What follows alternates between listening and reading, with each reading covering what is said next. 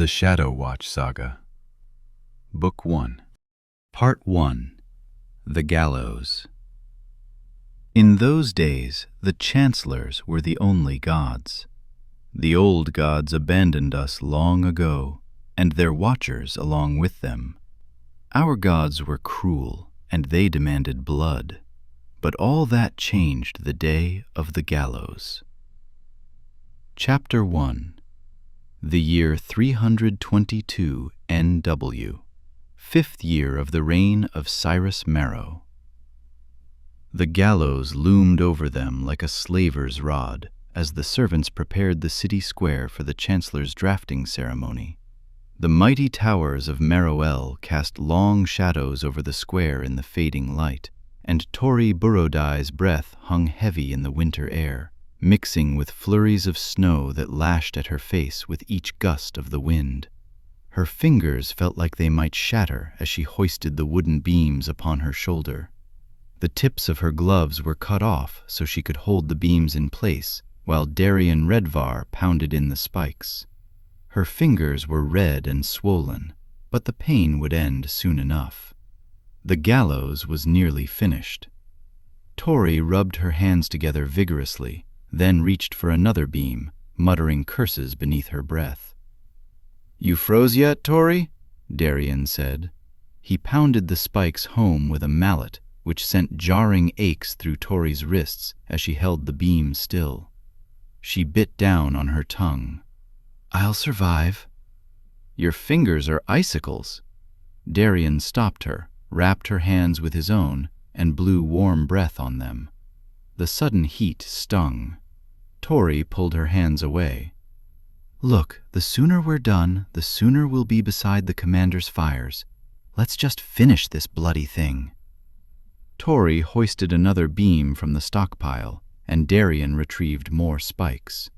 Darian was stronger, though Tori would never admit it to his face. He ought to have been the one holding the heavy beams upon his strong shoulders. Tori's muscles were firm, and she had always held her own in a scrap, but her body was small and her limbs slender. However, the labor of hoisting the heavy beams warmed her up a little, and besides, she couldn't hold the spikes in place if she couldn't feel them, and the last thing she needed today was for her hand to slip and the mallet to shatter her fingers. Darian's hands never faltered. He was a native of the high peaks of Clavash, accustomed to bitter cold, and he pounded the thick nails in with calculated precision. Tori and Darian had served Commander Scalero faithfully for 3 years, and for this servitude they did not complain. Unlike many of the Oshan nobles, Commander Scalero was a decent master, but even he could do nothing when the Chancellor required service. Every lord house was required to send servants to prepare the city of Marrowell for the ceremony. Tori was glad she and Darian had been sent to the square together. Last year, she'd been forced to work with a whiny housemaid named Ella. The taskmasters had threatened to whip her. It always amazed Tori the way a few months working indoors made the maids think they were somehow above hard labor. Tori heaved another beam, but Darian paused, gazing up at the overhang that had taken shape. "You all right?" she asked. Darian shook his head, but returned to their task. As if sending us to fight their civil war weren't enough, to make us build the very thing that keeps us in line. It's cruel. Darian had never been summoned for square duty before.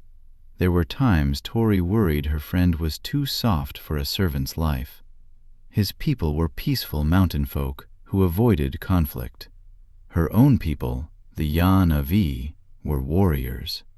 They lived in the harsh climate of the steppe, changing camps whenever the herds had eaten the grass down to dirt, or the weather turned too cold. The Burodai had fought with more than one neighboring tribe during her childhood, but Tori did not like to think of those days. That's the whole point. The nobles can make us freeze to stone out here, only to send us to die, and we'll thank them all the same. We've had it worse than this. You know it. and so do they. Tori's years in the fringes had shown her far crueler faces than those of the Oshan nobles. She had it easy serving in Marl, and Darian's talk could land him back in the fringes in an instant if overheard by a guard looking to gain favor with the nobles. Darian drove in another spike, harder this time. Tori's shoulder ached with each pound. Only 4 more beams, she told herself. Tori had attended 2 drafting ceremonies since joining the commander's household, but she had never seen the gallows used. It was a symbol. Servants did the nobles' bidding, whether it was changing their linens or fighting their wars. Defectors would be executed. Darian paused again as a servant from House Fedra fixed the noose of rope to the overhanging beam. Tori brushed his shoulder. "We won't be drawn." She said it confidently, willing it to be so, more for him than for herself. But if she was honest, she feared the draft as well. Being drafted into the Chancellor's Night Legions was as close to a death sentence as you could get. And even if they didn't die physically, the soldiers' minds were never the same. The indoctrination of the legions was notoriously rigorous. Their expressions were always hard. Even their gait was rigid, as though they were automatons controlled by some dark spell. No one disobeyed orders, at least none that Tori had ever heard of. Darian sighed. "If we're not drawn this war, then it'll be the next. What difference does it make?" Tori glanced around nervously. He shouldn't be talking like this, she thought. But Darian always got bitter around the draft. They set back to work on another beam.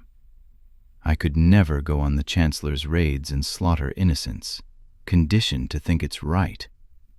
"You do what you got to survive," said Tori. "That's the way the world is. I learned that much from my mum." Darian turned to her, his weathered copper face twisting into a dark grimace from beneath his cloak. "You don't believe that. I believe you alive is better than you dead.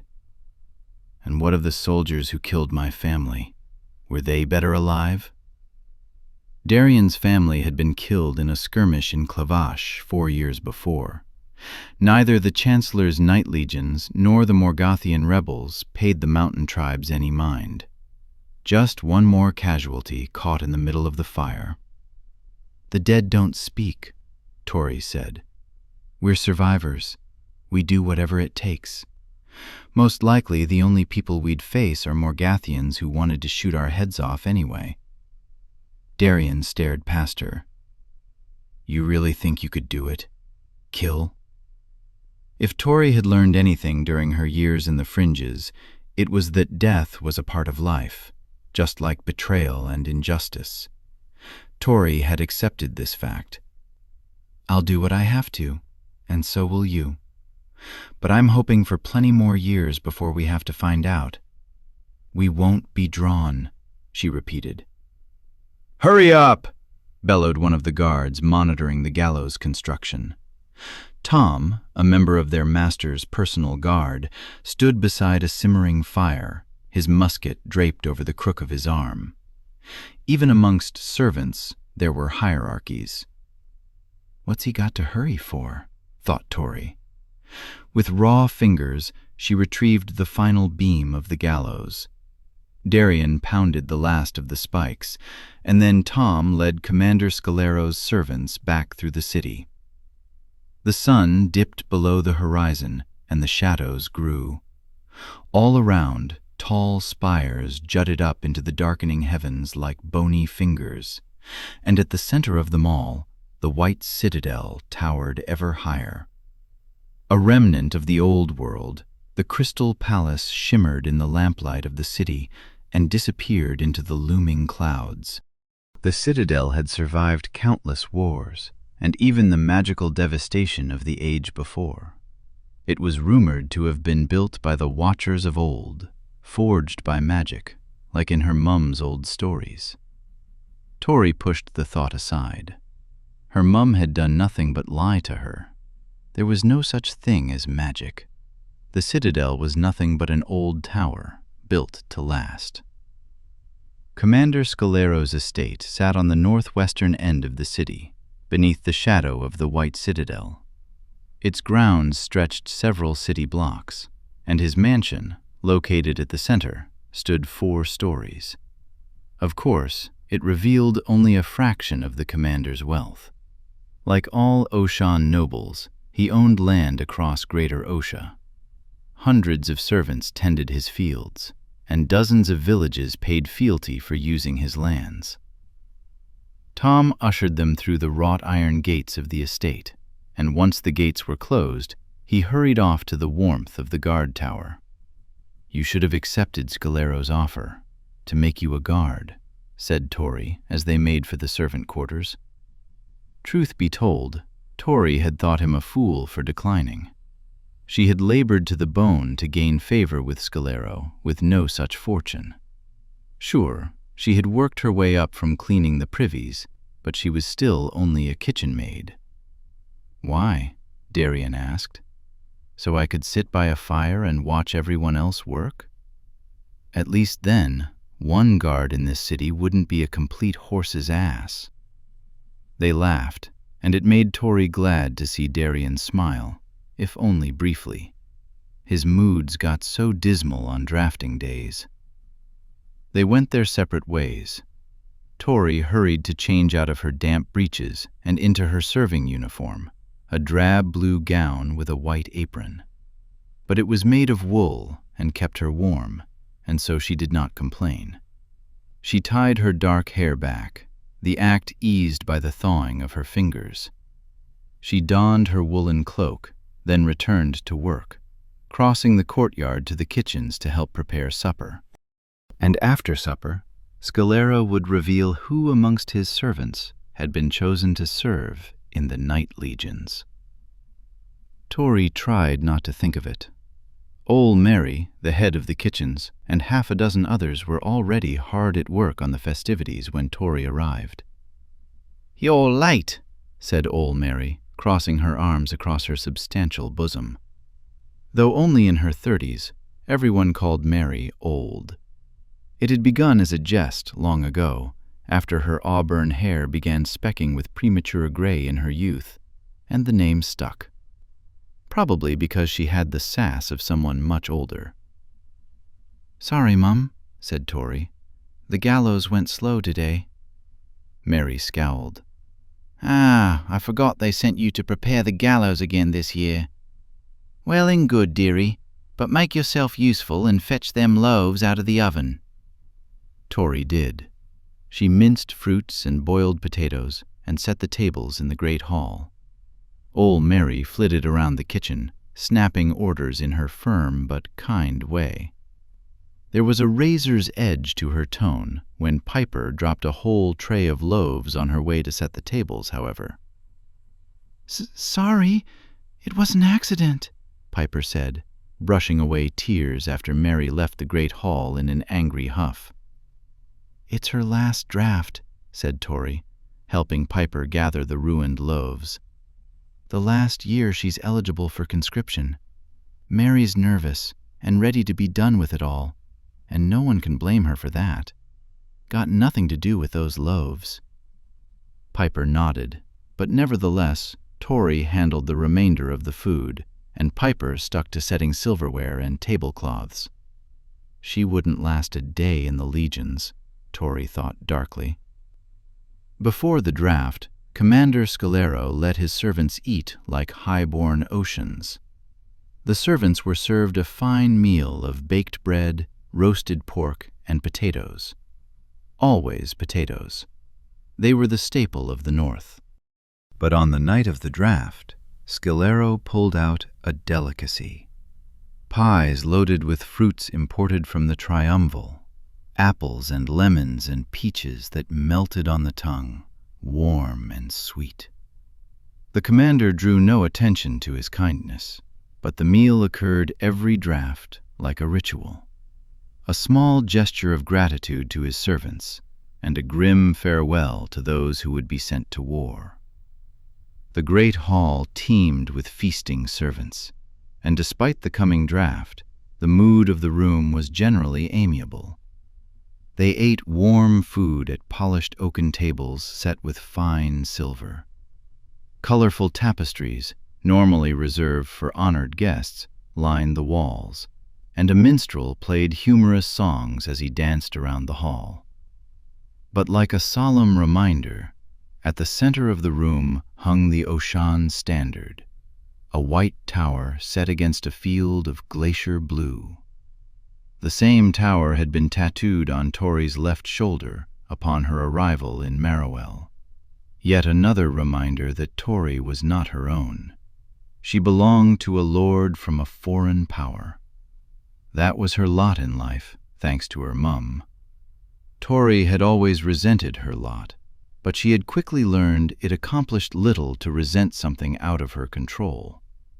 Darian arrived late from tending the horses in the stables, and he kept quiet during supper, which made it increasingly difficult for Tori to enjoy the delicious food.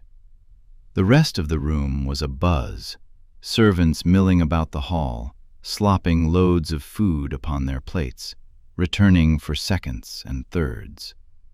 Commander Scalero sat at the head of the hall, accompanied by Frederick, his estate manager, and Sergeant Keller, the head of his personal guard.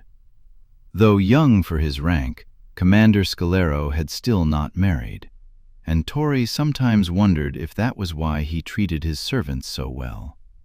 They were all the family he had. Though only a few years older, Ol' Mary often joked that she'd practically weaned him herself, and he always smiled at the jest. Though kind, his smiles were rare. His pale face was shaved smooth, his dark hair trimmed short and neat. His features were rigid and calculated, the demeanor expected of a man who commanded legions. But on the occasions he smiled, the entire wretched world felt like it might one day turn brighter. "I'm lucky to serve here," Tori thought as she ate her pie. The other servants of Marrowell were likely feasting on stale porridge, not fresh meats and pies. Darian stared at his plate, the crisp lemon pie growing cold. Tori touched his arm, and he managed a slight smile. His mood was worse this year. "You've got nothing to worry about," she assured him. Darian pushed away his plate. "You can't promise something like that, so don't." "What's wrong?"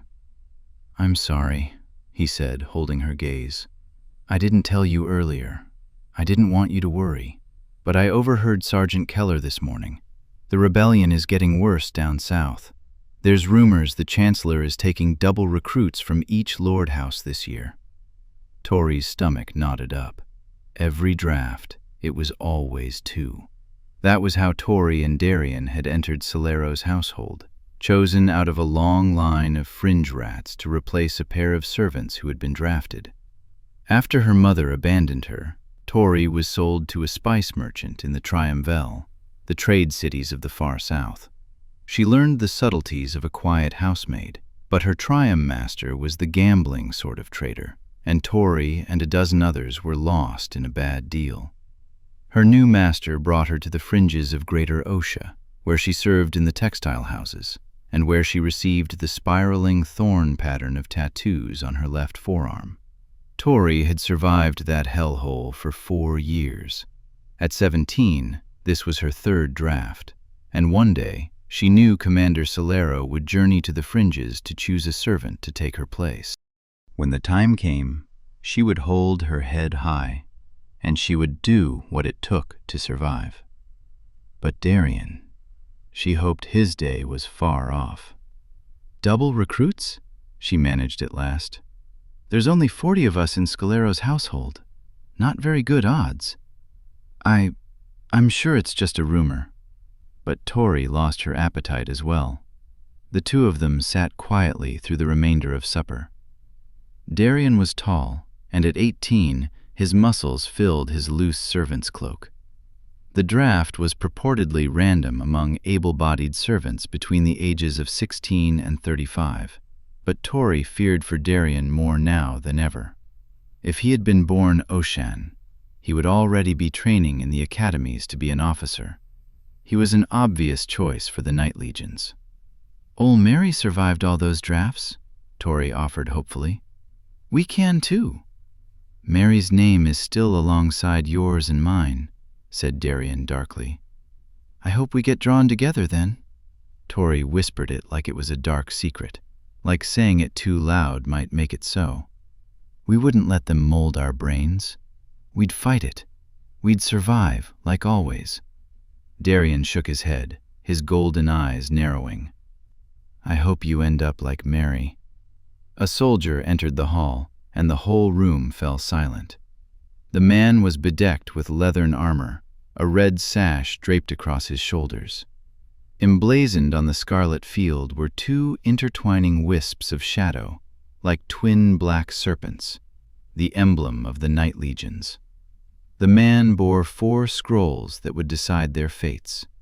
He handed them to Commander Scalero, and just as quickly, he was gone again, off to deliver more conscriptions. Scalero rose from his seat, and the servants followed suit. "Servants of House Scalero," said the commander solemnly, "I am grateful for your honest labor and your resilient spirits. The time has come for some of you to serve a cause greater than my own." Due to the intensifying threat of the Morgathian rebellion in the south, the Chancellor's War Council has decided to double the recruits this year. There were a few gasps. Darian looked at the ground, but Tori stood tall. She grabbed his hand. His fingers felt like the bodies of dead icefish, stiff and cold. "4 of you will receive the honor of serving our great empire," continued Scalero. "Tomorrow, at the Chancellor's ceremony, you 4 will help form a new Legion of Shadows to defend the realm. There is truly no greater honor." The commander was not one for unnecessary words, so he went right into the names. Holland Bindi. A member of the commander's personal guard, the young man rose to his feet. The other guards saluted him, and he joined the commander at his table. "Thank you for your service. May you serve the Empire well." Gordon Douvray. The stable boy was slapped on the shoulder by the boys sitting near him, but his wide eyes betrayed his fear. "Thank you for your service. May you serve the Empire well." Commander Scalero paused at the third name. Mary Kierstead. Ol' Mary rose to her feet slowly. Her lips trembled. The woman was Morgathian herself. Her graying red hair and sun-specked skin gave her heritage away at a glance. She would be fighting her own people in the Chancellor's war. "You've served my household longer than any other in this room. Thank you for your service. May you serve the Empire well." The commander straightened himself up for the last name. Lastly, the legions summon Darian Redvar. Tori's body tensed all over. Something surged within her, fury and bitterness and sorrow. And something more. Something strange swelled deep inside her. She felt as though her veins might explode. She wanted to kill the guards, grab Darian, and flee. But Darian let go of her hand, and the feeling subsided. Darian stepped forward to face his fate. Chapter 2. On the day Commander Scalero selected them for servanthood, Tori and Darian stood side by side in a much larger crowd of servants. The slumlands of the fringes teemed with lowborns from all over the world. Thousands of them gathered in that cesspool, seeking the hope of servitude for some noble. Most ended up slaving for the workhouses and salt mines. But on occasion, the nobles came looking for new field hands, and even guards and kitchen maids. So Tori and Darian's taskmaster cleaned them up and stood them in a great long line. One by one, the nobles passed them by for stronger brutes and prettier maidens. But when Commander Scalero strode down the line, Tori could sense something different. The memory was engraved on Tori's mind. His eyes were green, like a meadow in springtime, like the eyes Tori had inherited from her Oshan mother. His face was hardened by years of war, but his expression softened when he saw her. She couldn't explain it. "You look malnourished," he said gruffly. 14-year-old Tori stood tall. "I can work, my lord. I can do anything you like. I learnt to live on little, and that's made me strong." A hint of a smile crossed Scalero's face. "Made you stubborn, more like." His gaze fixed on Darien then. Even at 15, Darien had been strong. He worked to the bone in the salt mines, and despite years of hunger and overwork, the commander saw his potential. "I'll take the boy," Scalero said to their taskmaster. It took everything inside Tori to let go of Darien's hand. Her friend stepped forward, but then looked back to her. I can't go, my lord," Darien said. "That's not how it works, boy," cried the taskmaster, a large, grimy man named Cresta, who brandished a thick rod for unruly slaves. "Afraid he's right, son," said Scalero, waving the taskmaster away. "If I want you, I can take you."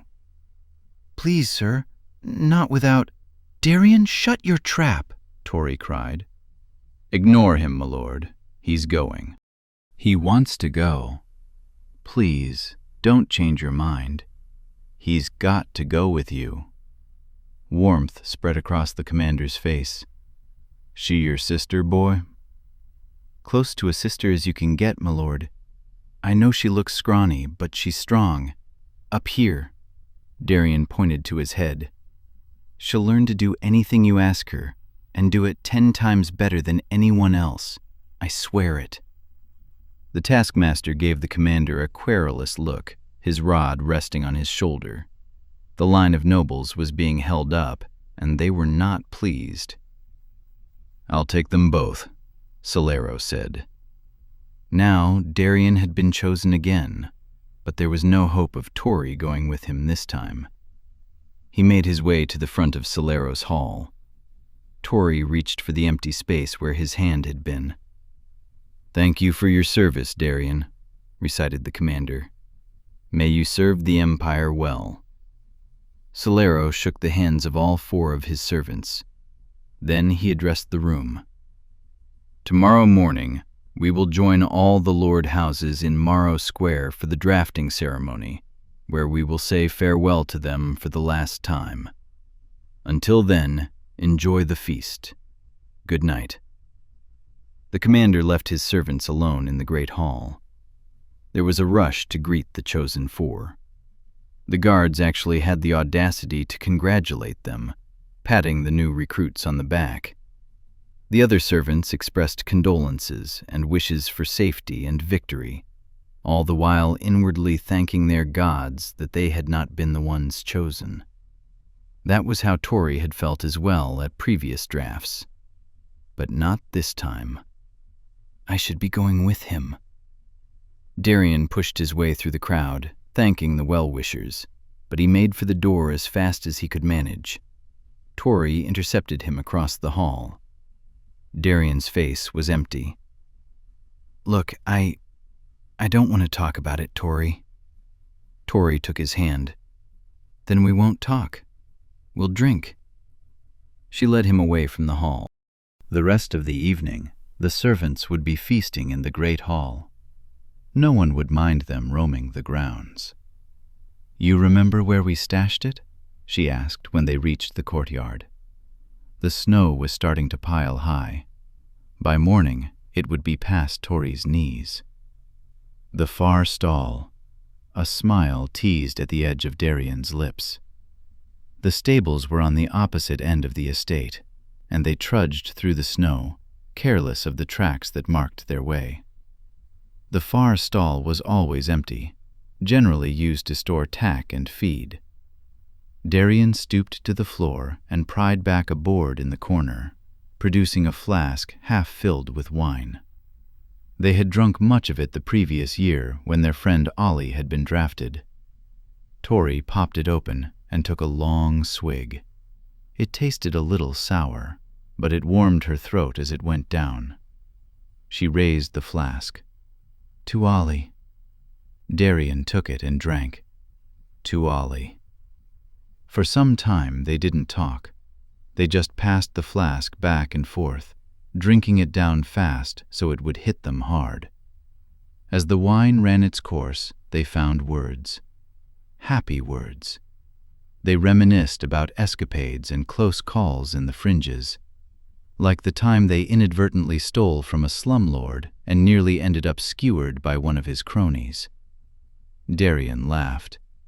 "It was your idea to hide in the funeral pyres." "Gods, it smelled like, well, corpses." The smell was forever imprinted on her memory, and it came rushing back any time she smelled spoiling meat outside the butcheries. "You were brilliant," Darian said, his shoulder resting against her own. "I'd have been dead a long time ago if it weren't for you." Tori knew it was true. Darian had been a scared little boy when he first arrived in the fringes, but that was not what he needed to hear now. "Don't be an idiot. You were as tough as me. We helped each other.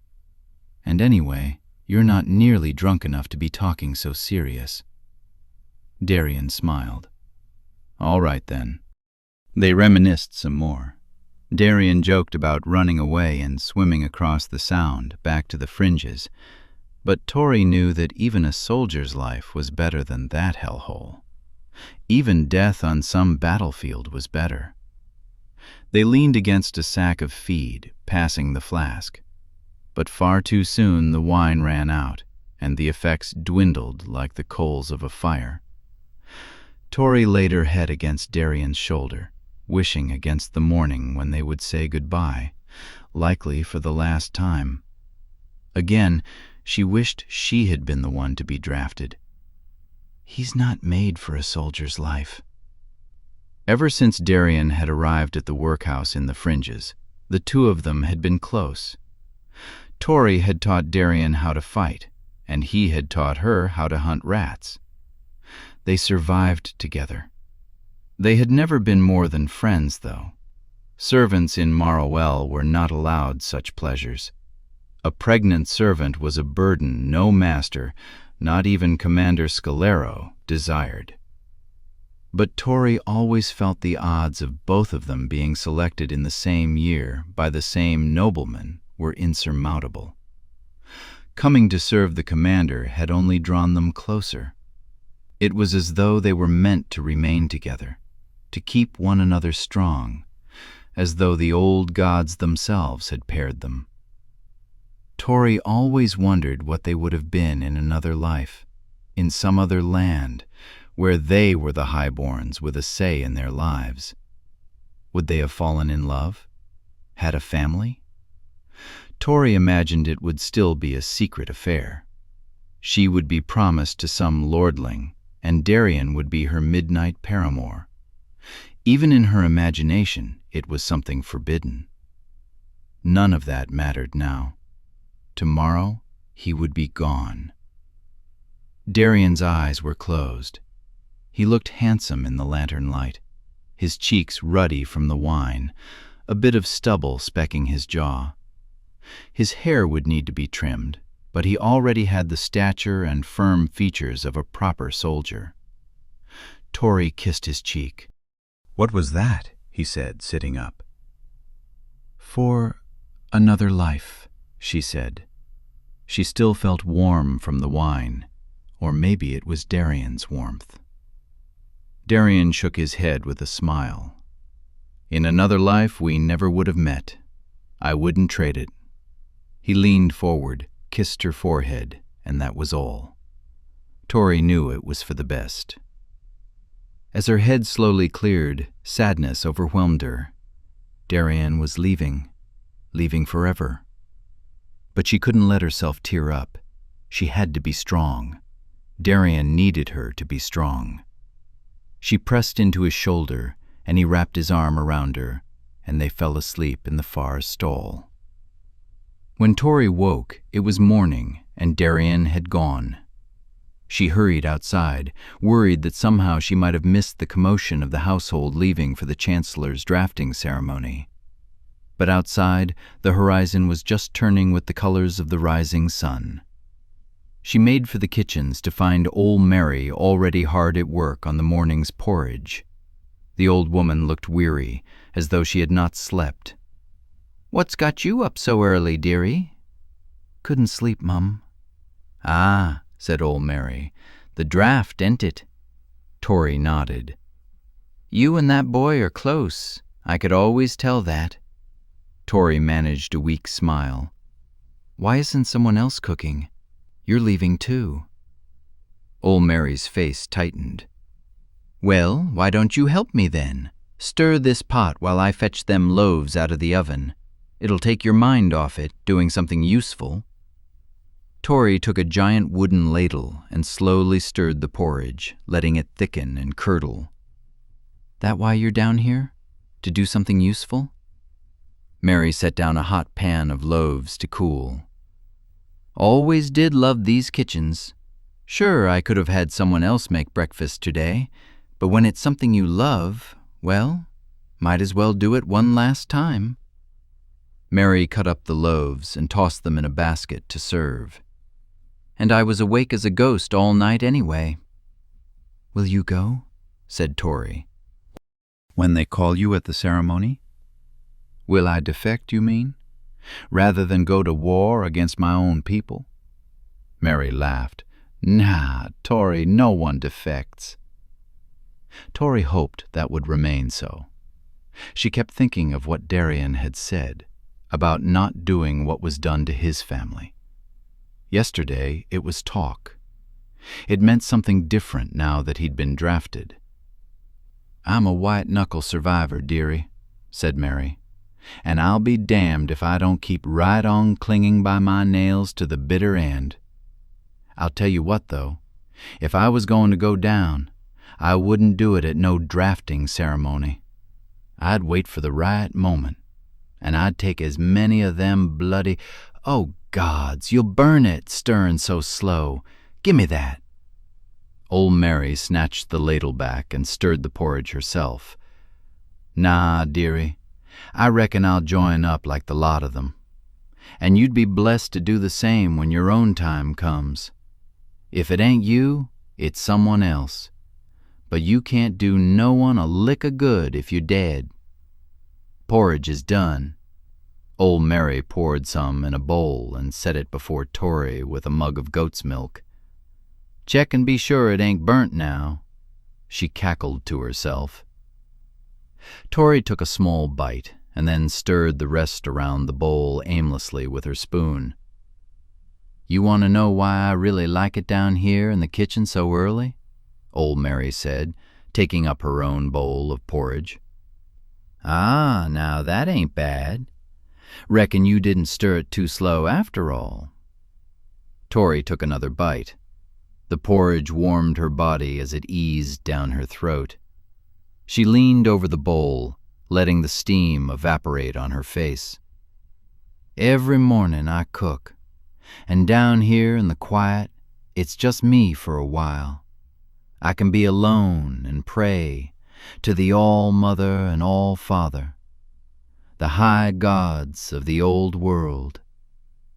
Torry tensed at the mention of the old gods. Oceans prided themselves on being devoted to no gods. They were above such old-world superstitions, and it was what set them apart from the rest of the world. If there was a god in Osha, it was the Chancellor. Torry's people fervently worshipped Ariava, the goddess of the sun. The Morgathian rebels had their fire god, and there had been many gods in the Triumvel. The old gods, though, they stirred up dark memories from her past. Torry's mum had worshipped the old gods too, burning incense in their tent and kneeling on a woven rug. "And look where those gods got me," she thought bitterly. But she didn't voice it. Mary had enough to worry about. "You pray you'll survive the war?" Torry asked. "Well, yes, but even more, I pray that one day, maybe in my lifetime, maybe in yours, their watchers will return." Tori jerked up from her bowl at the mention of the watchers, nearly spilling her porridge. "You shouldn't speak of them, Mary." Old Mary smiled. "The old chancellors may have killed 'em off in the war between the worlds, but they can't stop my prayers. One day, the Ancient Ones will send the Watchers back to free us, to make things right in the world again." "Don't waste your prayers." At the sound of Darian's voice, Tori and Old Mary leapt in their seats. Old Mary spilled porridge on her apron and cursed. "Don't you sneak up on an old maid like that, son.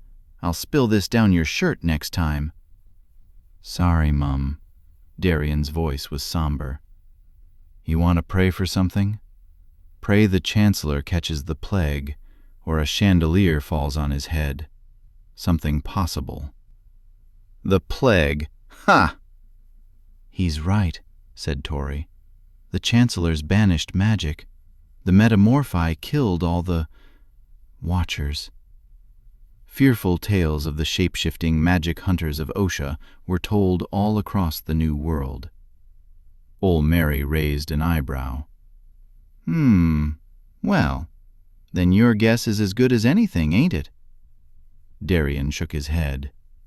"You don't really believe those children's tales, do you? The Watchers are nothing but myths, like the gods and the shaman summoners of the White North. Stories the fringe rats tell their starving littles to get them to sleep. If the Watchers ever did exist, they're long dead." "And what do you know?" said Old Mary. You're barely a man." "I'm 18, said Darian. "Ah, I stand corrected." Old Mary chuckled to herself. "Boy, you live as long as me, you get to seein' there's things that can't be explained in this world." "Way I see it," said Darian, taking up his own bowl of porridge, "you'll be called up at that drafting ceremony same as me. There's no explaining needed about that." Mary went quiet. Tori could have hit him, but she held back. That was not how she wanted their last day to go.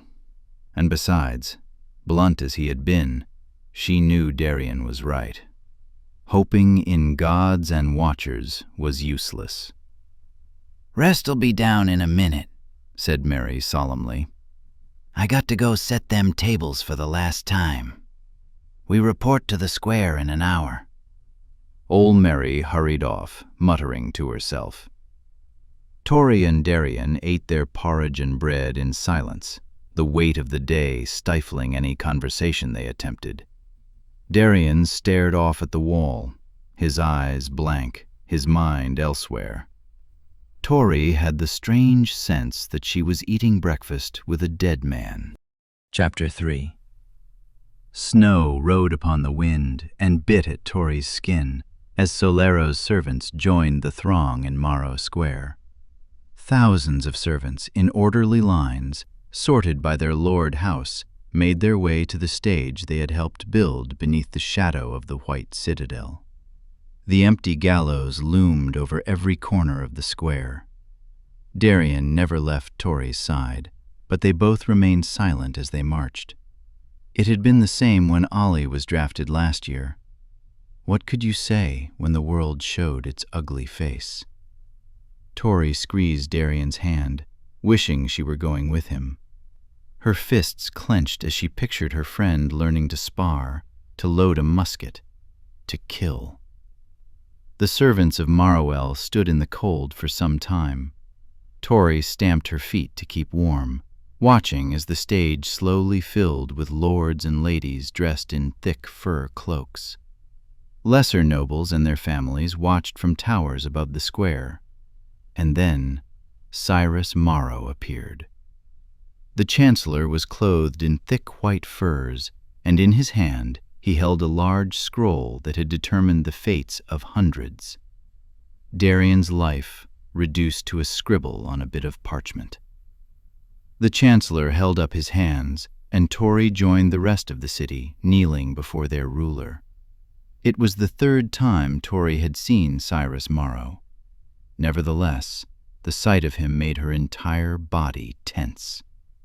She was struck by how young he was for someone so powerful. The Chancellor had only been 16 when his father died, thrusting him into power shortly before Tori came to Morrowell. His hair was blonde and drooped to his brow. His face was ghostly white and shaved perfectly smooth, and his teeth shone like snow-capped mountain peaks. There was something terrifyingly beautiful about him. Histories claimed that the first Chancellor had rid magic from the world so that humanity could rebuild after the devastation of the legendary War Between the Worlds. Cyrus Morrow was the 16th Chancellor of Osha, and he was feared more than any other ruler in the New World. Standing beside a roaring fire at a podium set before the gallows, the Chancellor unrolled the scroll of names for the draft of Morrowell. Darian gripped Tori's hand tighter. She shivered, even in her cloak and woolen gloves. "Good morning." The Chancellor's greeting was so soft and casual, it was menacing. "Many of you, on this momentous morning, will receive the honor of joining the valiant quests of the Night Legions. Together, we will continue to spread our grand empire across the New World. Together, we will crush King Halstead's rebellion, once and for all." King Halstead had once been a general in the Night Legions. Tori remembered the bitter murmurs among the servants when Halstead joined the Morgathians to incite this civil war. War meant more servants would be drafted than usual. Now, as Halstead's name left the Chancellor's lips, he did not try to hide his own disdain for the traitor. The square shook with the angry cries of vengeance the Chancellor expected. Nobles shook their fists from their balconies, and the servants shouted dutifully along with them from the snow-covered streets. Cyrus Morrow raised his hands for silence. "Today, it is your chance to rise, to serve our great empire, to make a name for yourself. Today, we raise up the next brave legion of shadows. I thank the lords and ladies for their generous contributions." Tori hated the way the Chancellor used soft, sterile words to describe the deathly fates of human beings the Empire deemed lower in value. Barbarians, tribals, peasants. No highborns were drawn for service. They served only as officers, trained at noble academies in the arts of military strategy. Now, the time has come to welcome those who have received this great honor of service. With that, the Chancellor began reading names. The first, Tori recognized, a stable boy from House Fedra.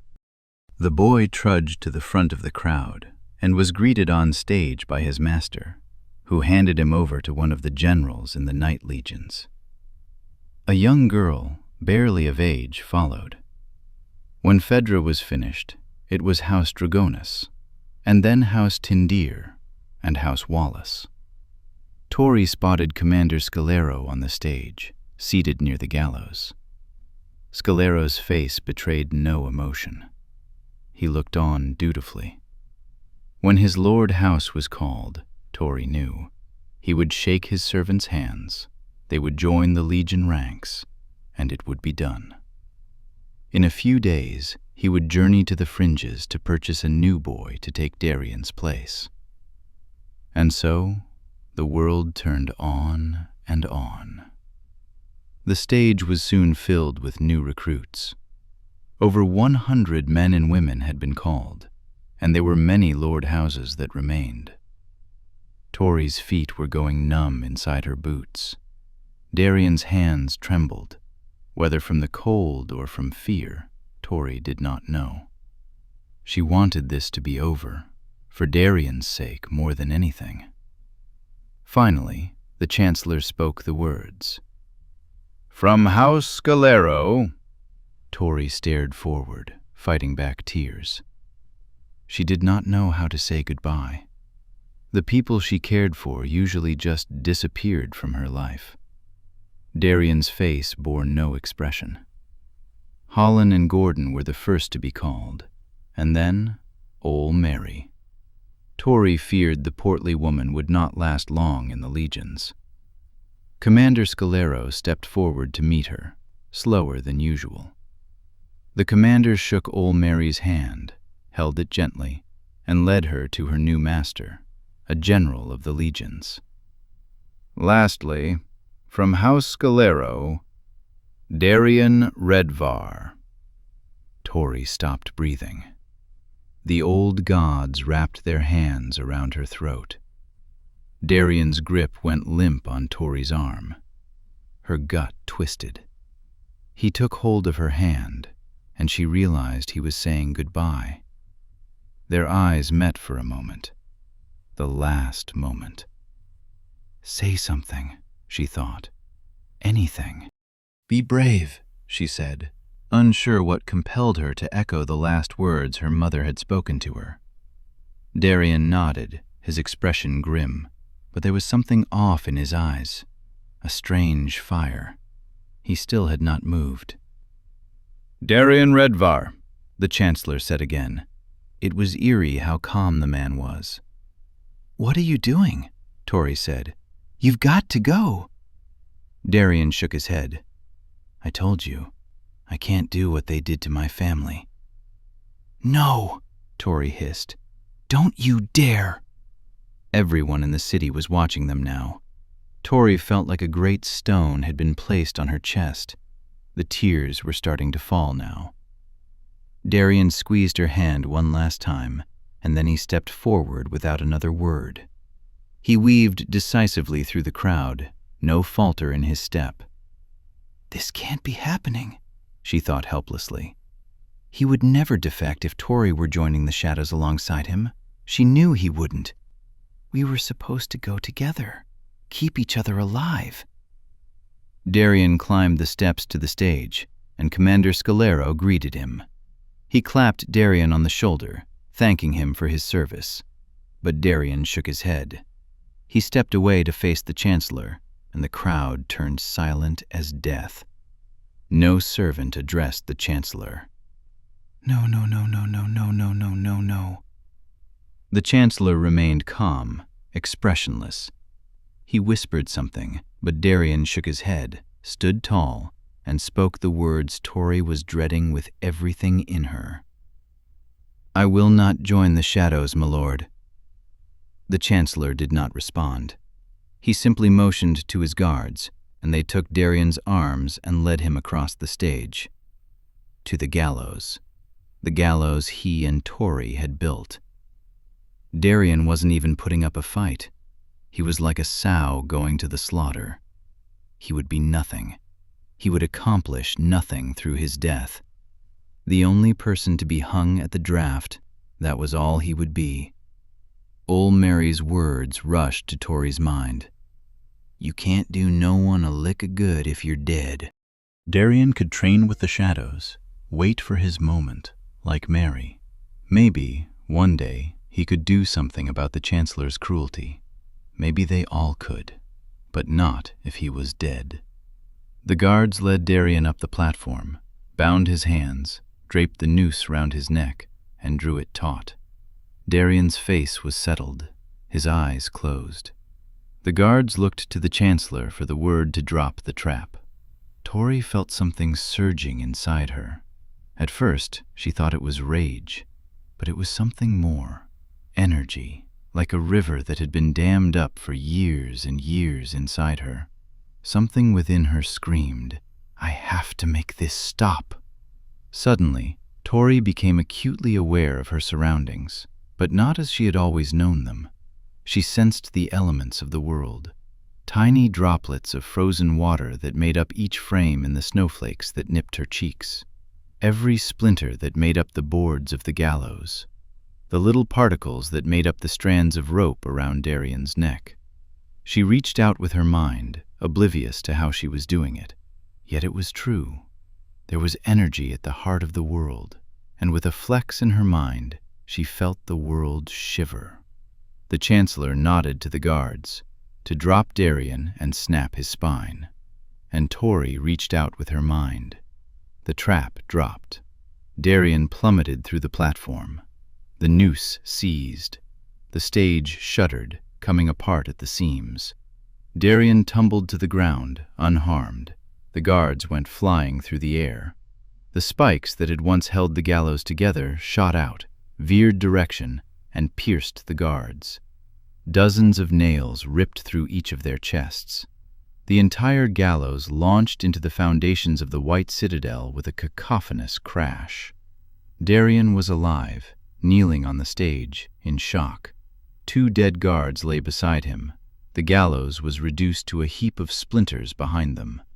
Marrow Square was silent, as though the old gods themselves had drawn their breaths. Tori's knees went weak at the energy she'd expelled. The crowd dispersed around her, many knocked to the ground from the energy she'd released. Tori looked up, cold terror washing over her. "Oh gods, what have I done?"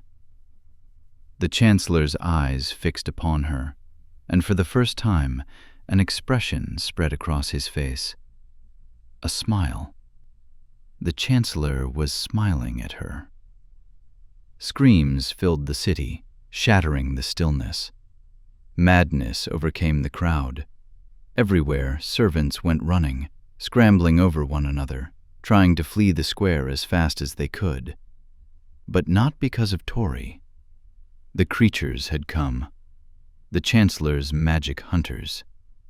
The infamous metamorphi. Tori knew them only from horror tales, but she knew what they were the moment they changed their skins. The monsters moved nimbly amidst the chaos. One launched from the city walls, morphing from its human form in mid-flight. It soared on black wings protruding from its human back, bony arms outstretched, fangs flashing. The second creature morphed and bounded through the crowds, snarling, snapping its massive jaws, lumbering toward Tori with a body like a warg. The metamorphi were upon her before she could react. Tori did not run or fight back. Her entire body was spent from the destruction of the gallows, as though all her strength had been drained from her. A calm acceptance came over her. Somehow, this was meant to be. Tori only hoped that, in the madness, Darien might escape, that her death would not be for nothing. Talons clamped around her shoulders, tearing her flesh. The flying creature descended upon her, knocking her on her back. The warg leapt and laid its claws into her sides. Pain rushed through her, her vision blurred. Tori held her breath and waited to die. But once the creatures had her pinned to the ground, they did not tear her apart. They held her still. The Chancellor stood over her. How did he get here so quickly? Tori thought dimly. Somehow, in the madness, he had crossed the entire square and come straight to her. The metamorphi eased their hold at their master's command. Claws and talons and wings retreated, and suddenly the creatures were 2 human men once more.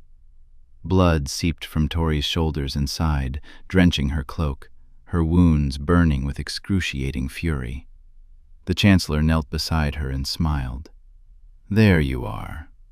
And then the world slipped away. Chapter 4. Tori's limbs felt as though they were disconnected from her body by a vast sea. Sounds were muffled, rushing upon distant shores. Slowly, she swam back to reality, drawn by something real, something tangible. Drawn by pain. Searing pangs shot up her right arm and into her bones, as though a blade were lodged there, weaving through sinew to her marrow. Tori reached out to remove whatever it was, but her hands were rendered immobile. There was a ringing clank, and more pain coursed through her. A pair of iron shackles bound her, holding her wrists fast to a ring in the floor by a length of chain. Cruel pain rushed through her body anew, and Tori cried out. It felt as though she were being hollowed from the inside out. She held still, terrified of bringing the pain upon herself again, and slowly the pain subsided. Tori saw nothing but darkness. The air smelled of gangrene and decay.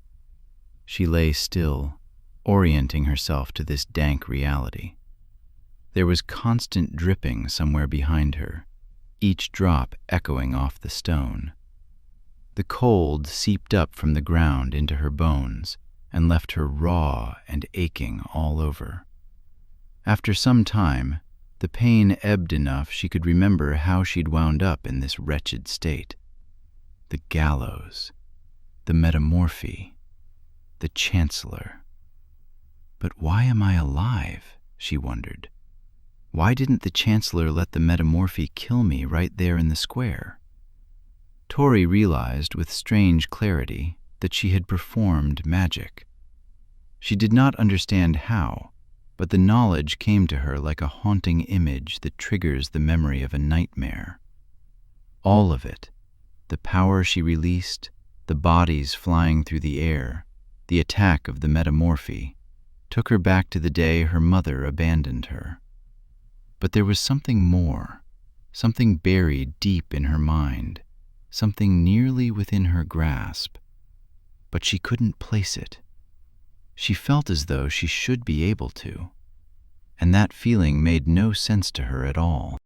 There was a clank and a screech of metal that made Tori's head throb. A pair of guards entered her cell, bearing lanterns. The sudden light blinded her, but she could not shield her eyes. One guard knelt beside her, setting down a large glass vial. He jerked at her right arm, and the pain returned full force. The guard shoved a needle the length of her finger into the crook of her arm, and Tori screamed. Attached to the needle was a long tube made of something like animal innards. In the lantern light, Tori could see the tube turn dark as blood drained from her fragile body and filled the vial. "Won't be working any more sorcery now," said the guard. The ordeal lasted about a minute. When he finished, the guard tied a cloth around Tori's arm, tight so that it throbbed. Then he unlocked her chains from the ring in the floor and jerked her to her feet. Her knees buckled, and she slumped forward. The guard yanked her up again, sending sharp pangs through her body. "You'll remain standing," the guard grunted. Tori had never felt so weak in all her life. Her body felt lifeless, the detached fogginess returning to her mind, but she managed to slump against the walls of her cell and stay on her feet. Another form entered. The guard handed the chain to the looming figure and left. The figure stepped toward her, a mere shadow against the flickering light, and a warm hand touched her arm, gently. "Darian?" Tori said, delusional. The pain was racking her in waves. It was all she could do not to keel over.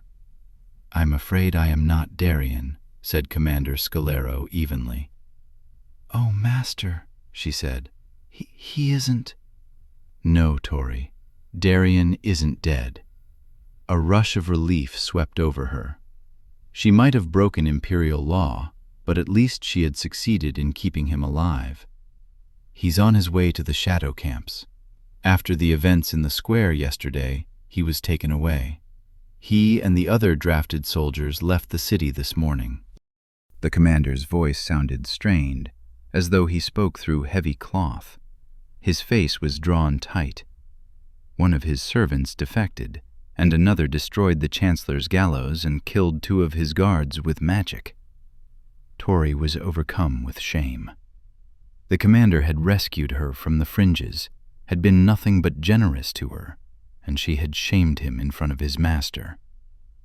"I'm sorry. I don't know what came over me," "I do," he said, and that was all he said for some time. Tori felt her mind drifting away again, separating from her body. Then a hand brought her back. Solero gripped her wrist and whispered, "I'm sorry, child, but this will have to sound convincing." When her master's fist struck her gut, Tori felt as though she would pass out. She screamed as tremors swept over her. "The gods damn your treachery!" Solero shouted, and then he struck again. Tori moaned and slumped to the ground, sobbing. He stooped beside her. She flinched away, but he took her hands in his own. Somehow, through the pain, Tori understood. Solero had to save face, but he found no pleasure in this assault. The knowledge was strangely comforting. "Why am I still alive?" Tori whimpered. "What does the Chancellor want with me?" The commander shook his head. "I'm afraid you will find out soon." The door rattled as the guard pounded from the other side. "I must go." The commander stood, and then the final blow came, knocking her back against the wall. Tori shrieked in pain. "I wish I was the Chancellor so I could kill you myself." Then Commander Solero helped her to her feet. "I'm sorry it happened this way." Solero pounded on the door. The guard returned, and the commander disappeared. The guard yanked her forward, and Tori stumbled out of her cell. "Come along, gallows girl," he growled. "It's time to meet the Chancellor." Tori was led up winding staircases from the dungeons all the way to the uppermost halls of the White Citadel, to the Chancellor's inner palace. Before she was brought before him, she was led to a fine chamber where she was stripped and bathed by beautiful maids. The girls were gentle with her, softening their touch when she winced. The wounds in her side and shoulder were dressed, and the aches in her arm from the bloodletting began to fade. By the time the maids dressed her in fine silver linens and adorned her shorn black hair, Tori could almost stand straight. There was still a sting in her arm where the thick needle had pierced her, but the blood had clotted quickly and the pain was fleeting. The maids touched up her tawny skin with cosmetics, which Tori had never worn before. All of it was much finer than anything she'd ever experienced. Tori barely recognized her own likeness in the ornate mirrors that lined the room. The linens left her shoulders exposed, the way the noble girls wore their gowns at palace balls. Tori felt conscious of the faded tan lines from her sleeveless summer uniform and the slave's tattoos that wrapped her arm. But otherwise, if not for her darker hair and complexion, she might have passed for a high-born girl. A look she did not like. "Why is the Chancellor bothering to dress me up this way? Does he dress all his traitors in fine clothes before he kills them?" Tori's stomach churned when she was finally led into the inner palace. She had heard tales of the White Citadel's splendor, but no tale could match the sight of it. Every inch of the inner palace glistened, pure crystal that shone bright with a million shimmers, reflecting and bending the light. It shone as though the palace were set in the heart of a star. Cyrus Morrow, the 16th Chancellor of Osha, wore all white. In his halls, his pale skin shone with ruddy youthfulness, a stark contrast to his ghostly appearance in Morrow Square. He descended from his crystal throne with long, resolute strides. He was smiling, and Tori's jaw clenched at the sight of him. "Tori Borodai," a palace attendant announced, looking up from a scroll etched with elegant gold filigree. "Astoria," said Tori, unsure why her true name had come to mind. Her mother had been the last person to call her that, but somehow it felt right she should use her true name before she was executed. The attendant glared at her obstinance. The guards escorting her halted and knelt before their ruler, heads bowed. Tori remained standing. When the Chancellor reached her, he lifted her chin so their eyes met. His were blue like glaciers. "Astoria," said the Chancellor, examining her. "An interesting name for a servant. The name of an old-world goddess, the defender of the weak and the destitute."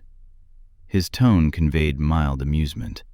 Tori thought it strange that the Chancellor would know such a thing. Even she had not known the origin of her true name. She felt uneasy when he looked her over, as though he could see through her clothes and skin to her very thoughts. The Chancellor smiled, holding her gaze.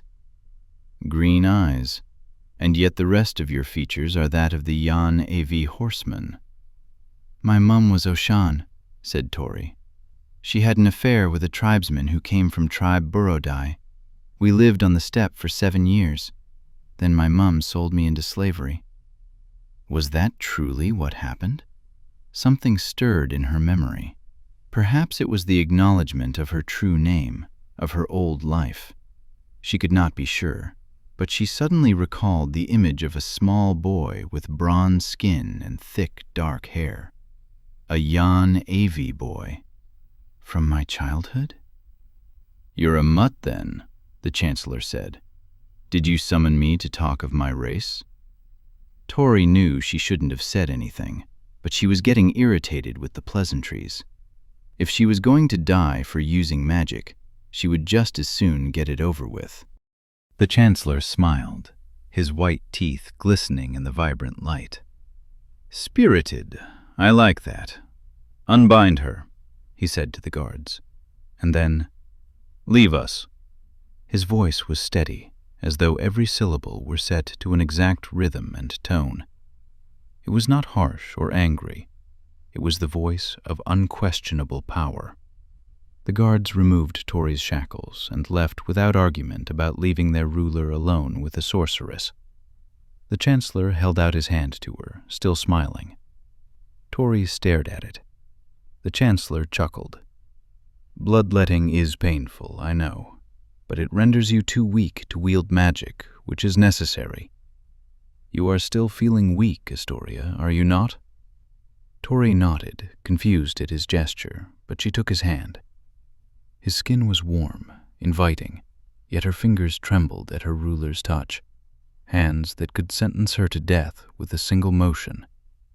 They had done exactly that to Darien yesterday, and soon she would be next. "You're trembling," the Chancellor said. "You fear me?" "Everyone fears you, my lord." The Chancellor laughed again. Tori had only ever seen him on drafting days from afar. Up close, the ruler of Osho was strangely personable. "Good answer," he said, "though I prefer the term reverence." This was not the meeting Tori had expected at all. She should have been dead by now. "Why am I here, my lord? Why am I still alive?" The Chancellor had not let go of her hand. "I want to show you something." Cyrus Morrow led her across the inner palace hall to a sprawling balcony that looked out across the city. In the streets, smoke rose from buildings in little pirouettes. The streets were in shambles, littered with splinters and upturned carts and bodies. Dozens of bodies. A crew of servants was busy sweeping the square clean. Carts were being loaded with the dead. "The servant uprising lasted only a few moments," said the Chancellor. "But I think you know how much can happen in only a few moments, don't you?" Understanding slowly dawned on her. "Riots. Because of me." "Because of the mere idea your magic represents. The Watchers. Of course it's all futile. There are no Watchers, and they serve no gods. But weak people need something to keep them going, I suppose. At the sight of your power, the lowborns grasped for hope. But look where it got them." The Chancellor stared off at the great city, and for the first time, Tori realized how exposed the Oshan ruler had left himself. She wielded magic. If she tried, she could cast him from this balcony. But I can barely move, let alone summon the power I showed in the square. Tori had not felt that other sense since she awoke in her cell.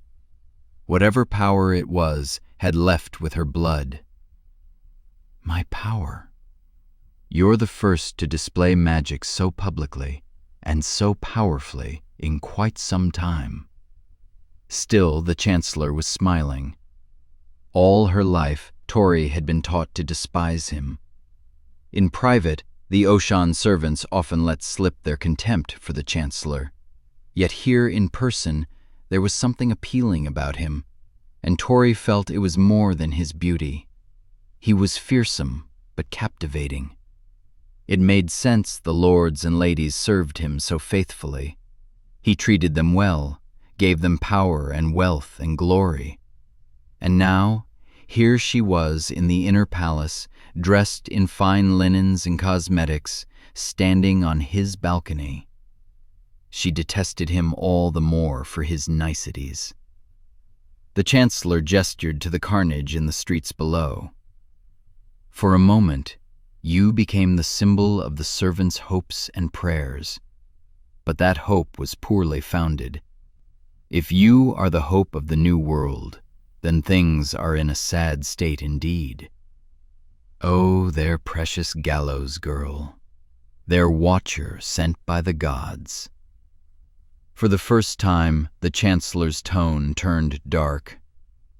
You are nothing, Tori Borodai. A moment ago, you looked like a dog in the gutter. I made you beautiful. I drained your blood, and with it, your magic, and I can give it back if I choose. I am the source of hope. But weak people, for them it is not enough to see me capture you, nor to see you without your strength, as I see you now. No, in order to rule over the weak, you need something much more convincing to dispel their hopeful notions. Tori's body tensed. This is it. He's going to kill me. Finally. The Chancellor's grip grew firm around her wrist. A twinge of pain returned, and he led her to the parapet overlooking the square, stretching out from the citadel like a great tree limb. At the edge of the parapet stood a giant graven image of Cyrus Morrow. The statue stood at least 50 feet tall and could be seen from all corners of Morrowell. This is the convincing weak people require, he said, gesturing up at his own statue. There was something hanging from the graven Chancellor's outstretched arm, a message for all of Osha to see, a body, strung up by the neck, swaying in the wind, the noose tearing into the flesh. A girl's body. A girl with matted dark hair, shorn short like all servant girls, like Tori's own hair. Pain surged through her again as she glimpsed the face, the green eyes and tawny skin. The body did not belong to another Yana V servant girl. It was Tori's body. Chapter 5. Bile rose up in Tori's throat, and her knees buckled. She had seen many corpses during her years in the fringes, but it was much different to see her own corpse while she was still alive to see it. Tori thought of the bizarre, out-of-body sense she'd felt when she first woke in her cell. Am I still alive? Or is the Chancellor some sort of spirit summoner? The realization that she might in fact be dead did not strike her with fear, as she would expect. Tori was enamored and curious. It was beyond anything she had ever thought possible. She looked to the Chancellor for answers, but he merely smiled. After a few moments, he took her by the arm and brought her nearer so she could get a good look at her hanging body. In the baking sunlight reflecting off the crystal palace, the corpse smelled like the heaps where dock workers dumped fish innards in the fringes. Stiff and grotesque, the skin, her skin, was already taking on the thready, hanging look of decay and the picking of crows. Matted dark hair, tawny skin, pointed nose and thin lips. It was as though she were looking at her reflection in a nightmare. If Tori had not felt pain coursing through her body at that very instant, she might have thought she was a ghost looking upon her own corpse from the ether. "You've been dead a full day," the Chancellor said. He chuckled. "In a sense." "How?" "Not all my morphs are limited to beast forms. This one matched your figure perfectly, didn't she?" Tori was speechless and mortified by the Chancellor's conniving brilliance. Cyrus Morrow had squelched any hopes of rebellion before the thoughts could fully lodge in the people's minds. "Yes, I killed one of my own soldiers. A brave and loyal woman, to be sure, but a small sacrifice to keep the peace. Already the lowborns are doubting what they saw in the square, and their fear of the ruling class is restored." "Why not actually kill me?" said Tori. "Magic is a wonderful thing, isn't it?" As he spoke, the Chancellor floated from the ground only a few inches, but it still left Tori's mouth hanging open. Though his ancestors had outlawed it across the empire, though his morphs scoured the new world hunting down sorcerers, the Chancellor wielded magic himself. "The first Chancellor feared magic," said Cyrus Morrow, "so he rid the world of it.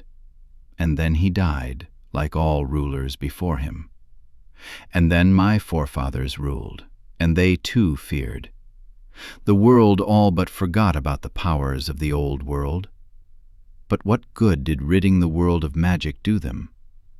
Before he died, my grandfather lost half his realm, and my father lost half of that. I inherited a fragment of an empire. And now this damned civil war threatens what little is left." The Chancellor's voice betrayed his disdain for his legendary forefathers. He gazed out beyond the city, toward the far reaches of his own realm. His eyes were focused and cool. "But I am different. I don't fear magic. No, I am fascinated by it." He took her hand again, still floating. Tori didn't know what to say, but she found the tension leaving her. Was it possible the Chancellor was not the monster she had always imagined? That this Chancellor was different from his ancestors? He wielded magic just like her.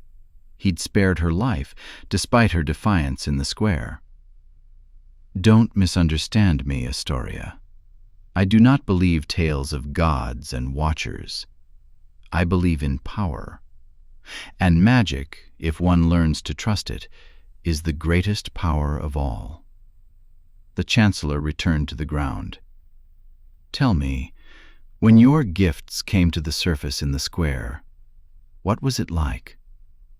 The longer they talked, the more Tori felt comfortable talking to the Chancellor. He didn't speak to her like a lowly servant girl. He spoke to her almost as an equal. "I became aware of the world in a different way," she said. "I could sense things I'd never been able to see. I saw the world, but I saw something more. Beneath it, I guess. Like I could see the makeup of the world?" "Yes, the makeup of the world. And what did you find in the makeup of the world?" Tori struggled for the right word. "It was energy." Yes, Astoria. There is a power at the heart of the world which cannot be fully explained. Despite my ancestors' attempts to exterminate it, it lives on. Some once attributed it to gods and watchers. Now we call it sorcery. Others have called it by many other names. This power threatened the old world, and so the world moved on. But now, look at you and me. Here we are, 300 years after the war between the worlds and the annihilation of magic. Yet that power lives on in us. We have access. We are special. We can harness this energy. But Tori felt uneasy the more he spoke of this power. It was beyond her control. She had killed those guards in the square, innocent men, simply doing their duty. servants just like her. And in the square below, the last cart of dead servants rode off in the streets. Tori felt a twisting in her stomach, as though the guilt were being wrung out of her. "You still haven't answered my question," she said at last. "What question?" "Why go to the trouble of staging my death? It would have been as easy to kill me, and you would not have wasted a loyal soldier." "Wasted? No, Astoria. You would be the waste." Ever since the day her mother abandoned her, Tori had despised her true name. She had become someone different. She had become Tori. But now she enjoyed hearing that name again from the lips of her ruler. The Chancellor smiled and took her by the hand. His skin was soft and warm and enticing. She liked his attention. Throughout her life, Tori had walked in the background. She was not particularly strong or skilled. She was a hard worker, but she had never been special. Now, the greatest ruler in the New World was holding her hand. It was unfathomable how quickly her entire world had turned over on its axis. "My dear, you are far too rare a phenomenon to simply kill," said the Chancellor. "And so tenacious, too, to defy me in my own city." Is he complimenting my rebellion? "I spared you because I want you by my side. I want to learn from you, and you from me. Share your gifts with me, and you could have everything this harsh world has held back from you. Wealth, prestige, and power unmatched in the New World, unmatched even by those you've despised all your life, those damned highborns." Tori imagined this future, learning to wield her new blossoming power, playing the courtier, attending balls with lords and ladies as she'd seen so many highborn girls do. All of them would be envious. All of them would be oblivious to the secret she and the Chancellor shared. Tori was special. Perhaps she always had been, and she had simply not known it. And the Chancellor admired it. He desired it, desired her. Gods, to be desired by the Chancellor? How many high-born girls would give their left hand for this moment? It was true. Tori did desire to rise above the lords and ladies, to slaughter the taskmasters in the fringes who took advantage of poor and desperate lowborns. Tori stood up straight. Her strength was returning to her.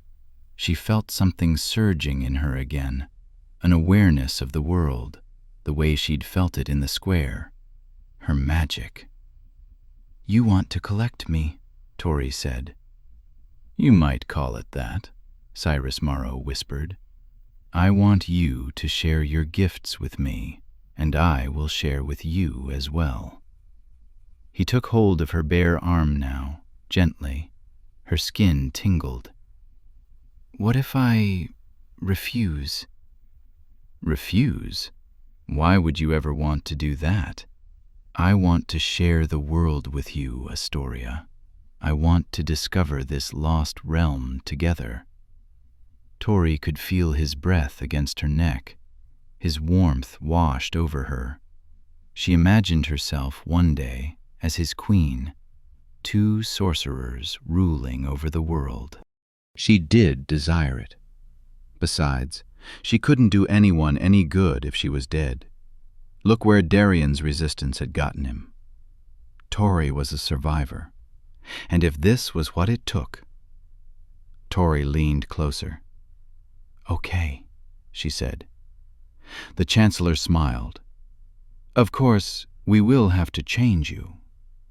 "Change me?" Her fingers suddenly felt colder in the Chancellor's grasp. "All the city knows your mutt-face, Tori. Not to mention, have you ever seen a young AV noblewoman in Osha?" Tori shook her head.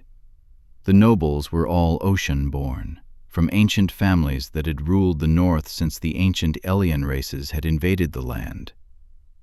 I want to raise a diamond up from the ashes, Astoria, but you must look like a diamond. His fingers traced her jawline, but now his touch felt less alluring. We will construct a false identity, a lady from the southern reaches of the empire who has come to court. It will not take much magic to make you look ocean. You already have the eyes. Suddenly, as though coming up from the depths of a great sea, Tori realized something. Something that should not have taken her so long to understand. This was the Chancellor beside her, the tyrant whose line had reduced her and thousands more to slaves and peasants. The tyrant who saw her as a mutt, like all the other highborns. The tyrant who had sent Darien to slaughter in his name. Cyrus Morrow's ancestors may have created this cruel world, but he perpetuated it, even took pride in it. And now he wanted to change her skin so she could fit in with all the other nobles she had despised all her life. After Morgath was conquered, would the Jan Avi be the next to be absolved back into the empire? Suddenly, Tori understood why Darien had chosen the gallows. If Tori served the Chancellor, she would become the oppressor she had always despised, like the taskmasters, the nobles, the legions who killed Darien's family. I think... Tori pulled away from the Chancellor's touch and pointed to the dead morph dangling above them. I think that is the future of those who refuse, and don't refuse you, alike. I could never serve you, my lord. The Chancellor's gaze turned icy. He seized her arm where her blood had been drained. Tori cried out, and the pain surged anew. The Chancellor shouted for his guards. Two appeared in an instant and took hold of her arms. Now he will kill me, she thought with morbid satisfaction. Perhaps this was the way Darien felt when he'd walked to the gallows. Tori regretted using her magic then. She had stolen that rebellion from him, but now she would die in his honor. You're right, precious gallows girl, said the Chancellor. I want to collect you. However, you are under the delusion that I need your consent. I have been a gentleman until now, but I will share your gifts one way or another. The draining of your blood allows me to do more than simply dilute your power. The Chancellor took a needle and tube from one of the guards and jabbed it into the crook of Tori's arm. Her blood drained into a chalice until it was overflowing, dripping down the Chancellor's hands and onto the ground. The hollow, out-of-body feeling returned. Her body went numb as more blood trickled down her arm. Tori collapsed in a growing pool of her own blood. Cyrus Morrow lifted the chalice to his lips and drank until all her blood was gone. Tori clutched her arm. The numbness swept away, and waves of pain coursed through her bones anew. The Chancellor stretched out his hand toward the dead morph dangling from the statue. The noose of rope trembled. And then the rope disintegrated in an explosion of fibers, and the morph body of the gallows girl, the hope of the servants of Osha, plummeted hundreds of feet to the streets below. Tori realized with horror that he wasn't going to kill her. I hate martyrs, said the Chancellor, turning to her. And you will never become one, gallows girl. You will live in rot and pain for the rest of your short life, fueling my magic with your blood. You will serve me until the day you die. But always remember, as you cry out in agony, as you wish for the end, it was you who chose your destiny, not I. Tori could not respond. She could only watch, helpless, writhing in pain, her blood forming tributaries on the crystal balcony. Part 2. Winter's End. The first flower to bloom in the north is the winter lily. Long before the thaw, it springs forth against all odds from beneath the snowpack. It gives hope to the people of the north, a sign that the harsh winters will always come to an end. It is the flower now known as Astoria. Chapter 6. Tori's life, if it could be called a life, became a routine of blood and hunger and darkness. Her cell bore no link to the outside world. Light was perpetually dim and colorless, seeping under the iron door in bleak wisps. Day or night, or whatever it was, the light remained constant. Her cell was buried somewhere deep beneath the white citadel. There was no basis for time except when the slit at the bottom of her cell door would open, and a plate with stale bread, a fermenting apple, and a cup of water would come through. On occasion there arrived a cold slop, which tasted vaguely of porridge.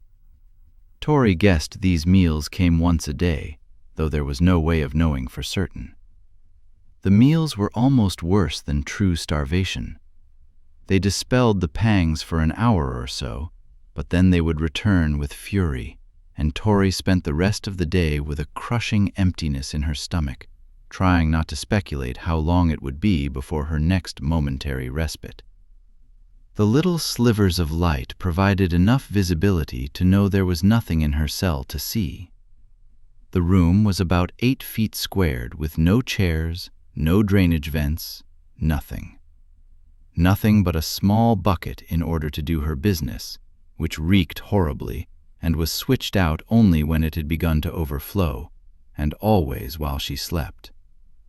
When this happened, Tori woke with a start to the sudden absence of stench.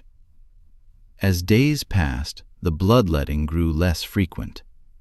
At first it seemed to follow a pattern of every 2 meals, but then it was 3, and then it was more.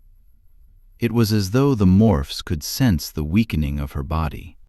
No sooner would she begin to feel a little revived than morphs would arrive with a needle and several glass vials. When they finished, they wrapped her arm in cloth and left her to lie in aching pain and hollow starvation. Weeks went by, and the guards removed her shackles, as she barely had the strength to stand for the draining process, let alone to resist them. It was a small mercy. Tori wondered how long she would last like this. How much blood and magic could her body continue to produce before her wells went dry? A month passed before the Chancellor summoned her to his palace. Once more she was dolled up and dressed in fine clothes. She knelt at his throne, and the Chancellor touched her jaw tenderly when he approached. "You look terrible, Astoria," he said. Tori felt terrible. As the servants readied her, Tori had seen the dark rings around her eyes, her yellowing complexion, the way her skin drew tight around the bones of her face.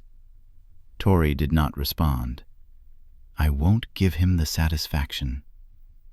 "It's a shame to see you this way. Come along." Cyrus Morrow held out his hand and led Tori again to his balcony. The square below was filled with nobles and merchants and servants going about business as usual. The snow was beginning to melt. Spring had come, but it all felt the same in her cell. "No more riots," said the Chancellor. "They've already forgotten about you. To think your suffering is for nothing. I'd wager you don't last a year in the dungeons." He said it as though this weren't a remarkable amount of time. Tori dreaded the thought. A year of this hell? "What do you care?" Tori said. "You have my power, whether I serve you or not." The Chancellor did not smile. He took her hand, and his warmth spread through her, breaking through the numbness that had taken over her existence. His voice grew solemn. "Believe it or not, Tori, but I don't enjoy seeing you this way. I don't enjoy wasted magic. I don't believe in wasting anyone. Take your friend from the gallows. Darian, was it? Tori clenched her fists at the mention of him. She had destroyed his rebellion, and now there was nothing she regretted more than the day she discovered her magic. Don't say his name. Ah, yes, a tender subject. But Darian is adjusting well to life in the shadow camps. He may well become a fine soldier. He thinks you're dead, you know. Everyone thinks you're dead. In a dark way, Tori wished it were true. Her fingers trembled, and it was not out of fear or cold. It was weakness. 1 month of bloodletting had left her feeling worse than any pain she had endured in the fringes. She had known hunger and cold and agony then, but she'd had Darian. Though they had lived in a mere shanty with dozens of others, though she had worked all day in a textile mill and eaten little, Tori had still clung to the hope of better days. Now there was no hope, only wondering how long it would take to die. The Chancellor's touch grew warmer. His face radiated. Tori fought the urge to draw near. That is what he wants. There is so much for you to learn, said the Chancellor. So much potential. Why waste your magic, Astoria? Tori's mind had begun to clear, the most it had since she had last been on this balcony. But a month of suffering had not swayed her. Serving you, my lord, that would be the waste of my magic. The Chancellor did not grow angry with her. Well, we will see what another month brings.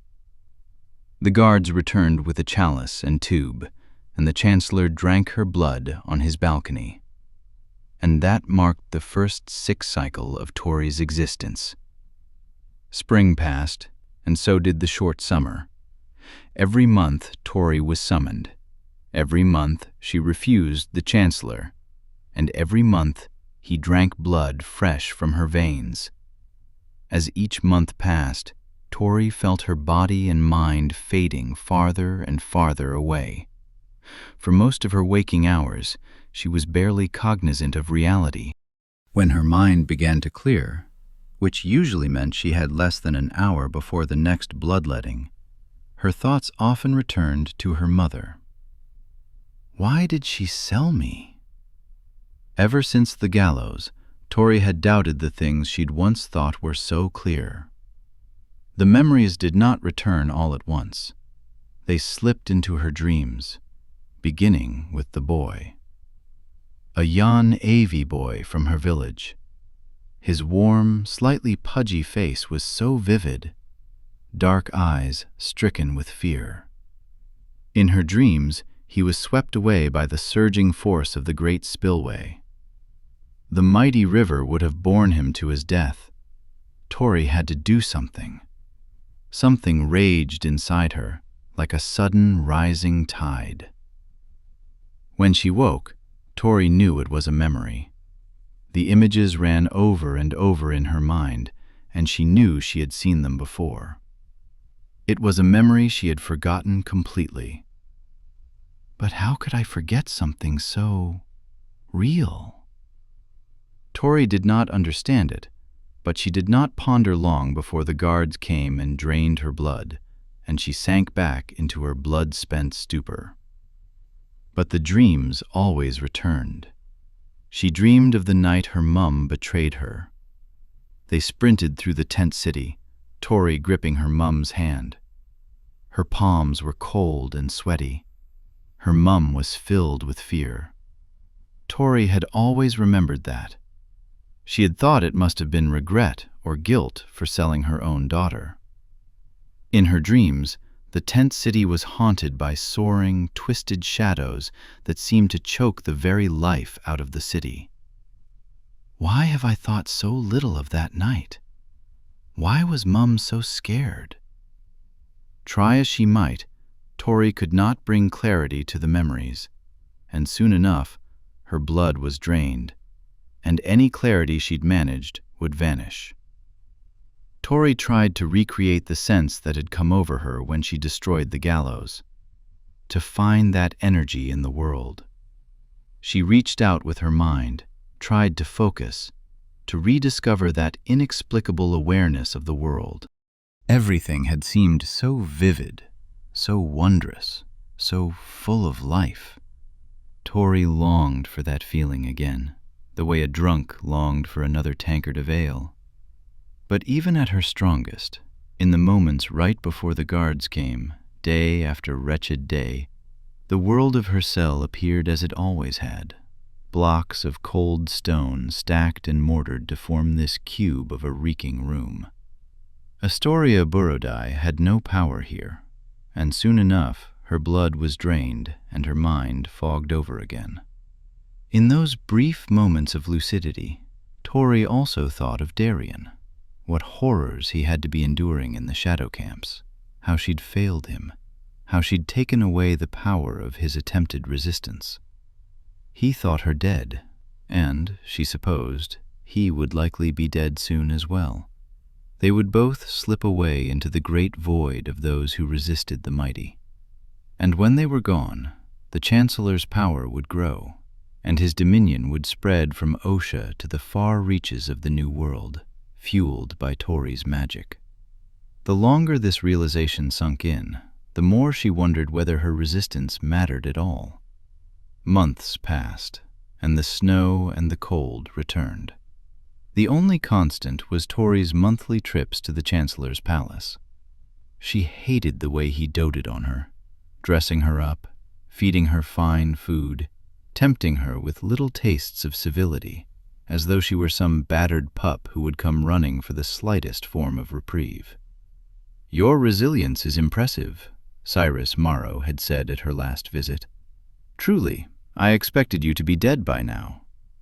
It irritated her, the way he would speak so admirably of her. Tori might as well have been dead.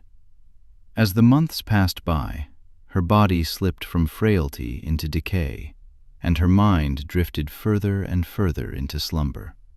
It was horrible to be left alone with haunted thoughts. No one to dispel the fear, the guilt, the despair. Tori began to lose track of where her dreams ended and her consciousness began. In the dark stink of her cell, she lost herself inside her own mind.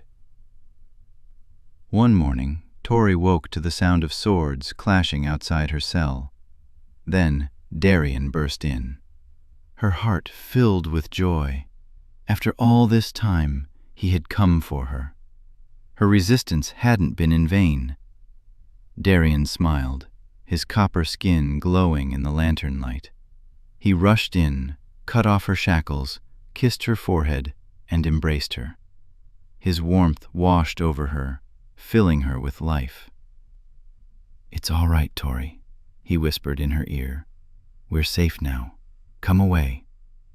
And Darien ran out the door. Tori stumbled across the cell, only to find the door sealed shut and her room empty, and then the lock clanked, and the morphs came for her blood. The hallucinations never turned dark, however. In her fantasies, Tori always escaped. Things always got better. It was as though her mind were playing sick games with her, filling her with false hope. She dreamed of feasts and sunshine and green meadows while she lay in the cold, damp darkness. She dreamed her powers returned, and she killed the guards and fled. Tori grew fond of the hallucinations. They kept her company, kept her mind off the reality that she was slowly dying. Every time her blood was drained, she felt a little closer to death. When her mum came to her, Tori told her straight away, "I know this isn't real. You lied to me, sold me, abandoned me." "I'm sorry I left you," Celine Borodai said. Her skin shone like the sunrise. "Why didn't you tell me what I was?" Tori sobbed. Her mum smiled, her eyes sparkling bright like little pieces of night sky. "I had to keep you safe, my love. I have always been keeping you safe." She reached out and touched her face, and Tori pressed into her mum's touch. Oh, how she had longed for it, missed it. Tori was filled with warmth. "I'm so sorry," her mum whispered.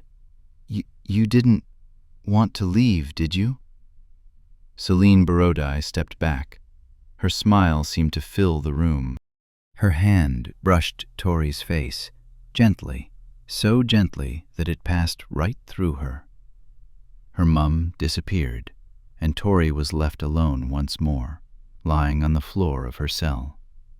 Water was drip, drip, dripping rhythmically. When it splattered, it sprayed her with tiny droplets, very tiny droplets, as though they were pieces of something much larger, something that composed the entire world. Tori shot up from the ground. "It's the sense, my magic!" She could feel it again, feel the way it weaved in and out of everything, like so many threads binding the world together. So small you could move your hand and it would pass right through without noticing. But not for Tori. She noticed. The metamorphi were running late. If her senses were returning, they should come soon. Any moment, Tori feared, they would arrive and the sense would be gone. Or worse, the sense itself might just be another hallucination. But the morphs never came, and the sense grew stronger, sharper. Her mind quickly oriented itself to her surroundings. Minutes crawled by, and Tori barely breathed. She could feel her body gaining strength, clarity growing in her mind, the sense expanding. Beyond the door, she could hear steady breaths, and there were hints of something potent on the air, like the wine she and Darian had drunk on their last night together. But there was something else as well, something sharp, something that did not belong. It came to her in a burst of final clarity. The steady breathing, the wine, the thing that did not belong. Someone is helping me escape. Chapter 7. A trap, Tori thought, not daring to hope. Of course, it has to be a trap. How else could it be explained? The metamorphi were right outside her door, as they'd always been. This had to be the next stage in the Chancellor's sick mind games. The same way he offered her fine food and clothes when she visited him, now he was teasing her with a little taste of her magic. And the more her senses swelled with that glorious awareness of the world, the more she longed for it to be true.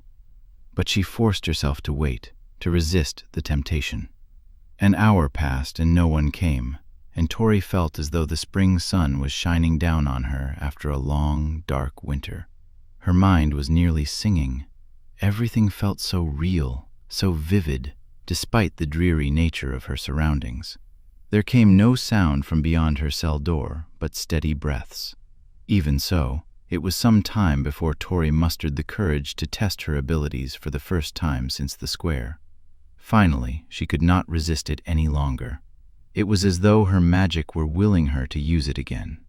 In her mind, Tori sensed the intricate mechanisms of the lock on the other side of the door. Each one rang with a certain timbre, and if it was nudged just right, it rang more sharply, it rang true. One by one, with a strange flex of her mind, Tori nudged the mechanisms with her sorcery. For a moment, the ringing got muddled, and she feared the metamorphi would wake from their slumber and catch her. But of course, the ringing was only in her head. It was the sense. The mechanisms slid ever so slightly, and there was a soft clang, and then Tori pressed at the iron door. It groaned as it swung free. Strength and confidence rose up within her, and she stepped from her reeking cell. At the sight of the metamorphi, Tori's heart leapt in her chest. They were unconscious. Slumped against the walls on either side of the door, Tori slipped out into the corridor. She could feel the creatures' rhythmic breaths. Between them lay a pair of goblets and a half-empty bottle of wine. Drugged, she thought. Well, it's run or die now. Tori shut the cell door behind her, took a lantern off the wall, and headed into the dark. Winding down corridor after corridor, her atrophied legs ached beneath her meager weight. She kept expecting her limbs to collapse from fatigue, but the more steps she took, the more her legs loosened up and grew stronger. Her stumbles turned into steady strides. Her mind soared with marvelous clarity. Tori winded down corridors for some time, marveling at how they continued on and on. How many other cells are there in this place? Are there others like me? Other sorcerers being harvested by the Chancellor? But she could not risk opening any doors to find out. She continued on, hoping as she turned each corner that she would not walk right into a guard. The corridors seemed to stretch endlessly into the dark, and she began wondering if she would be found lost in this maze days later and then be put to death, or worse, kept alive for more months of bloodletting and agony. Perhaps it was still somehow part of the Chancellor's games, but she could not turn back. She clung to hope. After some time, she reached the end of the passage, a rounded room with no exits, and there had been no other passageways behind her. Tori cursed the gods and turned, about to head back and brave the staircase, when she felt a twinge in her mind beckoning her back. There was a grate in the corner. Tori drew near. The opening was just large enough to shimmy through. A stench rose from the sewage vent, and it reminded her instantly of the waste fields in the fringes after a hard rain. The horrid odor made her stomach lurch. But Tori could either endure the stench or wander blind until she was captured and thrown back into an equally rancid cell. She just hoped the vent led out of the tower. The tunnel was about 4 feet high, and despite her slight stature, it forced her to crouch low. She followed the slow seep of sewage, one hand holding the lantern, the other plugging her nose. Each footstep squelched, and the waste seemed to sink in and grab at her rotted boots. Something brushed past her leg, and she jumped, covering her mouth to keep from crying out. A dark blur scurried off down the tunnel. It was a rat, the size of a small dog. Tori recovered herself. Her hands were shaking. The farther Tori ventured, the more blurs scampered away. The place was infested, but they ran from the lantern light. Every 20 or 30 yards, small tributaries joined the main flow of sewage. Little shadows disappeared up the smaller tunnels. They were only rats, but with every squeal and sudden movement, Tori's heart quickened. Legends told of other, more fearful beasts underground. It was said the beasts of the underworld were the only ones who survived the purge of the old world. The gulag, a worm-like monster with multiple heads and teeth the size of skulls that burrowed deep below the earth and formed the cavern realms beneath the crooked teeth. The Krokala, the demon fairies driven below by the watchers of old. And the Nosferati, the cursed race of cannibals that feasted on humans who wandered too deep. Tori's mum had loved to tell tales of such beasts to the children of the steppe. Tori steadied herself and pressed onward, waving the torch.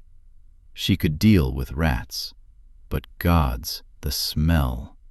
It was a poison slowly numbing her mind the longer she breathed it in.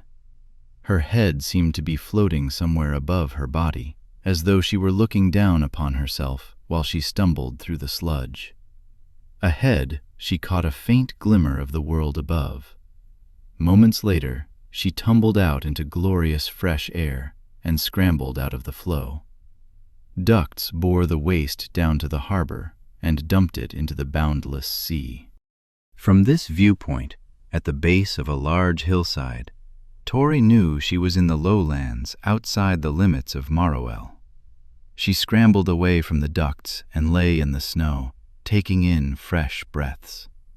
Towering, leafless trees stretched out to the heavens like the fingers of fringe babes grasping for their dead mothers.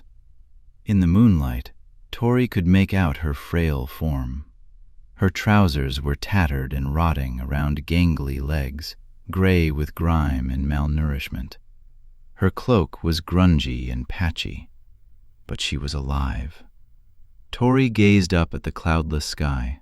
She had never felt so grateful to see it in all her life, to lie upon snow and breathe sweet, frigid air. The stars fluttered, and the twin moons of the new world bathed the grove in a near daytime light. Tori felt as though the sisters were shining down just for her. Beside a small seedling in the grove, a lone purple flower poked through the snowpack. A winter lily. It was the first to bloom in the north. Winter is coming to an end. The northern winter had been nearing its end on the day of the gallows, which meant it had been a full year since Tori had breathed fresh air and felt anything but pain. A year spent bleeding, starving, lost inside her own mind. Yet here she was, free, gazing up at the war between dark and light waging in the heavens, and tonight the light seemed to be winning. But Tori could not rest long. An unsettling question stirred her from her reverie. Who drugged those guards? Who helped me? And where are they now? Tori scanned the surrounding trees for movement. She felt helplessly exposed in the open grove. Would the metamorphi come bounding through the tunnels in droves any second? Her body tensed, but no one appeared. In the distance, the white citadel was silhouetted against the sky. Tori could make out the outstretched arm of the Chancellor's statue, where her body had hung for all the city to see. But her true body was feeling stronger by the minute. The effects of the Chancellor were already wearing thin. Tori needed to get moving. But where? To the north, the craggy, snow-capped peaks of the Crooked Teeth loomed over Osha. It would be the last place the Morphs would look. But even if she survived the cold, there were the Crooked Mountain folk to worry about. Half-crazed and half-starved, it was told, and there were the Rulocks, if they truly existed. The Chancellors never bothered conquering the Teeth. The mountains formed the northern and eastern boundaries of the nation, a natural 15,000-foot wall secluding Osha from the world. No one would dare bring an army through its treacherous passes. To conquer Osha, an invading army could take only 3 paths: the boundless sea, avoiding the razor-sharp rocks, massive icebergs, and towering fjords lining the western coast; the chest-high grasslands of the green sea of Greater Osha; or the haunted forest of Gen, where ghosts had been known to drive men to their own deaths. The sea would involve bartering passage or stowing away, but who knows when a ship will be sailing? Tori did not have time to wait. The Green Sea was the path of the Night Legions. It would be filled with marching soldiers on their way to war against the Morgathians. It would leave her far too exposed, and food would be hard to come by. The haunted forest, then. There was no other choice. The forest lay west of the fringes, across Glacier Sound.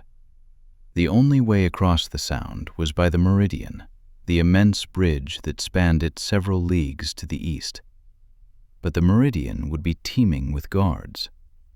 Again, only one option. Tori set out at a swift pace, but soon slowed. Her head felt light from her journey through the waste, or perhaps it was the fact she'd not eaten a decent meal since her last visit with the Chancellor.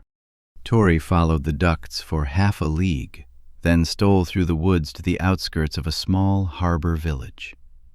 The dirt and pebble lanes were empty, save for the occasional fisherman or dock servant preparing nets and lines by lantern light, and Tori made her way easily to the abandoned docks.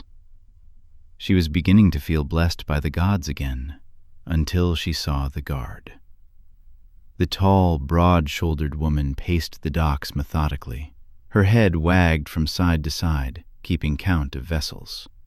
Anyone caught ferrying over from the fringes was put to death.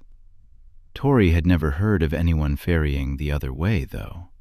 No one desired to leave Osho once they arrived. Tori hid behind a heap of nets and pondered her next move.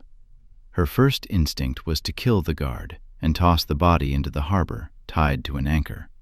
But she couldn't help but think of Darien, training to fight the Chancellor's wars. This woman was a soldier like he was, a servant like Tori had been. She could not bear the thought of someone killing Darien out of convenience. After gauging the guard's pace, Tori waited until she passed by again, then made her way to the western end and chose an 8-foot kayak made of socha and sealskin. The vessel was watertight, except for a small hole in the top for her body to slip through. Her legs extended down the length of the vessel, leaving her upper body exposed to row. She heaved off as softly as she could, using subtle paddle strokes to navigate her way from the docks. The guard made her way to the eastern end of the docks, oblivious, and Tori slipped into the night. As she entered the open water, the waves grew larger and more violent. With every wave, Tori grew more nervous and more tired. Am I making any progress at all? The waves seemed to push back equally for every stroke. She dared not look back, but the shoreline of the fringes seemed to get no closer. Already the sky was turning gray with the coming dawn. Tori paddled with all her strength, the nose of the vessel cutting through the waves. Salt water splashed in her mouth, reminding her how thirsty she was. Her strength was waning fast. Her arms ached. She'd had no food, and adrenaline could only take her so far. In the distance, the silhouette of a patrol boat drifted past her, toward the Ocean shore. Tori paddled on, trying to move as fast as she could, despite her growing fatigue. At long last, the fringes grew larger on the horizon. The waves shifted and began to bear her toward the other side. Steely skies were bleeding hints of yellow and orange. Tori was a few hundred yards from the fringes when a bell rang out from the Ocean shore behind her. It did not ring once, nor did it ring out the hour. The bell rang furiously. An alarm. Tori glanced behind her for the first time. To her horror, she saw the patrol boat bearing straight toward her. It soared across the harbor, leaping from wave to wave at the power of its rowers. With every stroke, they came nearer and nearer. Tori had never worked so hard in her life. She paddled with everything inside her. Her breaths were desperate gasps, and her heart thundered in her chest. She could feel every beat, sense the contractions of her heart pumping blood to her paddling arms, sense the tiny liquid particles being fed air that coursed through her body. The world was large, yet it was small, everything a microcosm of the grander, larger thing. Infinitely complex particles composed everything. Between the particles, Tori could sense something binding them, the energy at the heart of the world. It flowed in the water, danced upon the air, surged through her blood. Beyond physical plausibility, the paddles of Tori's emaciated body grew faster, and the swells of sea expanded. Her kayak raced upon the waves. Tori crossed the final stretch of harbor, and the vessel caught sand. She leapt out and sprinted up the bank and into the fringes. Shanties formed a vast maze that stretched for several leagues in all directions, and Tori lost herself in the masses. At sunrise, the narrow lanes were already teeming with fringe rats vying for a day's labor with the taskmasters. At first, Tori ran, weaving her way through the throbbing mass of scrawny bodies in tattered clothing. But then she realized her rotting clothes smelled of waste.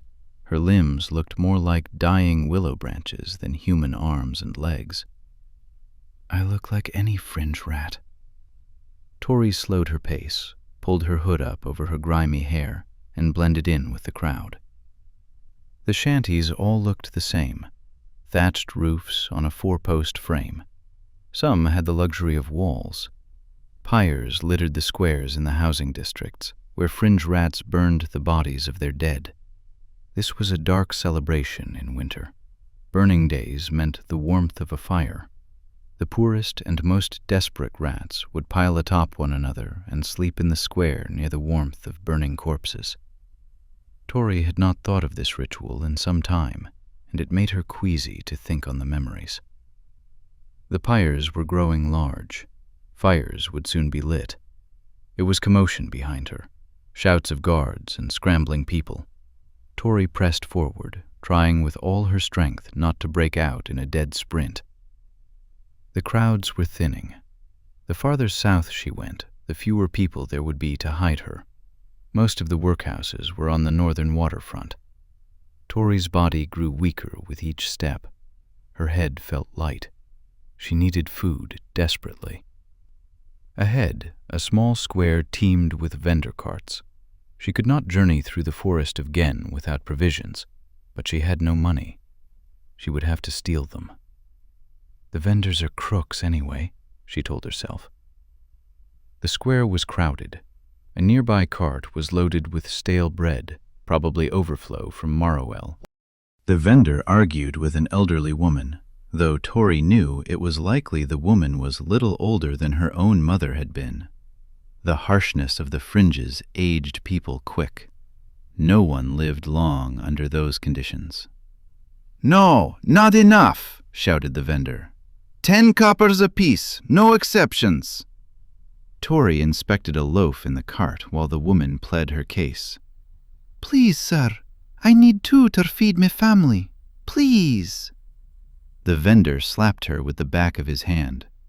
"Away! I do no business with beggars," the woman wailed.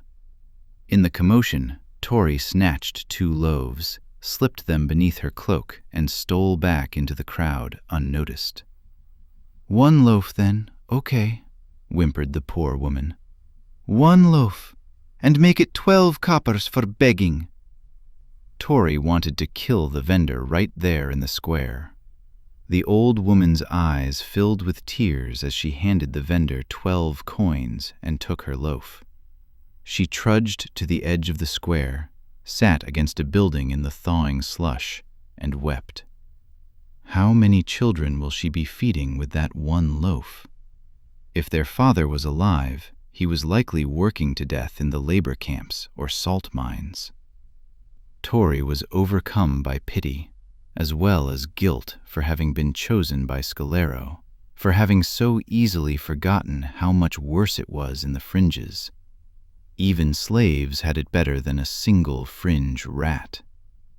Tori pressed her way through the crowd, knelt down, and handed the woman one of her stolen loaves. "Feed your family," said Tori. Kindness was no virtue in the fringes, for kindness did not exist. It was everyone for themselves. The woman eyed Tori for only a second. Then she snatched the loaf and ran from the square without looking back. Tori found a trough and scooped water with her hand. Probably she was sharing water with pigs and goats, but she didn't care. She nibbled at her loaf, resisting the urge to devour the entire thing at once. But with every bite she felt more revived, and the loaf was soon gone. The forest of Gen would take a week at least to cross, and hunting and gathering would be scarce this time of year.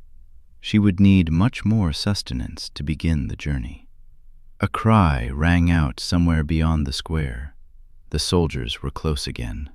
Tori needed to be quick. She spied one vendor speaking jovially with a customer. This time she did not pause to check out the vendor's wares. She walked right past, drawing as close as she dared. The vendor cocked back his head and laughed at something the customer said. Spit dribbled from his chin as he shook with cackling. With a motion so swift it was nearly invisible, Tori snatched a pair of apples off the vendor's cart and continued on her way. Weaving through the throng, she made for the southern entrance of the square. "Yeah, God's damned thief!" Tori kept her head down and pressed on. The crowd began dispersing around her.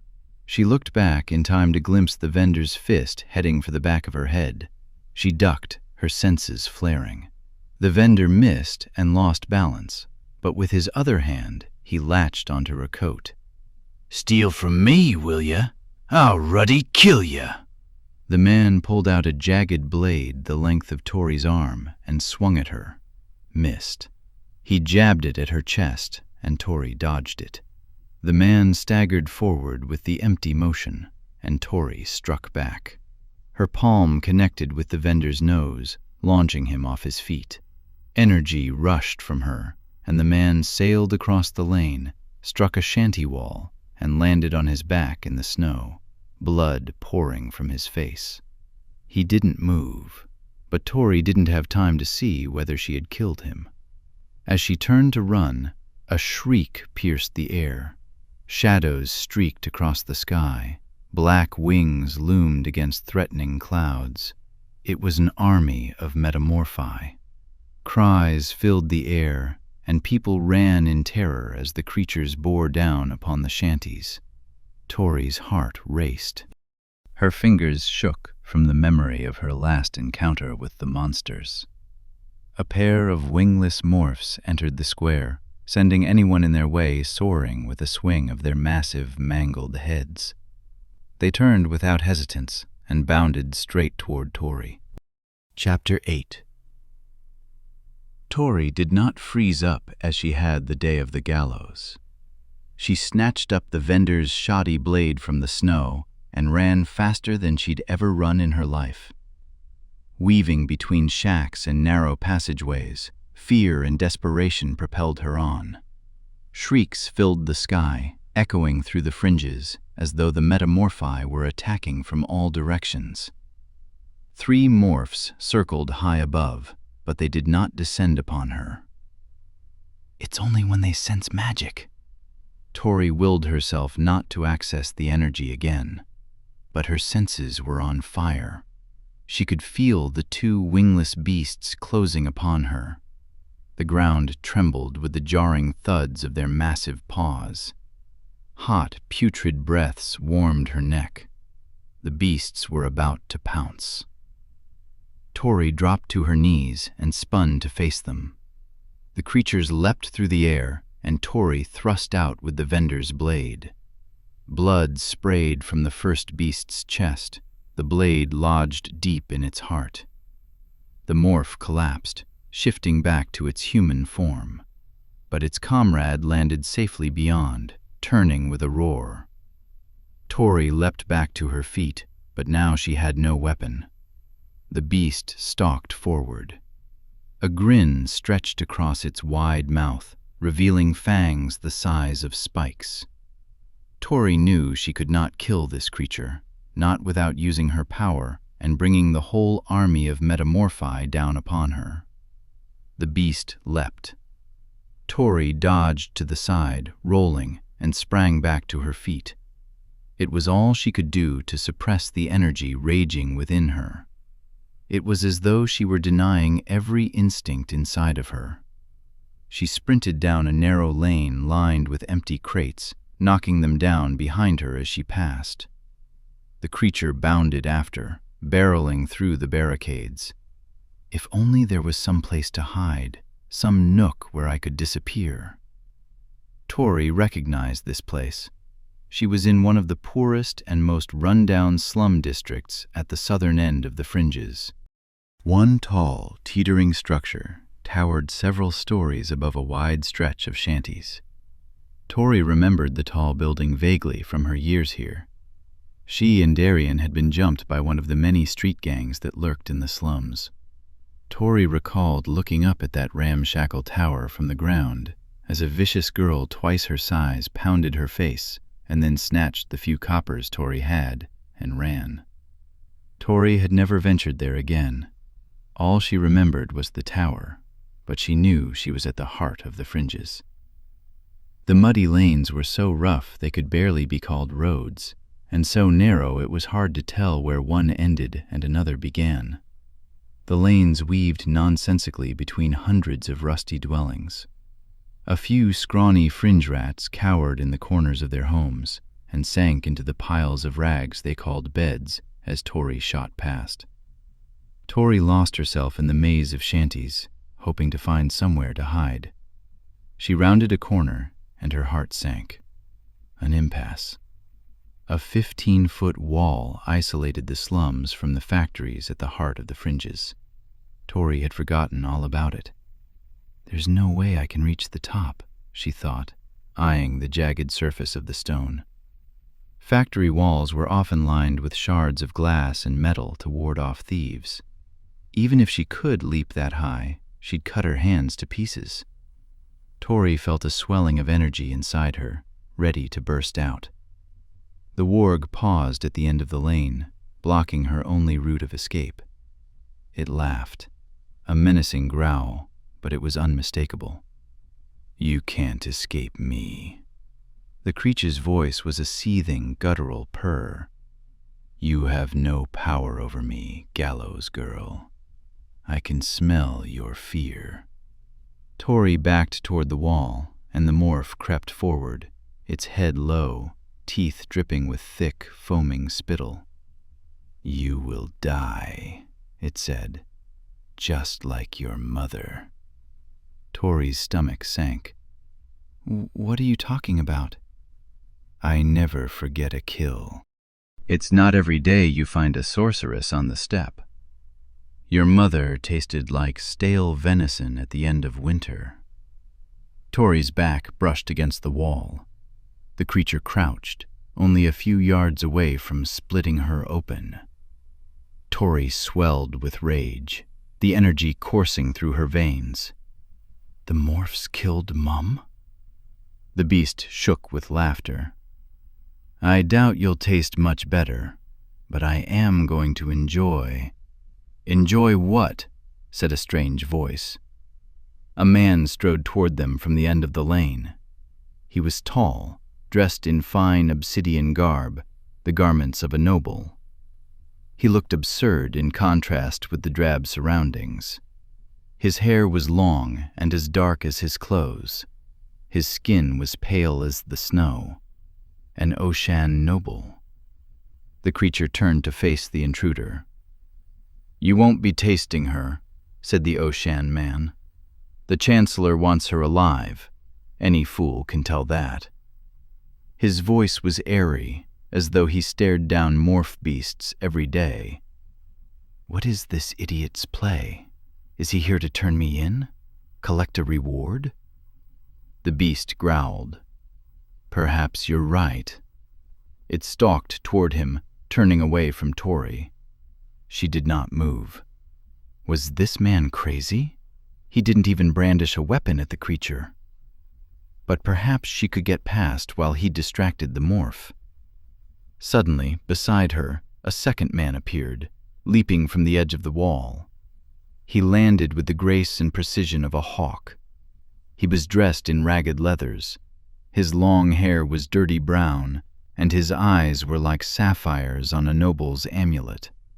His face curved in a permanent scowl, skin tight and weathered. He touched a finger to his lips and drew a silent blade. The morph was only a few yards from the cocky nobleman at the end of the lane. His rough-clad comrade crept toward the unwitting beast from behind. With all of them distracted, Tori considered leaping the wall and making a run for it, but something held her back. She watched the two Oshan men, curious. The creature growled. "The Chancellor may want the girl alive, but I think he couldn't care less about you." The nobleman laughed, the beast mere feet from him. "Ah, but that is where you're wrong, my friend. We are all that matters to the Chancellor." The beast crouched, then leapt at the nobleman. But in the same instant, the rough-clad man dashed forward, swinging his saber. The warg's head severed from its body, inches from the nobleman's face, and rolled in the snow. The body collapsed in a steaming heap. Tori breathed with relief, her magic energy subsiding within her. She realized her fingernails had been digging into her palms. "Shenza!" The nobleman cursed in Yan Avi, a strange language for an Oshan. Was he some sort of merchant? That was closer than I would have preferred, brother. The rough-looking man inspected the morph's head. Slowly it shifted back to its human form, eyes lolled back in its skull, empty. If you were worried, Ren, you'd have drawn your blades. He wiped his saber on his leathers and returned it to the sheath on his back. Tori still had not moved from the end of the lane. She was not sure if she should thank these men or make a run for it. The noble-looking one named Ren strode forward, smiling. There's no need to fear, Astoria. We've been waiting for you. You what? She was certain she had never seen either of these men in her life. How do you know who I am? Her senses surged back to life. A morph flew high over their heads and shrieked. The three of them ducked into the shadows of the lane, crouching low in the muck of melting snow and pressing close to the shanty walls. We don't have time for pleasantries, growled the rough-clad brother. And this kid is so tense she might explode with magic at the next sight of them. How does he know? Tori thought, trying to calm her senses.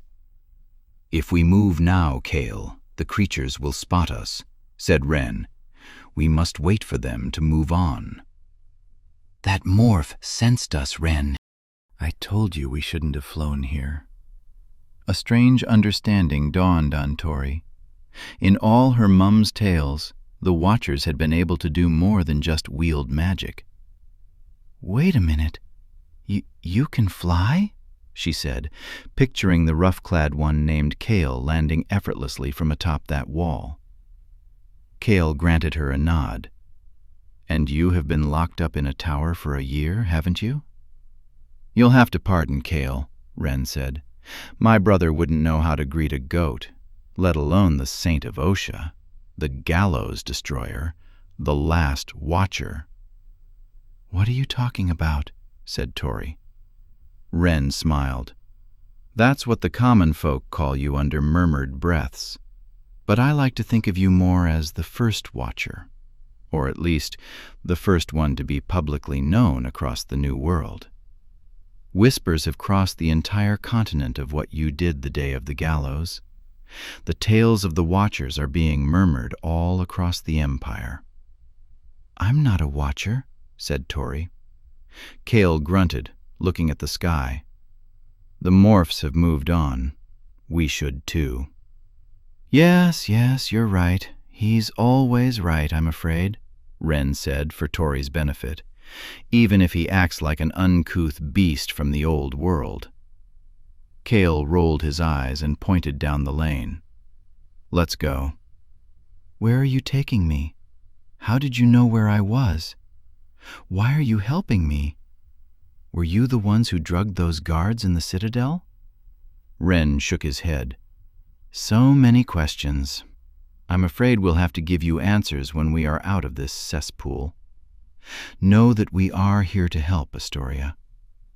Tori did not like the idea of trusting someone she'd just met, even if that meeting had involved these men killing the morph that was hunting her down. But what choice do I have? Ren pulled a fine dagger out of a sheath on his hip and handed it to her. This will serve you better than that nasty shard you used back there, though you made fine work of that morph under the circumstances. Ren, now, hissed Kale. The two brothers led the way down one narrow passage after another, and Tori followed. She felt wary about these men, and particularly their talk of Watchers. Is that what I am? What this magic sense is? But she felt a need to follow, to find out more. Avoiding the squares in the main lanes of the fringes, they led her farther south. Two morphs circled above, and in the distance, Tori made out the shrieks of lowborns. She wondered, darkly, how many were dying because of this hunt for her. Kale led the way, moving lithely upon long legs, each footfall landing soft and sure. Ren kept by Tori's side, a long dagger in his hand. Tori liked the feel of her own blade. It was finer than any she'd held, perfectly balanced. As they reached the edge of the fringes, Kale slowed his pace. Tori and Ren followed suit.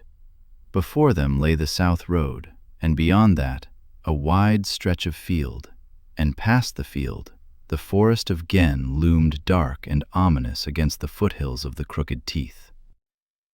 "All eyes," Kale said, gazing up to the low-hanging clouds. The lane was empty, save for their footprints in the soggy spring thaw.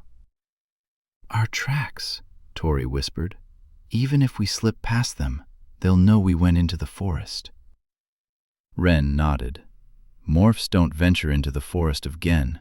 It is full of spirits, the dead whispering on the wind, their fingers choking out the breaths of the guilty." "I thought those were stories," said Tori. Ren smiled. "I'm sure you thought plenty of things were stories. The Chancellor's creatures will look for us on the other side of the forest, but we won't be venturing where they expect." "We can yak about it when we're safe in the forest," said Kale, who had not once taken his eyes off the sky. "There are only the 2 sentinels now. The rest must be searching the northern fringes. The sentinels will spot us as soon as we break cover, but we may have enough time to clear the field." There was a mighty whooshing sound overhead, like canvas tents in a terrible storm on the steppe, as one morph made its pass. It soared near the cloud line. The other would be on the opposite end of the fringes now. Tori felt queasy and gripped her dagger tightly. She pictured that wingless beast again, its fangs inches from her face. "Those morphs killed Mum." She wanted to kill them all, but she pushed the thought away. It would do her no good right now. Kale counted to himself, then hissed, "Now!" The 3 sprinted from the shanties. The field before them was barren grassland, no trees, not even a hill. They were utterly exposed, and no sooner had they crossed the south road than there was another loud whoosh behind them. A morph descended straight from the thick clouds, landing on a shanty roof. The 4 posts snapped beneath it. The creature arched its back and released an ear-piercing cry. Then 3 more metamorph descended from the clouds. The creatures were toying with us, Tori realized, waiting for us to come out in the open. "Shenza!" Ren cried. "Run!" Tori, Ren, and Kale ran as fast as they could, but the creatures were on them in seconds. One faced them head-on, its jaws wide, its talons flashing as they reached for Tori. Kale leapt forward, swinging his saber with finesse. The blade clanged off the creature's talons, and the morph flew past and circled around. Another came from the left, its talons tearing at Tori's cloak, but it could not latch on. Tori swung her dagger, and there was a splatter of blood from the creature's wing, but then another attacked from behind. "We're surrounded!" Ren shouted as he clipped its wing with his own blade. One by one, the metamorph descended from all sides. It was some sort of spiraling battle formation, and their blades had little effect on the creatures. They swooped down so quick that none could land a solid blow. "Form up!" cried Kale. The 3 of them moved back to back, facing the creatures, exchanging blows deflected by talons. But the metamorph could not snatch up Tori from any direction.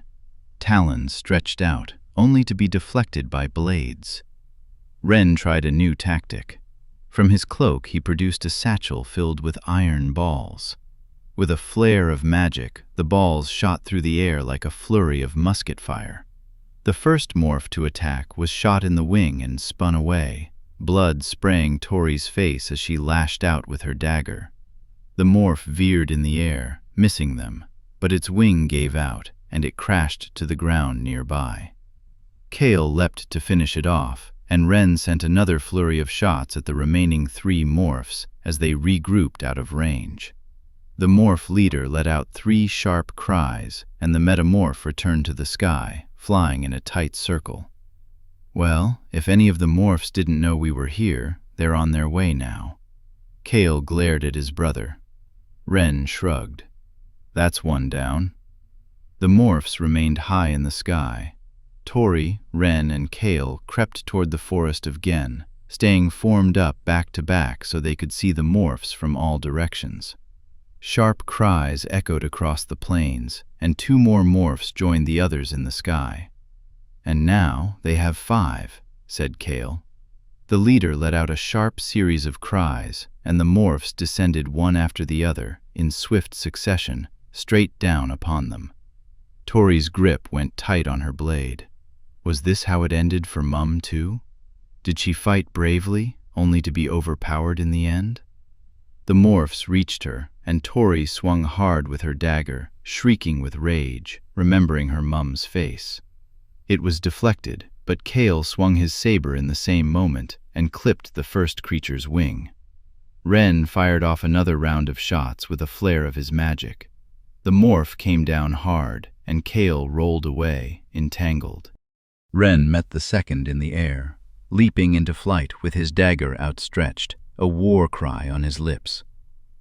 The blade met flesh, but the creature latched onto him and plummeted to the ground. Tori was left alone to face the last 3 creatures. This is it, but maybe I can take one down with me. She swung her blade, but the 3 reached her together. She warded off her first attacker, but the leader of the morphs came down from behind and latched onto her with bony arms. Talons seared the flesh of Tori's shoulders, and she shrieked with pain as the creature lurched her heavenward. Tori's dagger proved useless. Her arms were clamped to her sides. The fields blurred beneath her as the beast bore her higher and higher. Far below, Kale and Ren battled the other morphs. One more creature lay dead, but the sentinels were circling back to join the fray. On the ground, a pair of wingless beasts bounded through the fringes toward the clearing. Tori resisted with all her strength, but the morph was too strong. The creature spoke. Its voice was soft and sweet and familiar. You are weak, little gallows girl. You have lost much blood this past year. It's the Chancellor. Tori's body gave up under his fierce hold. She knew now her escape was over. Even if she could manage to squirm out of his reach, she would only plummet to her death. You're a survivor, Astoria, he said, and you're gifted.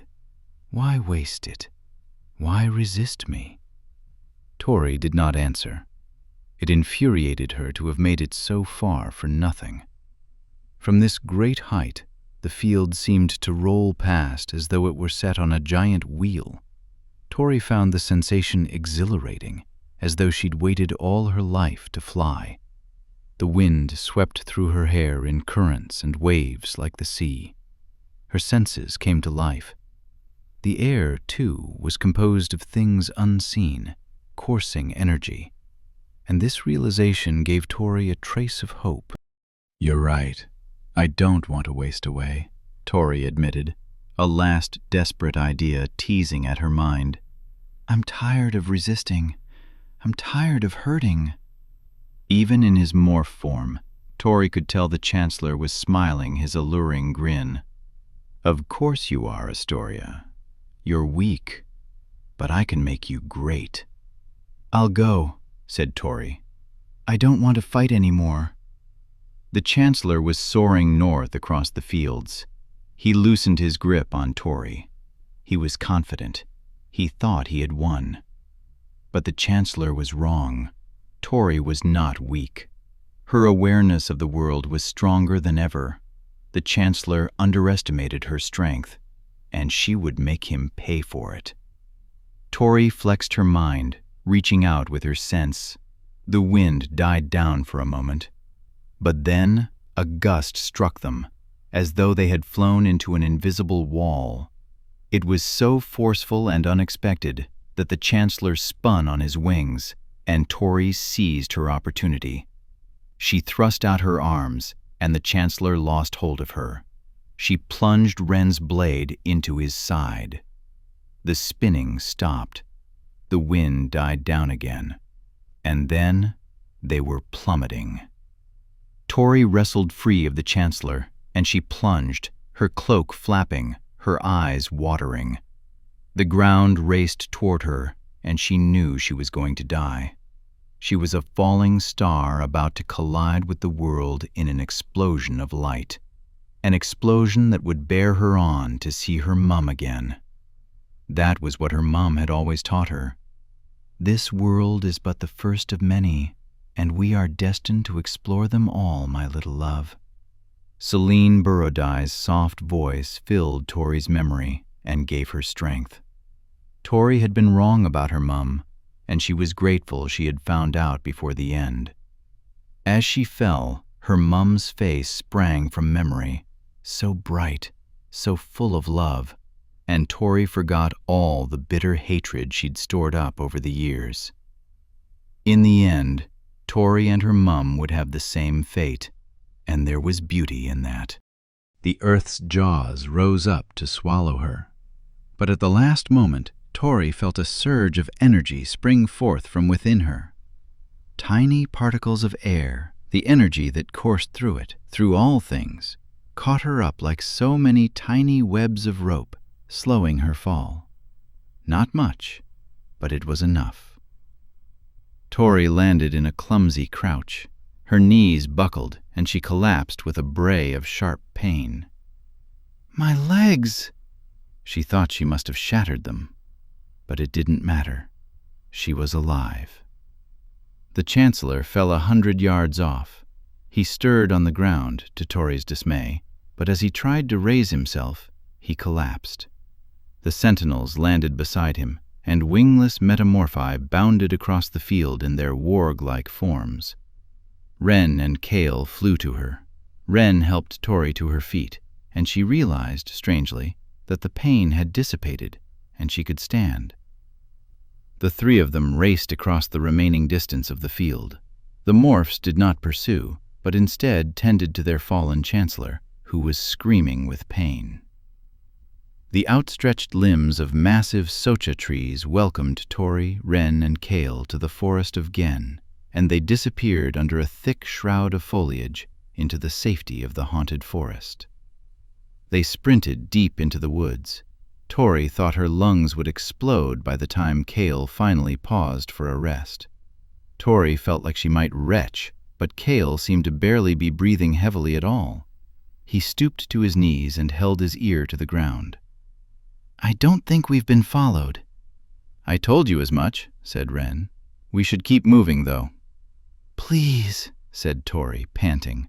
Her entire body was pulsing from the throes of the attack, from surviving a fall from only the gods knew what height, and from running for her life for what felt like hours. Her energy was gone, and her body was spent. "Just a moment's rest." "Of course," said Wren, glaring at his brother. He handed her a canteen of water, and she lapped it up eagerly. "I feared you were dead." Wren touched her shoulder gently, but she still cringed at the unexpected touch. "So did I," she said, taking another swig. "I would be if it weren't for both of you. Thank you."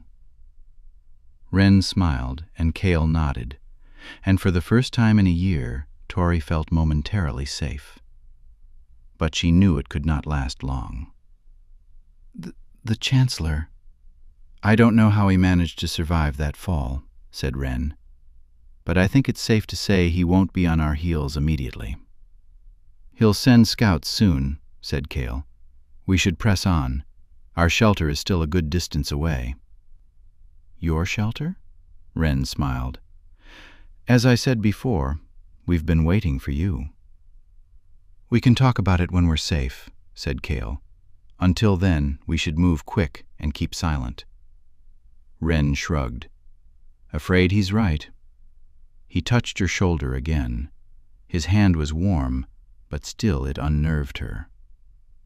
Tori became suddenly aware that she knew nothing about the men who had helped her. Wren seemed to sense her unease. "Breathe easy for a little while, Astoria. You're safe with us." After several hours of trekking through thick undergrowth, Wren paused near an outcropping of boulders. He circled a mound of rock and, on the far side, found a thin crack just large enough to slip through. Tori followed and entered a small space about 10 feet across, a cave formed by the leaning boulders, accessible only by the crack. Inside lay 3 rucksacks. "Provisions, a change of clothes, and a bedroll," Wren said, handing her a pack. He opened his own and retrieved some strips of salted pork. "Eat. You look a bit haggard." "Thanks for noticing." "I'm not saying you're not lovely for someone who just spent the last year starving in the Citadel, because you are." Tori regarded him querulously.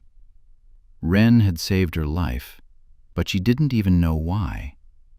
"But he did risk his life to help me." For now she was famished, and she dug greedily into the pack. Soft bread, nuts, salted pork. She slumped on the ground, leaned against her pack, and ate voraciously. Nothing had ever tasted so glorious. "So, you were the ones who drugged the guards in the Citadel?" said Tori. "Actually, that was work on the inside," said Wren. "We would not have dared enter the White Citadel." "The inside?" said Tori. "Who? Who do you think?" Tori had wondered it from the moment she'd seen the unconscious guards outside her cell. She thought back to the last encounter she'd had with him, when her master had embraced his rebellious slave. It had made no sense. "Commander Scalero?" Wren nodded, though his smile waned. "Your former master has a vested interest in your survival. I was only a servant." Cale slipped through the crack in the rocks and huffed. "And I'm a horse's ass." Wren shook his head. "What my brother means is your master knew you were a watcher. How do you think you ended up in his household? Blind chance?" Tori pondered this, chewing on a large clump of bread. She had always thought it a strike of fortune, maybe even kindness from the gods. "Don't eat it all now," said Wren, gesturing to her already half-devoured loaf. "Scalero chose you to be his servant because he knew what you were." "But I didn't even know," said Tori. Cale crossed his arms over his chest. "The commander was trained to detect magic," said Wren, "like all the other morphs." "Like all the—" "Scalero is the commander of the metamorphy," Wren said, "and without his help, we would have had far more morphs on us in the fringes." Tori ate silently for a moment. She couldn't believe it. Her old master was a magic hunter? "Don't be too surprised. The morphs are a secretive army. I doubt even his close friends know." "Then why would he help me? He should have had me executed years ago." "Shapeshifting is a magic gift the chancellors of old fancied," said Wren. "They distorted it to make their very own breed of hunters to track down the surviving remnants of the Watchers. But the commander is not as loyal as our chancellor thinks, just as I was not many years ago. Just as many others in Osha are not. In secret, of course." Tori gnawed on a strip of salted pork. "So you work with Scalero?" Wren nodded. "And you're an ocean noble not loyal to the chancellor. So who are you exactly?" "Wren Andovier." "Of—" Tori coughed, nearly choking on the pork. "Of House Andovier?" House Andovier was a fallen lord house of Osha, often spoken of in hushed tones in Merowell. "The cursed house? I thought you died of a plague or something, the last of your line." "And they hung your corpse from the White Citadel," said Cale. "Yet here we all are. For the past 300 years, our family secretly preserved knowledge from the old world," Wren went on, "which is why they say we died. When the Chancellor found out, he had to be rid of us. So now I hunt down Watchers, but for different reasons than the metamorphy. "To recruit them," said Cale, but Tori sensed that he did not quite share the same fervor his brother displayed. "To join his army of watchers." "An army?" "A resistance," said Wren with a smile. "We call ourselves the Shadow Watch." "Shadow," said Tori. "Like the soldiers in the Night Legions?" "A play with words of sorts. The Chancellor has his shadows, and he has forced the Watchers to live in shadows for centuries. Soon, shadows will be his undoing." Wren beamed as he spoke of this hoped future. "We have a fortress deep in the mouth of the Crooked Teeth where many more Watchers are hiding. That is where we're headed. We'll start north tomorrow." "More?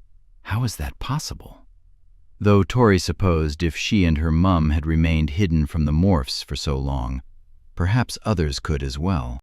"There's no sign the beasts pursued us into the forest," said Cale, glancing back out the opening to the cave.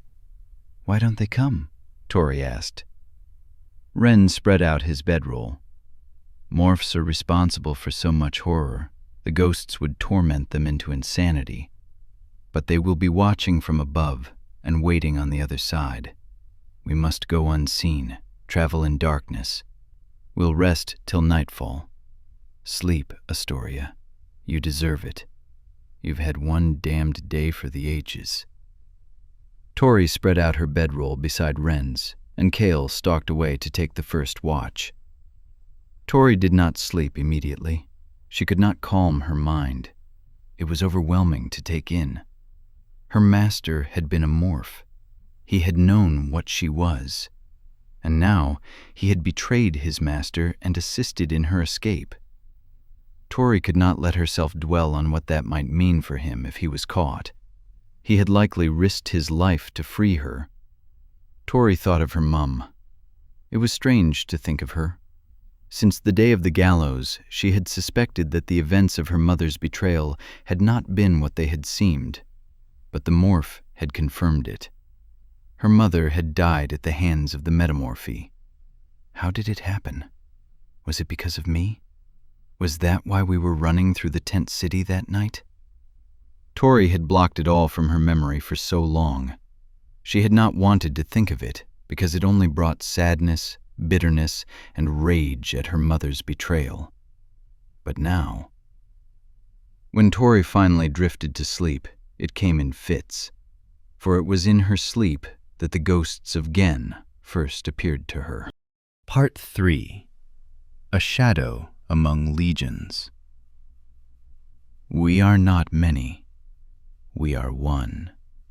The Chancellor's hands and feet, his boots on the ground, the blade in his hand, the shadows in his legions. Chapter 9. The Night Legions marched across the meridian and south along the coast of Greater Osha, streams of movement in perfect, organized unison. They were not many. They were one. A magnificent mechanism. One shadow that spread the Oshan Empire's influence farther and farther across the New World. Darien Redvar did not know if the world had ever been another way. There might have been no old world at all, no war between the worlds, no watchers, no gods. Nothing but tales to make the Chancellors appear more and more powerful for defeating them. Darien had never believed in gods. However, he had not believed in watchers either. Yet there was no other explanation for why he was still alive. He pushed the thought from his mind and marched on, matching the rhythm of Jujen, the young, fairish soldier in front of him. Darien never dwelt long on thoughts of Tori. He could not afford to. She was dead, of course. He had seen the creatures descend, seen them morph, before he'd been dragged away from Morrow Square. The Chancellor had strung up her corpse for all the city to see, and the new Legion recruits had been marched right past the tower, a solemn reminder of the fate of defectors. All defectors but Darien, that is. Darien shifted his musket on his sore shoulder and pressed forward. The thought of Tori's dead body drove him mad, but hope drove him madder. He could not hope, could not listen to rumors. Damn old Mary for spreading rumors. How could Tori have escaped? It couldn't be true. Even if, by some miracle, she was alive, it was impossible she could have escaped the clutches of the Chancellor's metamorphy. Darien would not believe it, and he would never speak of it. Old Mary would get herself killed spreading such nonsense among the troops. General Thrain would not hesitate if he overheard. Still, Darien was glad he and Mary had been assigned to the same regiment. A cry rose up ahead, and the units spread out to make camp. Jujin sidled up beside him. "When we gonna make war, eh? I'm sick of all this marching. When we gonna slit some Morgothian throats?" Jujin was from the ruined empire of Fair, and his people hated the Morgothians nearly as much as the Oceans did. Jujin's light brown skin flushed with fierce anticipation. Darien smiled a practiced smile, lowering his pack, relief spreading through his aching shoulders. "Ooh-rah! Soon enough, comrade, soon enough. We will have blood." "Not soon enough. We've been training and marching. I'm worried I'll lose my touch. Ain't shot my musket in weeks." "Why don't you practice your aim on Fran Dozen's fat ass?" said Valeria, a tall, fierce soldier from the Southern Isles. She shook out silvery blonde hair from her fur hat. "I'm sick of watching it jiggle all damn long day." "Wouldn't be no practice, would it?" said Jujin. "I could shoot with my back turned. Gods, I could toss a rock across Glacier Sound and I'd hit her." Darien laughed, though he didn't find Jujin particularly funny. It didn't matter. Jujin was joking, and so he was supposed to laugh. The three young shadows set to hoisting the poles for their bunk tent. The field became a temporary city, a forest of tents on the plains of the Green Sea. Fires were lit, provisions checked, muskets cleaned. Then, old Mary served stew. Darien filled his bowl and took a seat by the fire as he ate his supper. Thrain's regiment ate better than all the legions, Darien felt sure, and old Mary always gave Darien a little extra portion. If only she didn't risk rumors. They were spreading. Darien had overheard soldiers murmuring at night about whether another war between the worlds was coming, whether the chancellors hadn't truly rid the land of the Watcher curse, whether the gallows girl wasn't truly out there somewhere. 3 days previous, the marching army of shadows had been joined by a band of metamorphi. Darien wished it was Scalero's regiment. He had not seen the commander since he'd been taken away to the shadow camps. Darien hadn't been altogether surprised to learn Scalero was the commander of the creatures. There had always been something different about him. His duties more sporadic, his ways more secretive than most officers in the legions. But when he let his mind wander, Darien sometimes wondered how Scalero hadn't known what Tori was all those years she had served him. Did she even know what she was? The thought angered him, and yet his very anger angered him as well. He shouldn't be thinking of it. "Redvar, why are you so bloody solemn?" said Valeria, squatting beside him around the fire. "You've been staring at that fire like it's going to speak to you." "Just anxious for some combat is all," he recited. Valeria nodded and patted his shoulder, but there was something off about her eyes, and it unnerved him. It almost felt like suspicion. Jujin hooted. "Hoorah! We'll blow right through 'em, bloody Morgaths. Wait till we get to their townships, comrades. Then we'll really have us some fun, won't we?" "Hoorah!" cried Darien mechanically. "Hoorah!" cried Valeria. Soon the whole camp was crying out, "Hoorah! Hoorah!" The warriors' chant rumbled across the plains like a roll of thunder, and then their cries transformed into a braying song of conquest and honor in battle. Darien sang along. He had learned to blend in quickly. Indoctrination was rigorous during the shadow camps. and since he'd been the gallows boy, he was closely watched. He'd been smart, though, and learned to look like the others, to think like the others. Sometimes he wondered if he wasn't starting to believe the mantras. Too often he found himself reacting less and less by practice and more by instinct. Found himself thinking about how Osha was mightier and altogether superior to Morgath and their pagan fire god.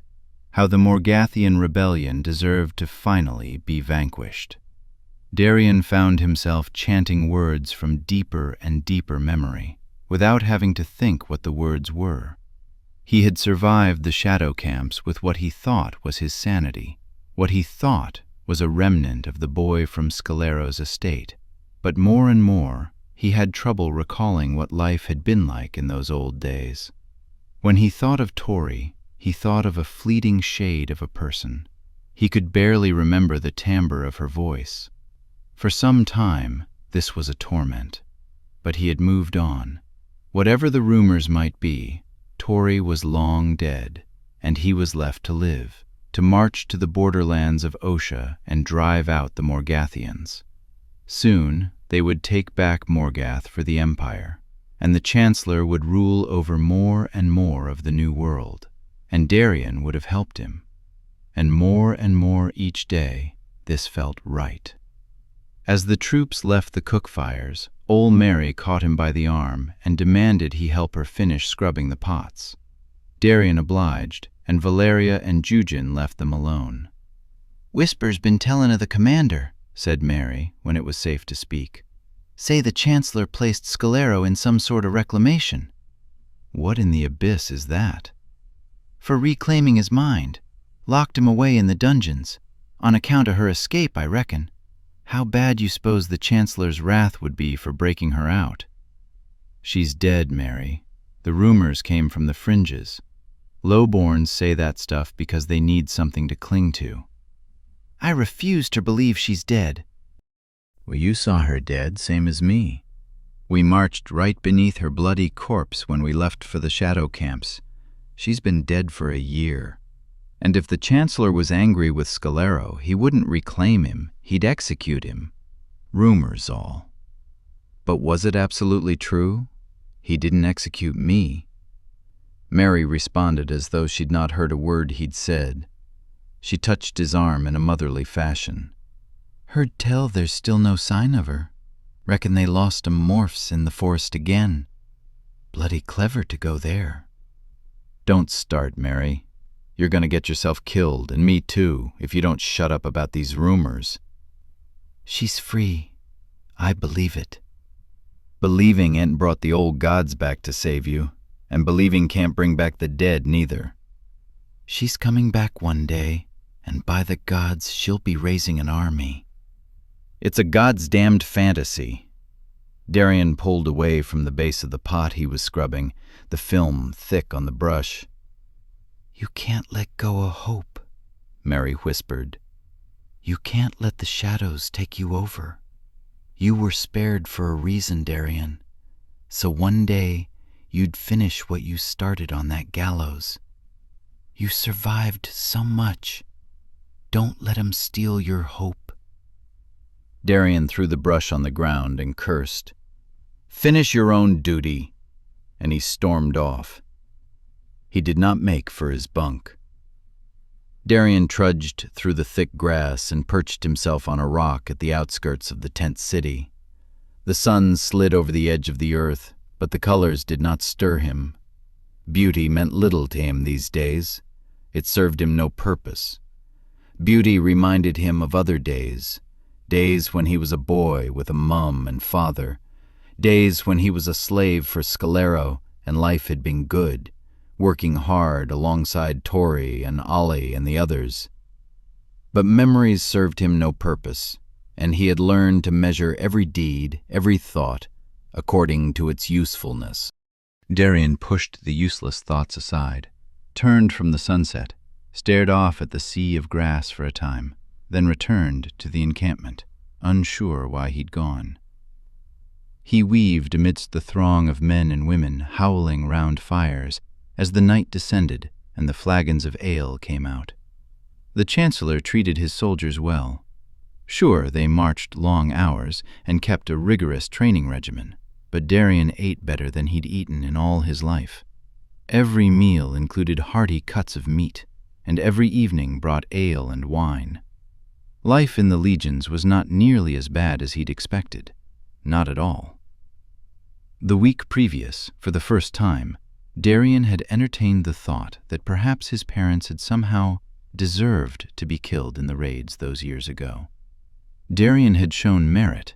That was why he'd been chosen by Scalero, why he'd been spared the noose by the Chancellor.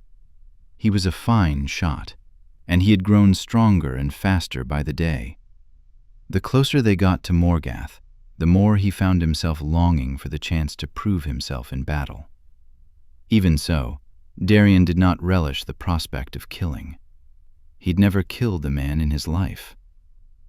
But if they deserve it... No, blood spilled was always wrong. Suddenly he felt ashamed of himself. What would Tori think to see him now? Damn it, she's dead! Dead, dead, dead!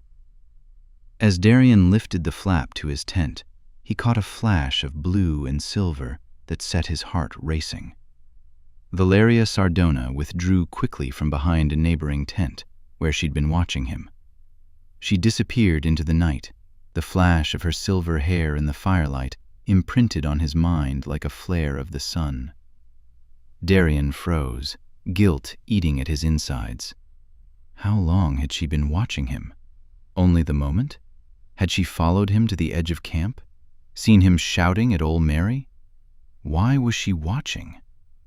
He shook the thought away. It was nothing. Darien entered the tent, and as he lay awake on his mat deep into the night, he told himself over and over again that it was nothing. He had nothing to hide from Valeria or anyone else. So what if he'd gazed out at the green sea and the setting sun? He had told old Mary off about the rumors. He was loyal to the Chancellor, a shadow in his legions, ready to slit some Morgathian throats any day now. Darien had nothing to hide. It was nothing. Chapter 10. Through another week of marching, Darien dispelled any possible notions of suspicion from Valeria or anyone else. He didn't talk to old Mary. He didn't wander off by himself. He enjoyed himself in the company of his regiment. They were fine warriors, and fine men and women, all of them. Even the fact that Chancellor recruited women was a testament to the superiority of Osha. The Morgathians were a barbaric, patriarchal nation. Darien would meet no women in battle except at his side. The Morgathian women were weak, left home to tend frail children. When the men died, the women and children would be helpless. They deserved to be overcome by the inevitable future, casualties in the progress of the human race. Round the fires at night, Darien drank ale and laughed and relished the prospect of battle. There was no fear among the ocean troops, only anticipation. When they reached the edge of the Green Sea, crossing the border into Morgath, the excitement approached a boiling point. They had only to cross the Clavash Mountains, and there would be blood. When General Thrain's regiment was chosen to venture to the far eastern ends of the range, to circle round and surprise the Morgathians from behind, Darien cried, "Oorah! Oorah!" like never before. Such a sensitive mission was entrusted only to the very best of the best, and Darien, the gallows boy, was among the finest soldiers in the legions. Like a plague, they would descend upon Morgath. Thrain's regiment marched deep into the mountains. Darien led the company at the general's side, hand-chosen, because he knew the Clavash peaks. He had grown up in them. "Must be strange to come back, comrade," said Thrain. The general had always been cordial toward Darien. Thrain was stern, yet not above his troops. He trained them himself. The final test of swordsmanship was to spar with Thrain. When the fighting came, he would be in the middle of the fray. Darien admired his leader, yet he had never once carried on a personal conversation with the general. He noted a resentful glare from Jujen as Thrain addressed him. Darien could not help but swell with pride.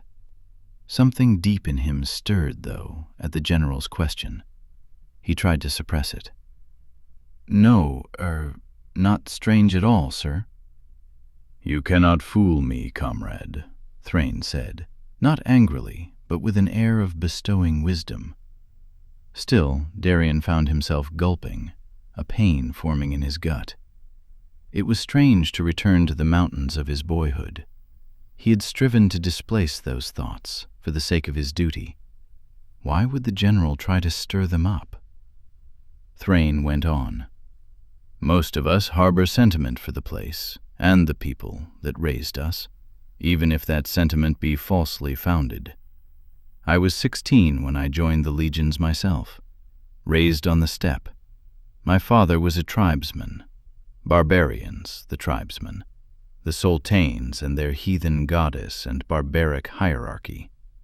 My father was a cobbler for my sultane's herd, and he would have been his whole life, and I would have been after him. Any time he wanted, my sultane could take my mother or my sister for his pleasure, and he took many mothers and sisters. I was glad to claim an Oshan name when I was promoted to general. The world is a cruel place throughout, comrade, but I could never have risen among my people the way I have in the legions. My first battle was with the Yan Avi. Many years ago, a band of tribes rose up to take back the western steppe. I was torn, but I did not let it sway my duty. It would have been wrong for the Yan Avi to triumph. It would have been wrong for them to be spared. So, in my first battle, I slew a dozen of my kinsmen, my sultane among them. "Ooh, rah, sir." I did not relish it at first, but I knew it to be true, as I think you do now. You were meant to begin your duty in these mountains. You were meant to be spared the gallows, so you could lead us through to attack Morgath and end this civil war. The Chancellor himself may have foreseen this. We could not complete our mission without you, comrade. Darien was speechless at the general's forthrightness. Thrain was voicing the very things he had been wondering, the very things he needed to hear to keep his courage and resolve up. His upbringing, his parents' deaths, slavery, Tory, the gallows, the rigors of the camps, all his hardships, it had all brought him here. It had all been part of his progression, his destiny. A calm settled upon him as the air thinned and the vegetation grew scarcer. The legions marched high into the heart of the mountains Darien remembered so well. It was as though they had been mapped in his mind during his Clavash boyhood. He embraced the feeling. He did not deny it. And he found that once he owned it, the power of his past lost its grasp on him. The higher they climbed, the freer he felt. Thrain's regiment trekked through the mountains for 3 days. Jujen and Valeria joined Darien at the front of the line, while the general brought up the rear. The three were talking of the glorious battle soon to come, when the child appeared. A tiny, spindly thing, as most Clavash girls were. She couldn't have been more than 5 or 6 years old.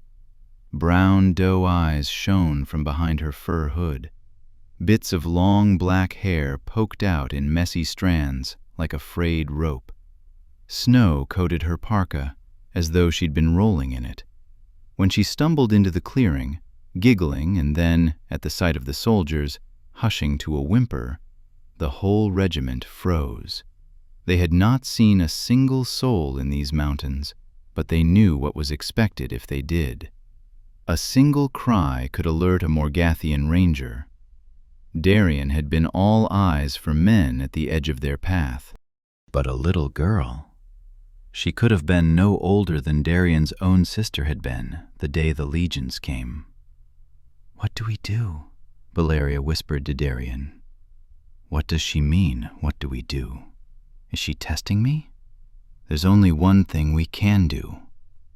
Darien glanced around, but the general remained at the back of the line, nowhere in sight. By the time Thrain reached the scene, the girl would have shrieked or run for help. The call was on Darien, and he had but fractions of a moment. All were looking to him. He had been the one chosen to lead them through the mountains. He was the one Thrain spoke to, as to a son. The girl was 10 yards off, trembling silently like a fawn spooked by hunters. Without an order, Jujen raised his musket. "You know what we gotta do." The fairish boy was grinning. "No, it'll alert the whole—" But it was too late. Jujen fired. The mountains echoed with a strike like thunder, and then a thud resounded across the woods like an axe head against the heart of a rotting tree. Jujen's aim had not faltered during their long march from Osha. It remained truer than a praying falcon's. The ball of lead collided with the Clavash girl's chest, launching her off her feet. No time to make a sound, not even a dying whimper. She fell dead on impact, spilling red upon the snow. The shot reverberated off the walls of the peaks, as though a dozen shots had been fired. The noise faded into a moment of heart-wringing silence. And then, a shriek. At the edge of the clearing, a small boy's shaggy head stuck up from the ground. Probably the girl's brother or village playmate. The boy was no older than 4. He scrambled to his feet, tripped, then dashed for the cover of the forest. Vaguely, Darien felt his musket being wrenched from his hands. He was helpless to resist, as though he were caught in another world. Jujen aimed Darien's musket, and the boy painted the snow in red as well. The peaks rumbled with the last wisps of the boy's screams, mixed with the sound of thunder. They faded, swallowed up by the falling snow. Darien felt as though his entire body had been left out naked in the cold. He moved his lips, but no sound was emitted. His head told his arms and legs to move, but it was as if the messengers had been taken out by the enemy. Darien was in shock. Jujen whooped and cried, "Ooh, Ra!" Oh, gods! There was a shuffle, and someone rushed past. Old Mary knelt beside the young girl. "You bastard!" she hissed at Jujen. "They were only children." "Who fired those shots?" It was the general, shoving his way through the ranks. "Jujen, sir," answered Valeria. Her face bore no expression. Would she have been the next to fire? Or was she scared stiff too? The general paused for a moment, staring forward, eyeing old Mary and the bleeding dead girl in her arms. His expression hardened. He turned on Jujen and punched him in the jaw. "Firing a shot in these mountains, you incompetent son of a whore! Their entire village will have heard those shots. You just compromised our entire mission." The general turned to Darien, and he flinched. But the general did not hit him. "Comrade, how far is the next village?" "Harivril, sir. A league, maybe 2, due south." "There must be outlying homesteads as well. No children would venture that far on their own." "Aye, sir." Thrain cursed under his breath, muttering, "Be swift, no delay, no unnecessary combat. Areva!" He swore by the sun goddess of the Yan Avi, an uncharacteristic slip. Thrain addressed the troops. "Leave none alive, shadows. No one escapes. Take no prisoners. Our mission depends on this. You've lusted for blood. Well, now you damn well have it." Darien helped Jujen to his feet like a good comrade. He jerked him close and hissed in his ear, "Next time, throw a bloody knife." Thrain's regiment became a perfect machine, cogs and wheels moving in precise order through the woods, and Darien led them, the general at his side. There was a moment, the briefest moment, when Darien considered the possibility he could save the village of Harivril. Only he knew exactly where it lay, where the small trodden path wended between the meadow of boulders and then snaked between the kissing cliffs. He could lead the regiment to the east, maybe let them stumble upon a smaller settlement. A family or two would be slaughtered, but all of Herivral, all of Darien's people, need not die. But that would compromise the mission, his purpose, his comrades. Darien let the treacherous thought slip away, forgotten, as though it had never entered his mind. He found the hunter's path within a few minutes. The first outlying settlement lay past the boulder field, a small mountain farm in a clearing. Thrain sent Jujin and 3 others to deal with the farmers, and Darien was relieved to be rid of the boy's idiocy. Darien led the remaining troops down the path between the cliffs and down into Herivral Valley. The Clavash were a peaceful people. They had been caught in the middle of many wars between Osha and Morgath, as well as the old world nations that had preceded them. It was raw, hard country that tested the limits of a people. The Clavash lived in the mountains, boldly facing harsh winters and short growing seasons because they longed for peace and loved nature. They had a respect for the land the greater civilizations had forgotten. They grieved over needless death. They were Darien's people. It was fitting his first mission should be among them, his final test. Contrary to what Darien expected, the people of Herivral had mustered no army to face the attacking horde. They were going about their mourning as usual when the shadows arrived. Thrain's regiment stole silently from the woods, descending upon the village from all sides without warning. The general did not leave Darien's side. It was Darien, Thrain, Valeria, Halin, and Yura. They entered the village from the south in single file, slinking behind thatch-roofed dwellings. The first to oppose them was barely a man. His long, dark hair was pulled back and tied up in a small bun, and Darien knew the boy had just come of age. Clavash boys left their hair down until the day they turned 15 and became a man grown. Filled with a thirst for honor, filled with a love for family and loyalty to his kinsmen, the boy was the first to face the invaders, and he would be the first brave one to fall. As the boy approached, Thrain stepped back, as though declaring it Darien's opportunity to prove himself, once and for all, the final test. Darien lunged forward, unsheathing his saber with a flourish. The Clavash boy was armed only with a crude hunting blade, a jagged work of the mountains. The boy brandished it boldly, crying for his god, Rivka, to curse the Oshan hordes. The blade was out of his hand with a pair of thunderous blows, and the boy, the brave defender of his kinsmen, the man grown, fell upon his back, grimacing, his fingers bleeding. It was at this moment that Valeria Sardona caught Darien's eye and nodded, her eyes cold and heartless. She was watching all along, perhaps at Thrain's command. Of course, Darien had not been trusted. He was the gallows boy. But now he would prove himself, the final test. Darien did not hesitate. He plunged his blade into the boy's chest. He felt the blow as though his own hand had entered the boy's flesh, as though his saber were part of his arm, attached by tendons and muscle, the blood pumping from his heart and filling the saber with strength and precision.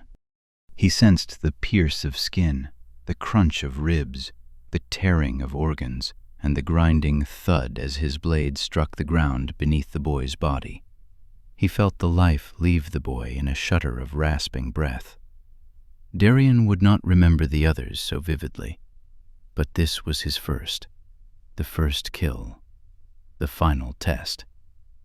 The gallows boy, the boy who had once stood against the cruelty of the legions, the boy pardoned by the Chancellor in spite of his rebellion, the lone Clavash boy spared in the raid that had slaughtered his family, had redeemed himself at last. He'd earned his redemption. Darien had become the Chancellor's hands and feet, his boots on the ground, the blade in his hand, a shadow in his legions. Part 4. Into the Teeth. Death is but a crossing between worlds. Our world is the first of many, and we are destined to explore them all. Chapter 11. Murder. Murder. The words echoed through the wood. Whispers ferried upon the breeze. Branches stretched out like bony fingers and then retreated with the dying of the wind. Everything went still. Tori stood alone in a small clearing in the wood. It was twilight. The sisters bathed the forest in a silver glow, and their 1,000 daughters began their night-long dance across the sky. Where did Wren and Kale go? Tori wondered. How did I get to this place? She had no memory of the journey. Was she still in the forest of Gen? The world was still. Then a flutter, a leaf trembling, and then the wind hissed with voices again, rushing through the snow pines with fury. Murder, murder, murder. More whispers joined, building upon one another, growing louder and louder with each breath of the wind. Murder, murder, murderer! As though rising from cracks in the bramble and snowmelt, the spirits arrived. Tori fell back, cutting her hands on a rock. First, it was the soldiers from the gallows, their translucent bodies riveted with 100 holes, blood drenching their chests in 100 splotches, dripping silver splatters upon the earth. Their blood glowed like constellations on the forest floor. "I'm sorry," Tori murmured, scrambling back to her feet. The guards walked slowly. Their feet never quite seemed to touch the ground, as though they were not fully present. They reached out their rotting arms as they neared. The trees reached as well. Tori sprinted away, tripping over an outstretched tree root. There was a rush of the wind, and then the soldiers appeared again, directly in front of her. A chill shot across her skin. There was no escaping them. "Only doing our duty," hissed the ghosts, drawing near again. "Like all the others." Tori held still, her fingers grasping at her belt for Wren's dagger, but it was gone. But what good would a blade be anyway? Murder. "I didn't mean to." Tori backed away. Murder. You enjoyed it. It made you feel powerful, made you feel complete. Murder. Tori turned again and ran. Another spirit appeared, the vendor from the fringes, his neck cockeyed, snapped from when she threw him across the square. Tori screamed. The sound was muffled, as though someone were smothering her voice with a blanket. The vendor hobbled toward her. Tori backed into a dead tree. "Just trying to make a living, and you stole my wares." "What did I ever do to you?" "I didn't mean to. I was only trying." "You know how hard life is in the fringes, you little whore. You stole my wares. Murder." The wind rushed, and there was a great groaning sound. The dead branches came swinging forward, and Tori leapt away just in time. One of the branches came free and flew over her head. Tori sprinted through the woods, weaving between boulders and snow pines and socha trees. A voice resounded through the woods, a voice Tori knew all too well. It was her mom. Celine Borodai stepped out from behind a tree, and Tori froze, a sick feeling rising up in her stomach. Her mum's curly dark hair floated upon the breeze. Her pale skin was glowing. She was beautiful, even in death, until she lifted her head to speak. Tori cried out in shock. Her mum's neck was split open. Silver blood dripped down her black gown. Her head wagged as she spoke in a cold, even tone that seemed to come from 1,000 directions, wailing with the wind. "It was you the monsters came for." "No," Tori shouted. "I didn't know what I was." "You just couldn't control your magic for some stupid little horse boy. The monsters came for you, but instead they killed me." Her mum disappeared in a wisp of something like fog, joining the other ghosts, their voices building and echoing to a crescendo. Tori felt the coldest touch at her neck. It was like a blade left out in the snow. It passed through her entire body, and she spun around. Darian stood before her. His broad chest was bare, glistening in the soft light of the sisters. His face was shaved smooth, his dark hair neatly trimmed, a proper soldier. Darian wore the dark gray breeches of the Night Legions, a red stripe lining the outer thigh. Tori had forgotten how handsome Darian was. She'd forgotten the look of him, if she was honest. His memory had become more an idea than a person. Darian's face was etched with sorrow, his gaze never leaving his hands. They were drenched in blood, and this blood was crimson. Tori leapt back, felt at her neck. Blood left behind from his touch, still cool on her skin, dripped down her neck, down her back. "Why couldn't you let me die? I never wanted this, Tori. Blood on my hands because of you." "Murder." Darian looked up. His eyes were dark chasms that seemed to suck her in like a whirlpool. Tori could not look away. She felt herself drawing nearer, unable to resist. "No, I wanted to protect you. I wanted to save you."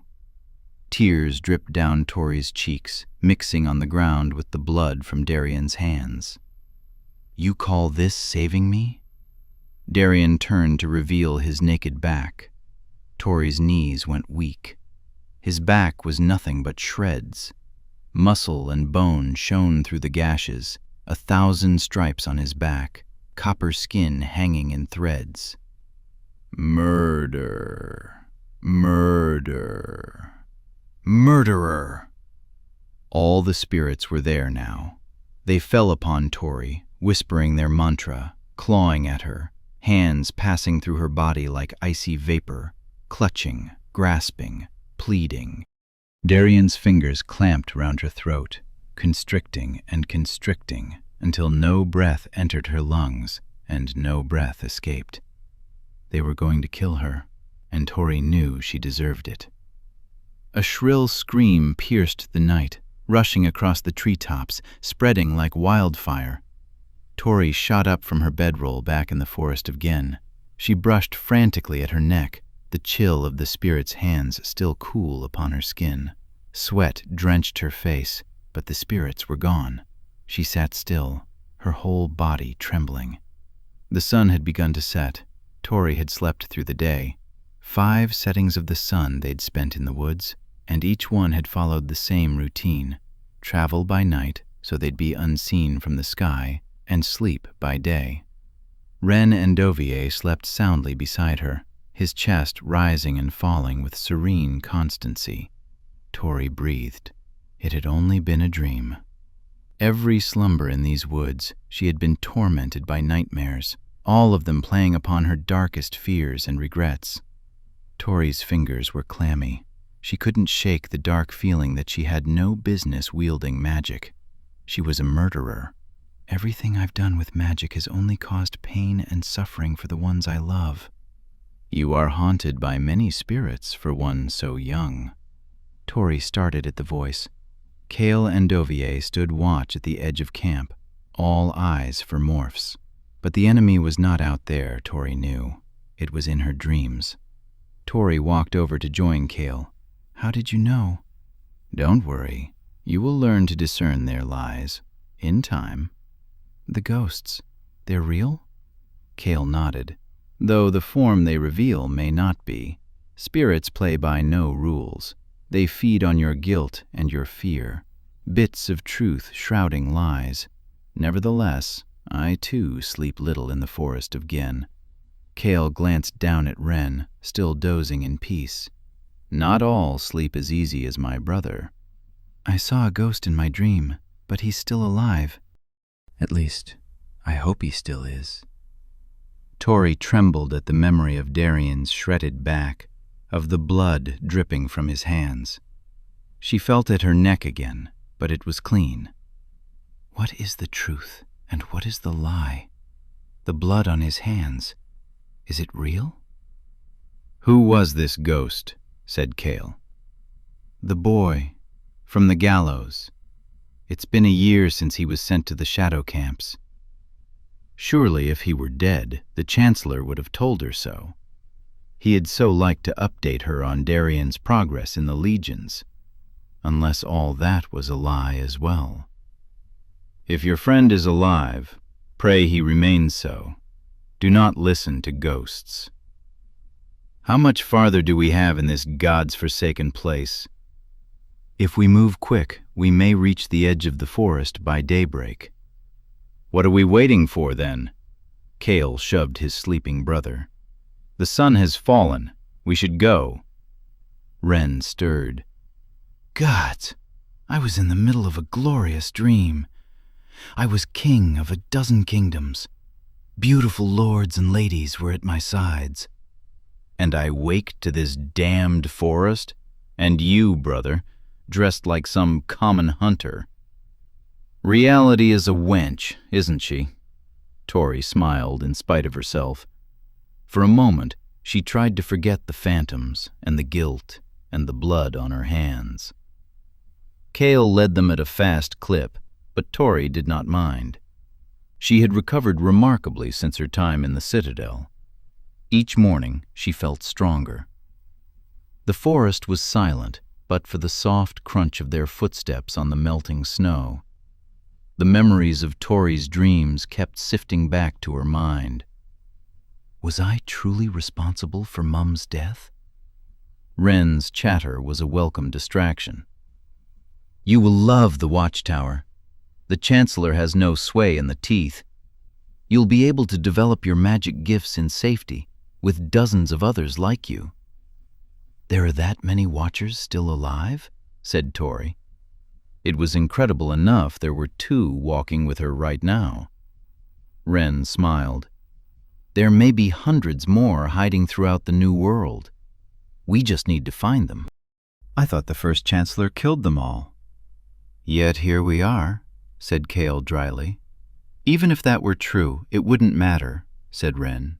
Magic does not pass on solely by heredity. It is in everything. It is the fabric of life. All the Watchers in the world could be hunted down, but more would keep turning up. Were your parents Watchers? Said Tori, thinking again of her mum. There was an awkward pause. Cale would not meet her gaze, and Wren's face turned to an unnatural scowl. Our family is a rather unpleasant subject, I'm afraid, said Wren. But yes, they were Watchers. They suppressed their gifts, like many others in Osha. People never had good things to say about House Endovier in Marrel, said Tori. Yes, the cursed house, they called us. They blamed our demise on a plague. It wouldn't have gone over well if it got out that an Oshan lord house practiced sorcery, would it? I guess not. When I betrayed Cyrus Marrow to form the Shadow Watch 3 years ago, they made up all that shenza about the plague. They murdered my cousins and aunts and uncles and called it a bloody sickness. You betrayed him, said Tori. And where were you, Cale? Banished, he said curtly, years before any of that. You're the one they called the exiled lord, said Tori, recalling the old rumors. The cursed house had always been a point of gossip among nobles, and the fact that they had fallen from favor in Marrel made them especially interesting to the servants as well. Exiled myself, actually. Found out what our family was. Cale's voice drifted off. His eyes appeared sad. I ran away. Couldn't be in that city anymore. And now here we are, said Wren. So this resistance, it's about revenge then, said Tori. Wren shook his head. No, Tori. This is about liberation. For our kind. For the lowborns. The chancellors are evil. They sit in their citadel while their morphs, who were created by magic, hunt down and kill those blessed with the gift. And the High Council is filled with corrupt nobles who live in their luxurious estates while thousands of lowborns toil in their fields and workhouses. This is about much more than revenge. But they killed your family, said Tori. Kale looked away, and Wren scowled. Yes, said Wren, as they killed yours, and many others. The brothers were silent for some time. There was more, Tori could tell. Something Wren and Kale were hiding about their past. And Tori was struck with the unnerving realization that she was entrusting her future to complete strangers. Yet what other choice do I have? Where else would I go? Tori had known few friends in her life. A pair of young serving girls in the Triumvelle, a thief or two in the fringes, if anyone in the fringes could be called a friend, and Darien. But out here, Wren and Kale and Dovier were her only allies. Solero must have trusted them, and Commander Solero was about the only person in the world Tori had left to trust. I wish he were here. I wish I understood why he helped me, why he chose me when he knew what I was. Is he even still alive? Tell me about the watchtower, Tori said when she'd tired of the silence. Wren spoke, and Kale seemed content to let him. The watchtower is like no place in the New World, Astoria. Not since the ancient days have so many watchers been united. There you can become the watcher you're meant to be. We are the future of the New World. The Chancellor is not nearly as invincible as he believes. He may not be as weak as you want him to be, Tori muttered. She had told the brothers about the source of Cyrus Morrow's power. They did not imagine hers was the first watcher blood to be harvested. Tori might have been only one of many locked away in the depths of the citadel. If there were dozens at the watchtower, there could be dozens elsewhere for the Chancellor to hunt and feed upon. But he has lost you, Wren said, and that makes him weak. Perhaps not physically, but there is a power far greater even than magic. Your act of defiance was a sign of hope the New World has waited centuries for. The lowborns are angry and defiant. There are lord houses tired of the corruption of the High Council. The Empire is thirsty for a new government. The time is ripe for revolution. Tori recalled the riots in the square after the day of the gallows. The time was ripe for revolution then as well. The lowborns had revolted, and they had died. Am I a source of hope, she wondered, or a pathway to destruction? What if I don't want to join your army, said Tori. I'm grateful for all you've done, but I never asked for this. What if I don't want anything to do with this revolution? Part of her was torn. She was free. She could run off to the Southern Isles, or Parja, or the Triumvelle. She could forget about magic altogether, a notion that seemed more and more appealing each night the ghosts came to her. After all, Tori had lived most of her life in ignorance of her gifts. She could run far away, live free from any memory of the Chancellor. But what about Darien?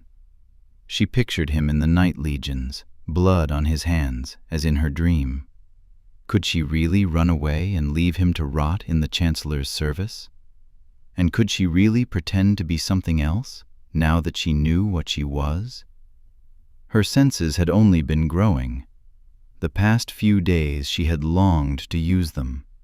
It was like a child learning to talk who can barely resist the urge to babble on and on. Tori wished her mother were alive. She wished she had anyone left she could confide in. "Long ago," said Wren, "the Watchers were the aides to kings and queens across the old world. The Order helped keep peace, helped protect the world. My mother believed in the creeds of the Order. She used to tell me that we were given these gifts by the gods, and since they are gifts, we must give back. We are fighting the cruelty of the Empire.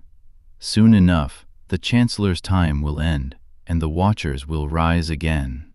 As he spoke, Wren looked up at the stars, his voice strong and determined.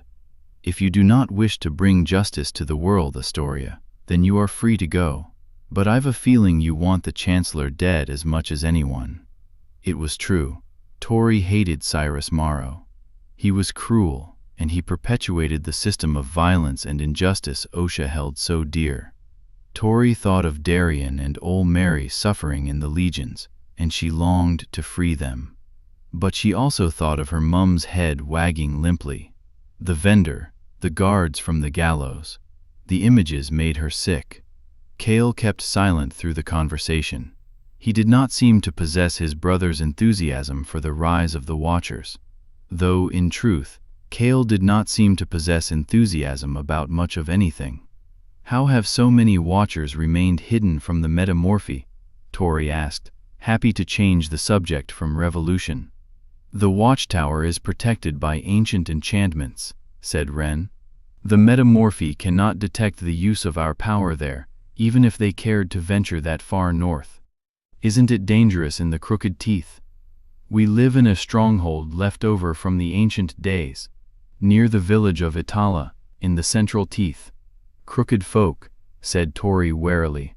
She had heard tales of them impaling Oshan soldiers on stakes if they marched too far north.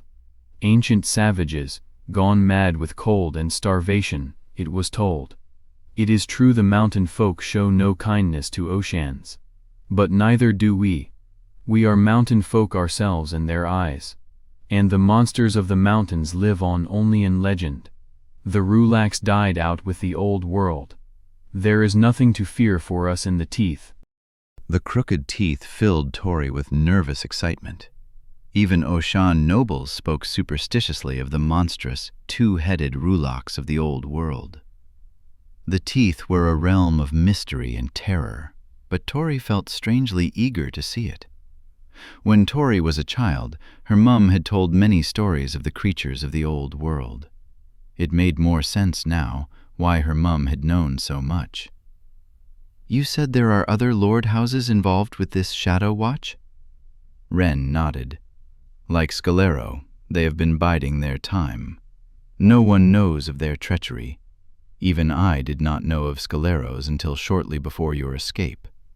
But when the moment arrives, the others will join us." "Are they like your house? Are there others in Osha who are Watchers?" "She is wondering about her mother," said Cale suddenly. Tori nodded. How did he know? "Your mother was Oshan," said Wren, "but sadly, I do not know what house she came from, just as no one knew about our house until the end. I wish I knew, truly. But you were named for a goddess of the old world. I imagine her house also held on to the old stories, the old ways."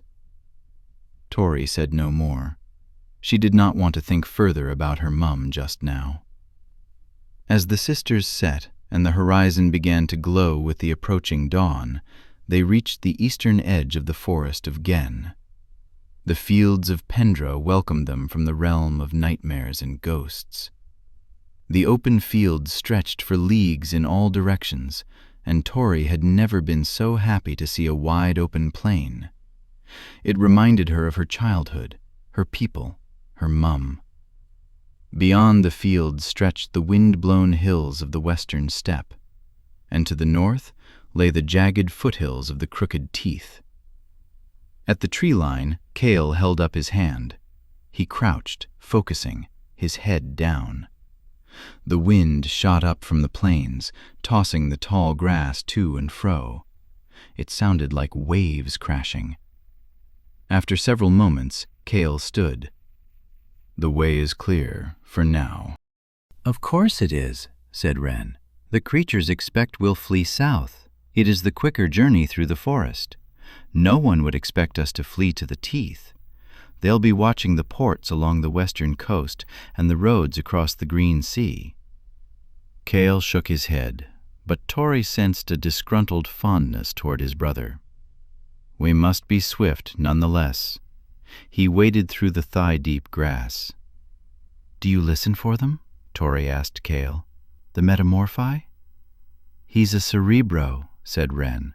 "The order of minds. He can sense magic across leagues. That is how we found you back in the fringes." "And what about you?" said Tory. "What's your ability?" "Besides being devilishly handsome and charming?" "Well, that's more a curse, isn't it?" Tory shot back. Wren laughed, his mouth gaping. He grasped her shoulder. "It is, yes, it is a curse. Finally, someone who understands. It's a heavy burden, in fact. You hear that, brother?" "Sorry, I tend to tune out Shenza," Cale smirked. Wren laughed all the more, and Tory let a smile spread wide. She enjoyed sharing the brothers' company, even Cale's, despite his somber disposition. But there was something very appealing about Wren: youthful confidence, courage, light-heartedness. It was a welcome change from the darkness she had known so long. "Besides my charms, though, Astoria, I am a conjuri, the manipulators of matter. We are paired in this ability." As he spoke, Wren summoned his dagger from its sheath. It floated alongside him as he walked, and then flew to his hand. This was followed by the satchel of lead balls. As Wren continued walking, he fired them at a lone tree in the distance, hitting his mark every time. Then all of his weapons returned to their place on his belt. Cale glared at his brother. "We are not nearly far enough north for such carelessness. The morphs are still searching for us." Wren nodded, though with a smirk. "If they were near, you would sense them." "Why didn't you use your power when you faced that morph in the fringes?" said Tory. "The one that had me trapped in the streets. Surely you could have simply shot it."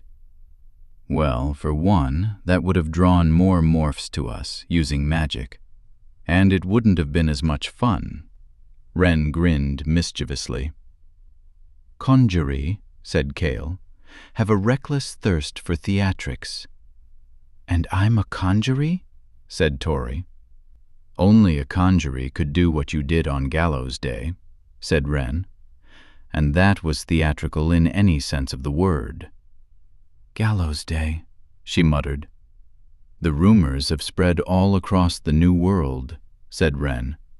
"Your act of defiance has given many a brief bit of hope. Imagine the hope when word spreads you are still alive." Tory did not like the thought that she was some mythic sign for the masses. "Hope of what? More war? More bloodshed? Another war between the worlds?" "Restoration," said Wren. "In the old world, the Watchers were the last link to the gods. The thought that they may not have been vanquished. Tory, you are the first Watcher to reveal power so publicly in over 300 years. There are dozens of others. And we have lived our entire lives in fear of being tortured and killed by the metamorphi. You were the first to reveal your power, and you survived the Chancellor's wrath. This is something larger than you, whether you like it or not. You've given hope to us as well." They traveled on in silence for some time. Tory kept thinking back to her fall after stabbing the Chancellor, the pain that had smothered her, and then the almost immediate relief.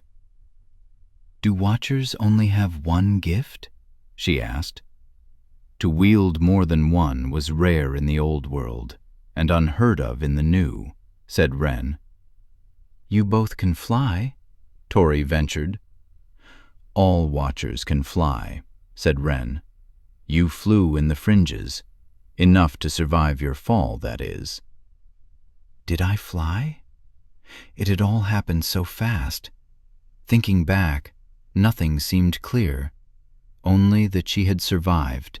She'd felt searing pain for a moment, and then it was gone, and she had sprinted to the forest of Gen as though nothing had happened. But it made no sense. The magic of the Watchers seemed to be so ordered. A conjurer would not be able to heal.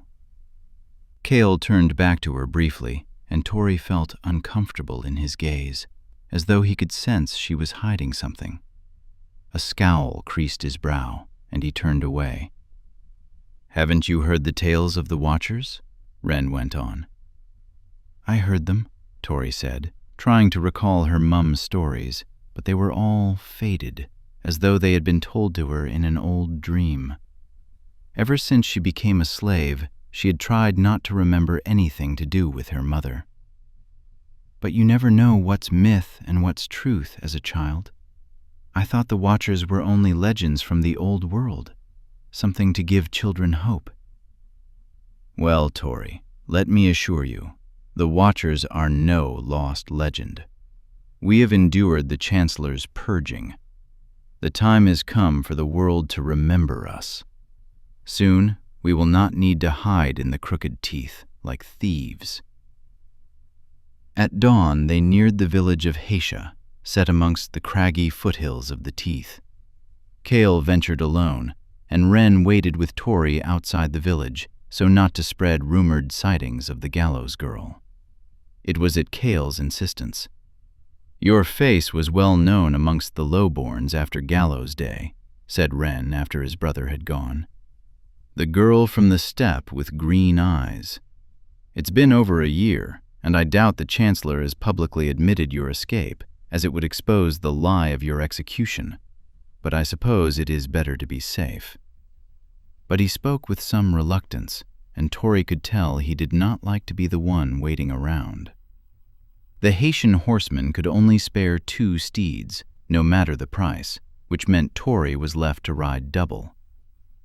"I think Wren may have that honor," said Cale as he led the steeds from the village. "I don't think you'll mind." Tori did not mind either, if she was honest. She wrapped her arms around Wren's waist, noting his broad shoulders and the muscles of his back, which were clearly defined beneath his tight-fitted tunic. "He's charming, strong, handsome, and a rebel leader. But those are foolish thoughts right now."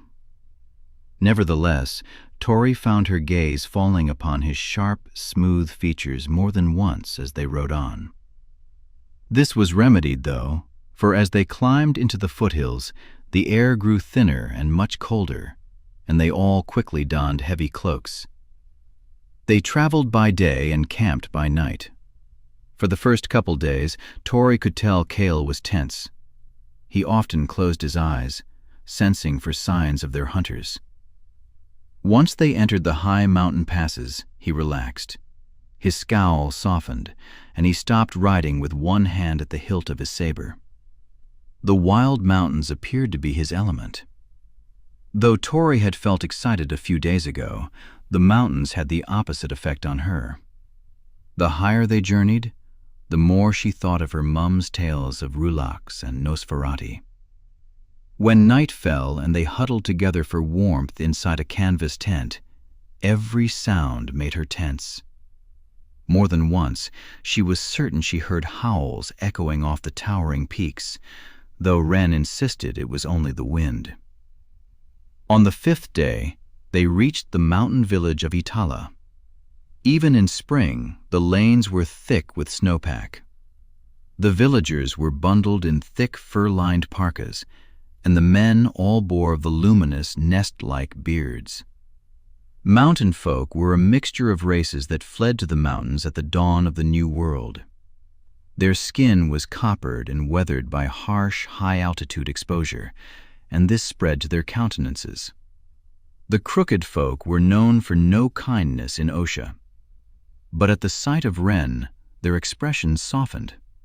Children pointed and grinned at them, running alongside their horses. Wren waved them off with a charming smile. "I told you, we are mountain folk." "You offer them blessings from the gods," said Cale. "Blessings?" said Tori.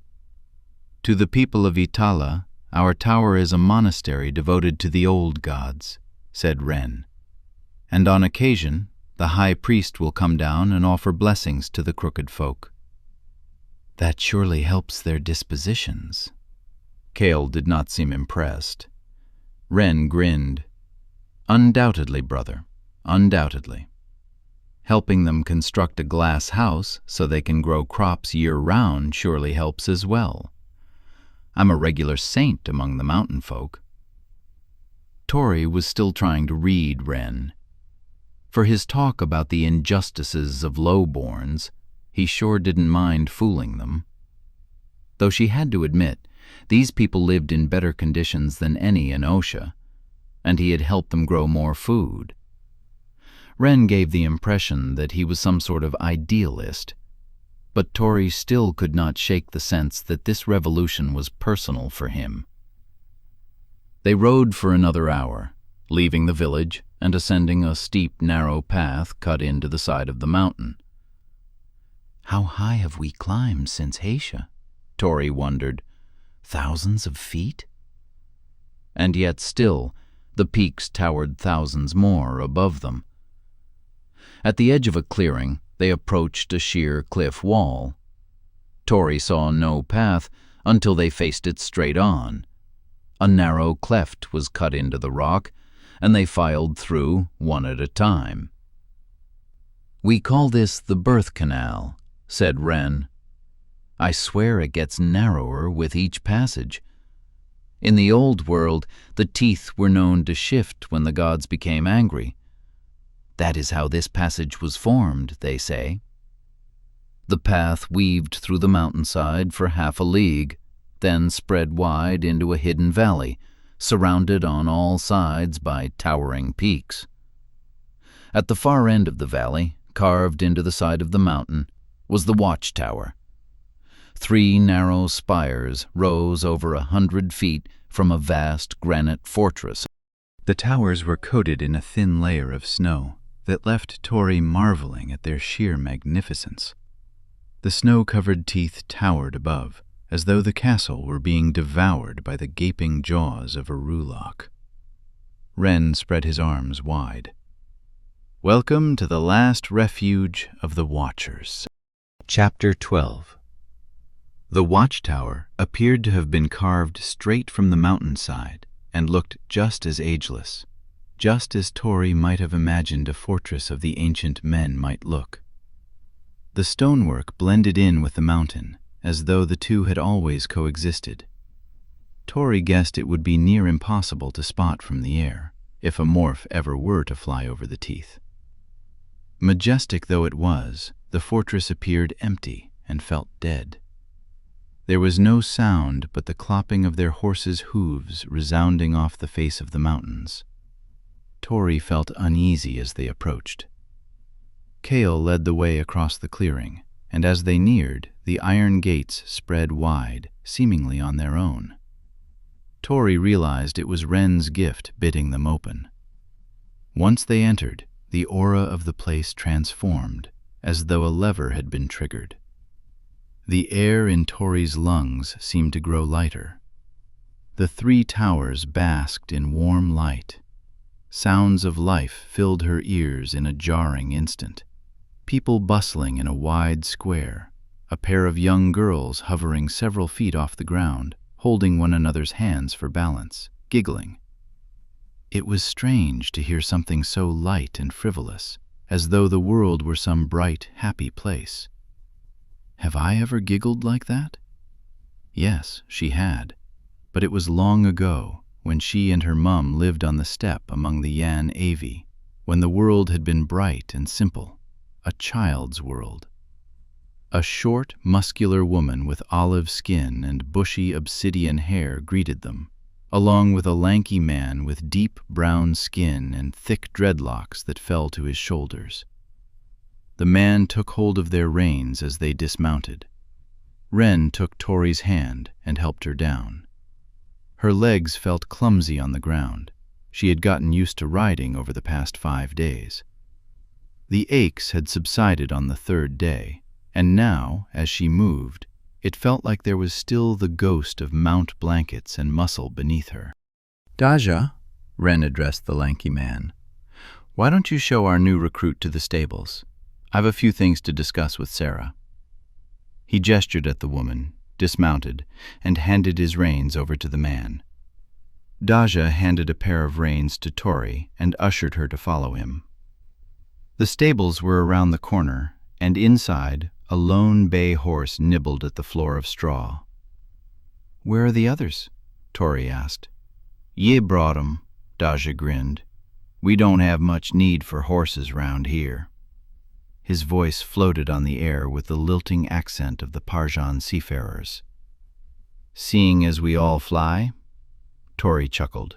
"I suppose not." "Meself, I hope we keep these 2 round, though. Poor Rothbird has to pull our sleigh on his lonesome any time we make for the village. I don't reckon he'd mind the assistance." Daja removed the mount blankets and led the horses to a stall, then heaved mounds of hay after them. "You're the one they've been talking about, the one who blew up the bloody gallows." "That's me." "Gods, what a way to find out your magic, eh?" A pang of guilt tugged at Tori. She felt sick, but pushed the notion away. "Me, I tripped on a bit of rigging. There was these giant hooks all set out on deck. I would have landed straight on 'em and skewered myself." "What's your gift?" "Mum called it being shifty, but round here they call it enduro. I can be ruddy quick when I need to be. Managed to skid away from them hooks with only a few scratches. One time, I lifted the purse off a Morgathian admiral when they boarded Mum's ship, wagerin' we was pirates." "Your mum was a pirate?" Wren stood in the door and laughed. "She was a bloody privateer. God save her. Aha!" Wren shook his head, still chuckling. "Daj, tend to our gear, will you? I'm going to show Tori around." "You're the captain," Daja said, though Tori noticed his jolly expression turn slightly at the request. "Pleasure to meet you, gallows girl," he said, recovering himself. "Just Tori." "There is no just Tori anymore," said Wren, wrapping his arm around her shoulders. "You are Astoria Buradai, the gallows girl. Come, let's get you cleaned up. A year in bondage, a journey through sewers, battles with metamorphy, 2 weeks on the run, and it's nearly dinner time." Tori laughed. She was quickly finding that Wren had a way of triggering laughter. Kale stayed back with Daja in the stables, and Wren led Tori across an open courtyard to the 3 central spires of the fortress. Within, there was a great wide hall leading to extravagant rooms, a ballroom with a crystal ceiling that made the light dance around the walls, a vast dining hall with tables that could have served 100 people, a library filled with ancient scrolls. "Where did all this come from?" Tori asked as he led her toward the 3 winding staircases to the spires. "Much of this was here when we arrived. This place went untouched for hundreds of years. The scrolls were collected by my family, our secret library of the old world." Wren took her by the arm and led her up the central tower. They stopped outside a room halfway up. "These will be your quarters. I trust they'll suit you."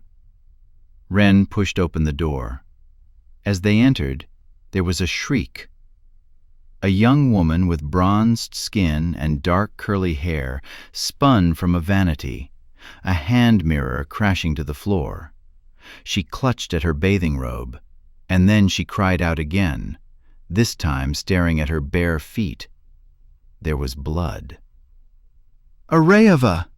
The girl swore by the sun goddess of the Yanavi. She lifted her foot, and a piece of glass worked its way out, and the skin closed over. A healer. "Captain Andovier, I did not realize you would be visiting my bedroom the moment you arrived." The girl's cheeks had turned crimson. Wren smiled. "My apologies. I should have announced myself. Thank the gods and the soul, you are a regenero. Vashti Buradai, this is Astoria, though you know her as the Gallows Girl. Tori will be taking the third bed in here with you and Misha. If we find many more watchers, we'll have to build more towers."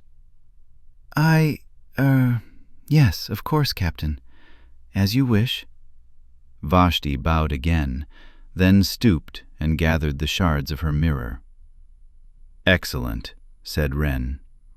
"Astoria, I am afraid I must discard these dreary traveling clothes before dinner. I will see you shortly." He took her hand. His skin was warm, and her fingers tingled at the sudden touch. "I am glad you're with us." Tori smiled. "Me too. Thank you for everything, Captain," she added. Wren opened the door, then glanced back. "Vashti, give her something to wear for dinner, will you? Tarasi!"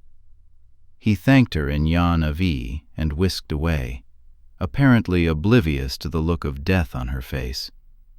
Vashti muttered curses in her native tongue, looking herself up and down, standing in her robe, still blushing. She turned back to the vanity and returned to powdering her cheeks. The room was silent but for the dabbing of cosmetic brushes. The bedroom was much larger and more ornate than the room Tori had shared in Solero's estate. The walls were decorated with fine tapestries, the bedsheets made of exquisite linen. There were hand-carved cabinets beside each bed, and a full-body wash-basin steamed with soapy water beside the vanity. Tori couldn't wait to wash. In silence, Vashti finished her cosmetics and donned brightly colored silks. "I'm, sorry I embarrassed you," said Tori, taking a seat on the bed. Vashti had begun braiding her hair in the intricate star design of the Soltaya. Tori remembered it from her childhood. The women in the chief's family all wore it. This girl had been Yan Avi royalty once, and she certainly acted the part. She scowled in the mirror, but did not turn to respond. "Embarrassed?" said Vashti eventually. "Do not insult me. You're a Burodai." "Yes," she said coldly. "I was." "Daughter of the Sultane. What do you know?" "I was a Burodai too," said Tori. "My mother ran away with a tribesman. I spent my first 7 years on the steppe. We might have seen each other long ago." "How touching." Vashti got up to leave. "Vashti, you told Wren I could borrow some clothes?" Vashti huffed, eyeing Tori up and down. "You are oblivious, aren't you? Here's some garb." Vashti tossed Tori her damp bathing robe. The door flew open just as Vashti was about to exit. A sprightly girl with short black hair and olive skin rushed in, smiling. "New roommate, have we? Is that what smells?" There was an awkward pause. The girl smiled up at Vashti, who did not seem sure how to respond. The girl glanced over at Tori, still smiling. Vashti left, shaking her head and muttering in Yan Avi. It had been long since Tori had spoken the language, but she remembered the curses well enough. "Gods, what's her problem?" Tori muttered after Vashti had gone. Vashti and the captain were involved. She hates your guts. But don't take it personal. She hated you long before she met you. And now you're sharing our room. Should be loads of fun, eh? I'm Misha, by the way. "Tori?" "I know who you are. Everyone knows who you are. Astoria Burodai. We've been waiting for you." Ever since we got news you were alive, the captain hasn't been able to shut up about bringing you here." "I'm sick of hearing that. It was nothing, really. I just happened to discover my gifts in front of the Chancellor." "Nothing, huh?"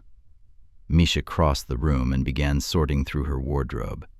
She wore breeches and a white blouse, with a strange pair of stone bracelets around her wrists, which was apparently not dining attire. "What you did that day? No one reveals their power like that. That'd be tough for a conjurer with 3 years' training. The captain has never gone after a recruit like that. Always sends his brother. He thinks you're special." "Gods, even the crooked folk have been whispering about what you did."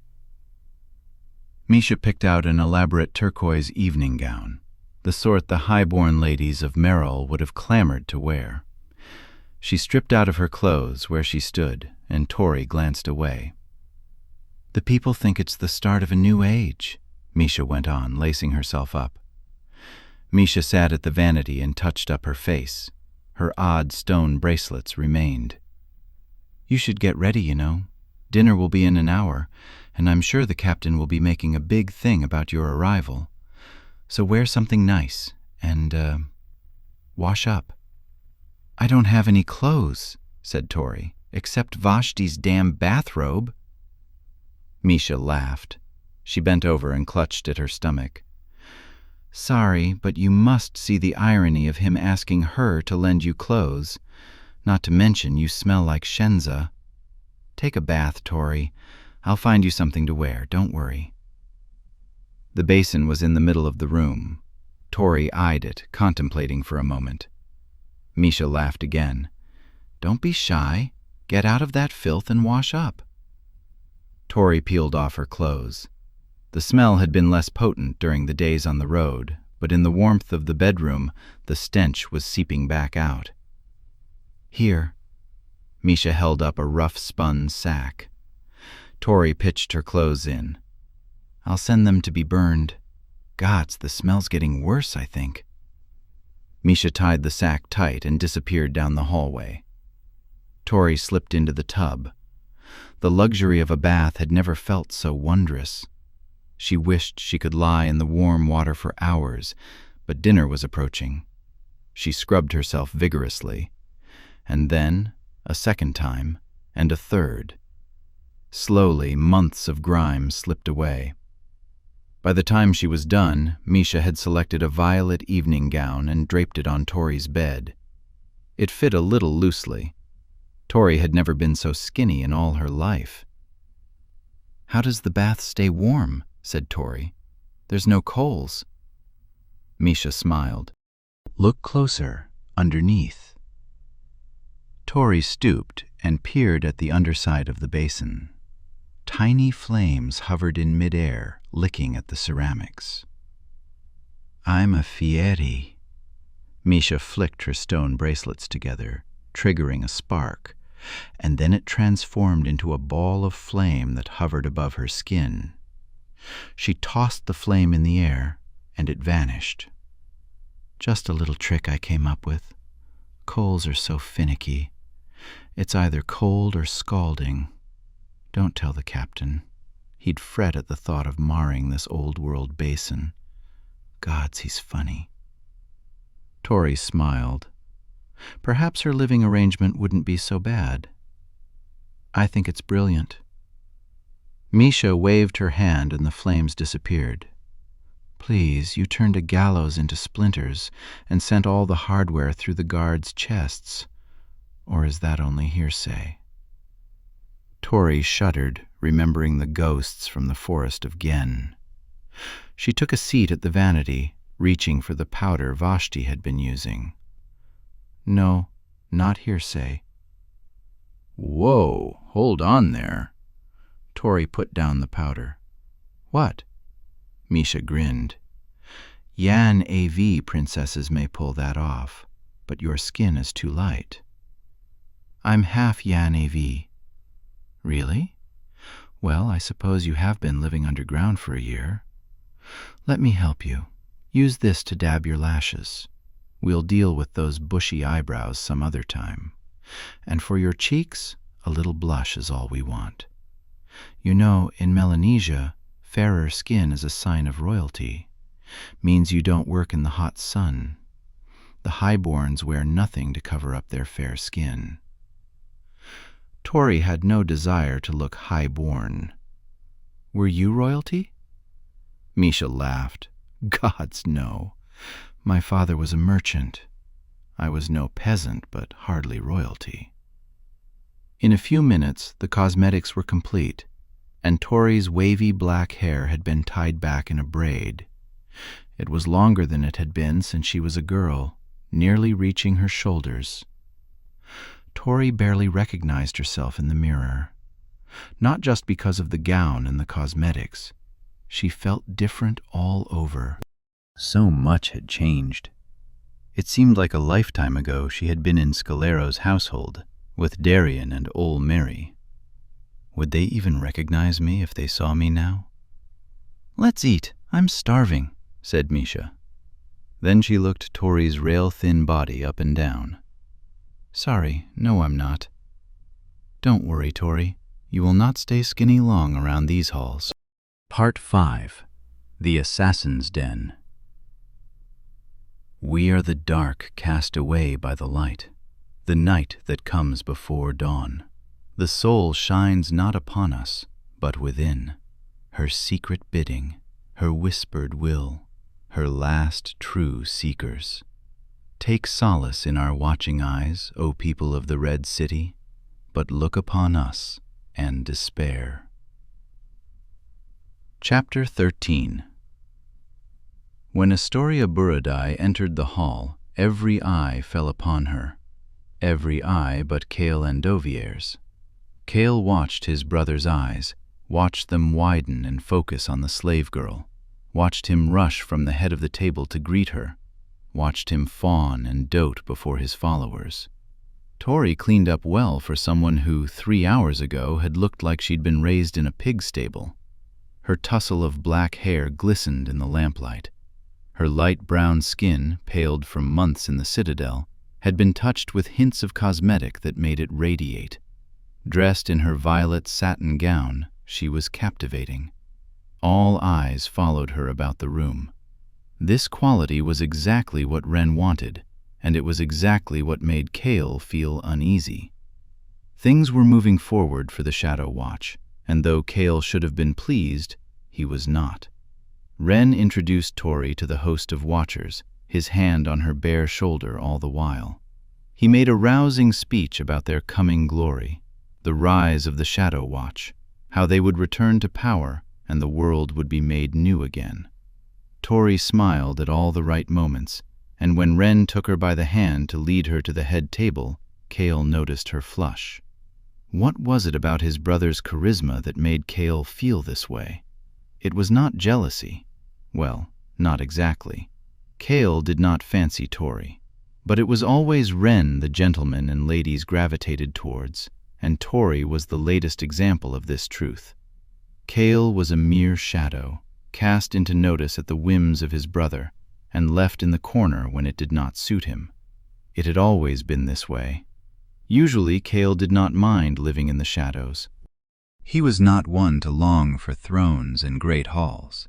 He did not seek the doting of lords and ladies, nor the following of an army of watchers. In truth, he already longed to return to the road.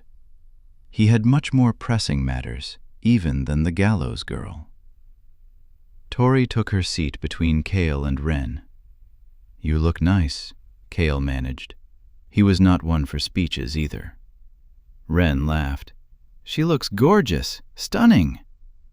Tori smiled. Yes, thank you. Now, I know this isn't ladylike, but this is the first real meal I've had in months, and right now, I want nothing more than to eat." And Tori dove into the feast before them. Roasted alkine, stewed vegetables, potatoes, and steaming bread. Tori ate voraciously. She'd proven so strong on the journey, Cale had nearly forgotten she'd spent a year starving and bleeding out in the White Citadel, that she'd lived her entire life in poverty and slavery. This, too, for some reason, worried him about her. He sensed a buried rage, shrouded by guilt and insecurity. The combination left a bad taste in his mouth. "Gods," said Wren, brushing Tori's shoulder again. "You'll choke yourself if you don't chew more." "Sorry," she blushed. "I'll say it again. I think it would be best if you rested a few days before joining the others in their training regimen. Eat up and sleep in a bed for a change. You're weary and you've been through so much." But Tori shook her head. "Things are moving forward for your resistance, correct?" "Well, yes." Cale liked to see his brother stumbling over his words. "If I've stirred up the makings of a rebellion, and if you've been waiting for this moment, we don't have time to waste, do we? I have no control over my gifts, and I need to learn." Tori did not strike Cale as the revolutionary sort. She was soft-spoken and small. She was undeniably fierce, a survivor, but the face of a rebellion? Cale sensed she was driven by something much more personal than a magical revolution, not unlike himself. "Very well," said Wren, smiling. "Your point is made. I will inform Sarah you will join the others tomorrow morning." "Sarah? You met her at the gate this afternoon." Wren gestured to the Aleut woman, who was conversing with a pair of younger children. It had always worried Cale that children so young were learning the ways of war. But he, of all people, knew that even youths were not spared by the Chancellor. "Sarah oversees all drills and leads the morning exercises," Wren went on. Tori's expression turned slightly, and something stirred in Cale's cerebro sense. "What about you?" she asked. "I am the captain," said Wren. "I oversee everything. Now, please, it is not healthy to eat so quickly. You will not go hungry again, I promise. Replenish yourself, slowly." "What about you, Cale? Will you be assisting in my training?" Tori turned to him. Her green eyes flickered in the torchlight. Cale cleared his throat. "I'm afraid not. I set out at first light. There are more watches waiting to be found." "So soon?" "Exactly what I said," said Wren. "I am the exiled lord, after all," Cale thought. "Walled life has never suited me much," said Cale. "There is much work to do before we entertain thoughts of a revolution. As you said, there's no time to waste." Misha came by the table and whisked Tori off to meet the other watchers. Wren watched her, and Cale watched them both. Wren was grinning, leaning back in his chair so it balanced on two legs, cheating gravity with a subtle flare of magic. There was a certain beauty to this place, Cale had to admit. The ability to use their gifts without fear of discovery. "The rumors are spreading, Cale. Sarah says word has already reached Itala of the Gallows Girl's escape from the Citadel. More watchers will be coming to us. More will believe, and more will discover their gifts. You will sense them by the day." He had sensed them already. "We will have our army," said Wren. "Mother would be proud." "Mother would be proud of you. And she would berate me for my lack of fervor, for losing Kira, for the Isle of Jallah, for the day I discovered what I could do with my mind." "It is a good day for us, Cale. You should enjoy it, and a few more like it." Cale shifted uncomfortably. He lowered his voice. "She is more powerful than you let on, brother." Wren held his smile, though Cale sensed he'd been caught off guard. "Did you think I hadn't noticed?" Wren led his chair back to the floor, still smiling. "I would be a fool to think I could keep secrets from a cerebro, wouldn't I? Yes, Astoria Burudai is more powerful than I ever could have dreamed." Cale shifted uncomfortably in his seat, his uneasiness making him restless. Misha Sufai was escorting the Gallows Girl around the room. Tori looked so innocent, Yet he sensed a desperation inside her, something beyond her control. "Look at her," Ren whispered, shaking hands and smiling as though she should be honored to be here. "She has no desire for power, and that is just what we need." "You think she is a mage?" "She exhibits conjuri and regenero skills at the very least, one from both the material and corporeal realms. I've never seen someone heal so quickly and with so little training. Her legs were obviously broken when she fell with the Chancellor. The girl healed so fast, even she doesn't know her own power." Cale watched Tori for a moment. He was not so sure this was true. Somewhere deep, Astoria knew she was powerful, but she was afraid of it. He had shared her dreams. He had seen her ghosts in his mind. "She trusts you, brother." "Should she not?" "You want to use her." "For the good of our kind, the good of the world." "And you're content to leave her in the dark about her power?" "For the time being," said Ren. "Astoria must learn to accept her strength. She must grow in knowledge of herself. Then she will be ready to embrace who we want her to be." "Who you want her to be. Who the world needs her to be, brother. This is bigger than you or me or the gallows girl." He was sounding more and more like their mother every day. "All the more reason I should go, then. At least take someone with you. Daja would do well." Cale shook his head. "No, I must go alone." Ren set his goblet down hard, but he maintained his smile in the presence of his soldiers. "You're not rushing to search for watchers at all, are you? You're looking for Kira." Cale cursed him. It was a rare secret Cale could keep from his brother. "I journey where I please," said Cale. "I may have come to help your cause, but you are not my captain." For a moment, Cale thought Ren might explode, but after a breath, he calmed himself. "I wish there were hope for Kira as well, but do not build up hope where none should be built. She fell into the hands of the Morphs months ago. You know what they do to. She escaped, and I must find her. I can send others to track down your recruits for a week or so." "And how do you know she escaped?" "I just know." Cale was silent. "Tell me, brother, if she truly escaped, why hasn't she returned? How can you be sure Kira wants to be found?" Ren was always dependable for putting words to the fears Cale did not wish to voice. "If Kira has abandoned the Shadow Watch, she can speak it to my face." Cale and Kira had tracked together for years.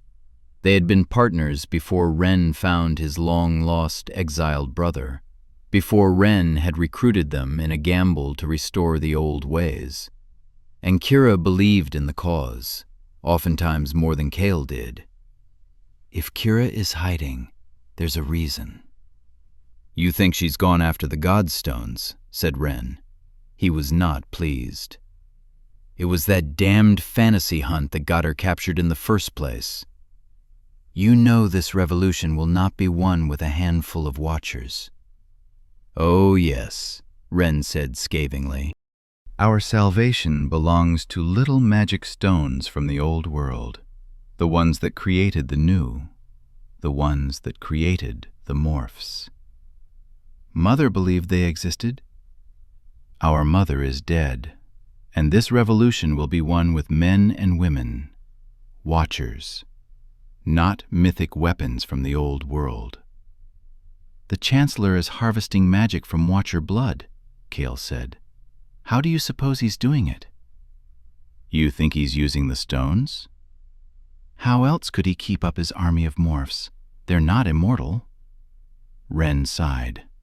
"I don't know." "I think Mother was right, that the Chancellor's always had one, and I think Cyrus Morrow is looking for the others. When the Morphs attacked, Kira and I were close. I think there was a reason they followed us to Jerka on our last expedition. They're myths, Kale. Has it ever occurred to you that our mother's stories were Shenza? You want them to be true because you think finding them will relieve your guilt about what happened to her. Don't! Kale nearly shouted. They had fought this fight before, and Kale was tired of it. He lowered his voice. Do you trust me or not?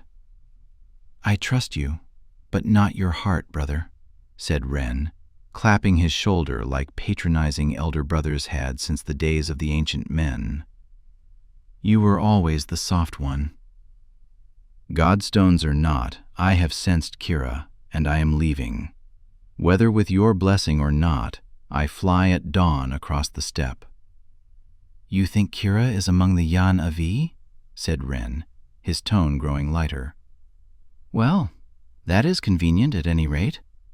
While you're there, you can gauge that army the great Sultan is raising across the steppe. The timing of his next move will be critical to our own. An army? Said Kale skeptically. Vashti may have been banished for her sorcery, but she knows her father. Sultan Buradai has been biding his time for years.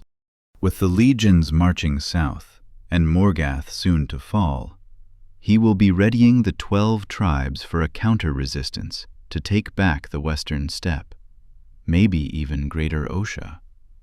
If he does, it will provide our perfect moment to rise up in the White Citadel.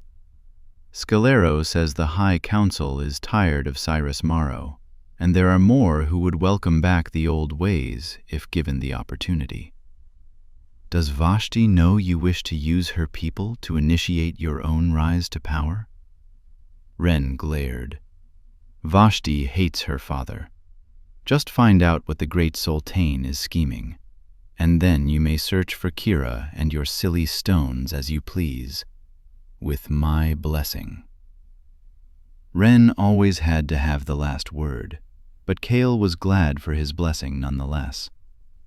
Very well. Before you go, tell Daja where he can find the next recruits. You've sensed more, I trust? Several. But Daja? You think he can bear the responsibility? Truth be told, Kale did not wholly trust the privateer's son. Parhan seafarers were not known for their moral code. They blew wherever the wind took them. Someone has to do the tracking while you're gallivanting with those herdsmen.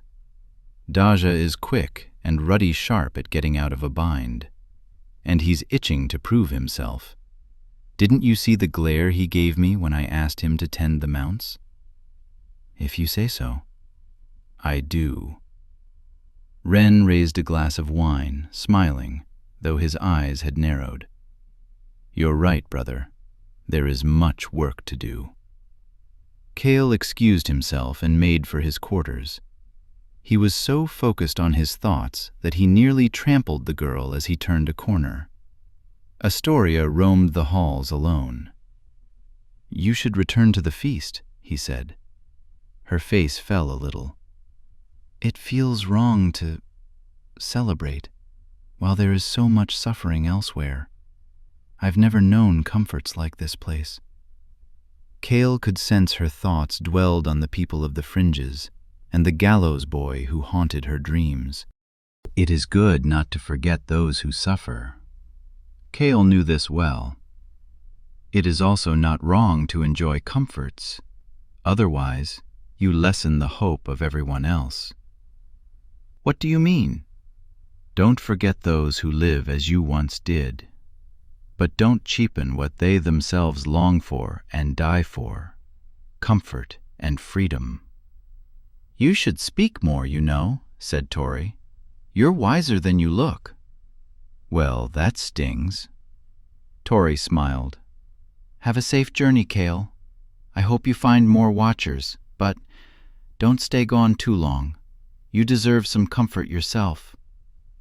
Kale nodded, and Tori left to rejoin the festivities. When Kale reached his bedchamber, he found himself unable to consider the possibility of sleeping on a feather mattress in a stone-walled cell. He had spent so many years on the run, terrified to use his powers lest he be hunted down and murdered by the Chancellor's creatures. If you ceased to use an ability long enough, you could believe it did not exist, like an old prisoner who, after a lifetime underground, believes there is no such thing as color and light. There had been times Cale could not have used his Watcher gift, even if he'd had the nerve to try. That was his existence after his self-appointed exile, until Kira. Kira Fen had reminded him who he was. In the outer realms of civilization, on an isle in the Bay of Jala, in the Far East, beyond the reach of the Chancellor and his morphs, they had rediscovered their gifts. There had been 17 of them, a commune of Watchers rediscovering their true selves, led by a Watcher as ancient as the orders of the old world. It was a place not unlike the Watchtower, but no place was truly safe from the reach of the Chancellor. The morphs had come in the early hours of the morning, descending in gray light upon blurry, waking eyes. Cale and Kira had spent the night in the gardens, and they were rejoicing in their triumphs and their awakening love when they heard the screams. All the others were slaughtered, even their leader, whom Cale had thought could never die. Only one morph was slain in the process. Cale and Kira, the lone survivors, were left alone to walk among the dead and wonder what might have happened had they spent the night with the others, rather than indulging themselves in love.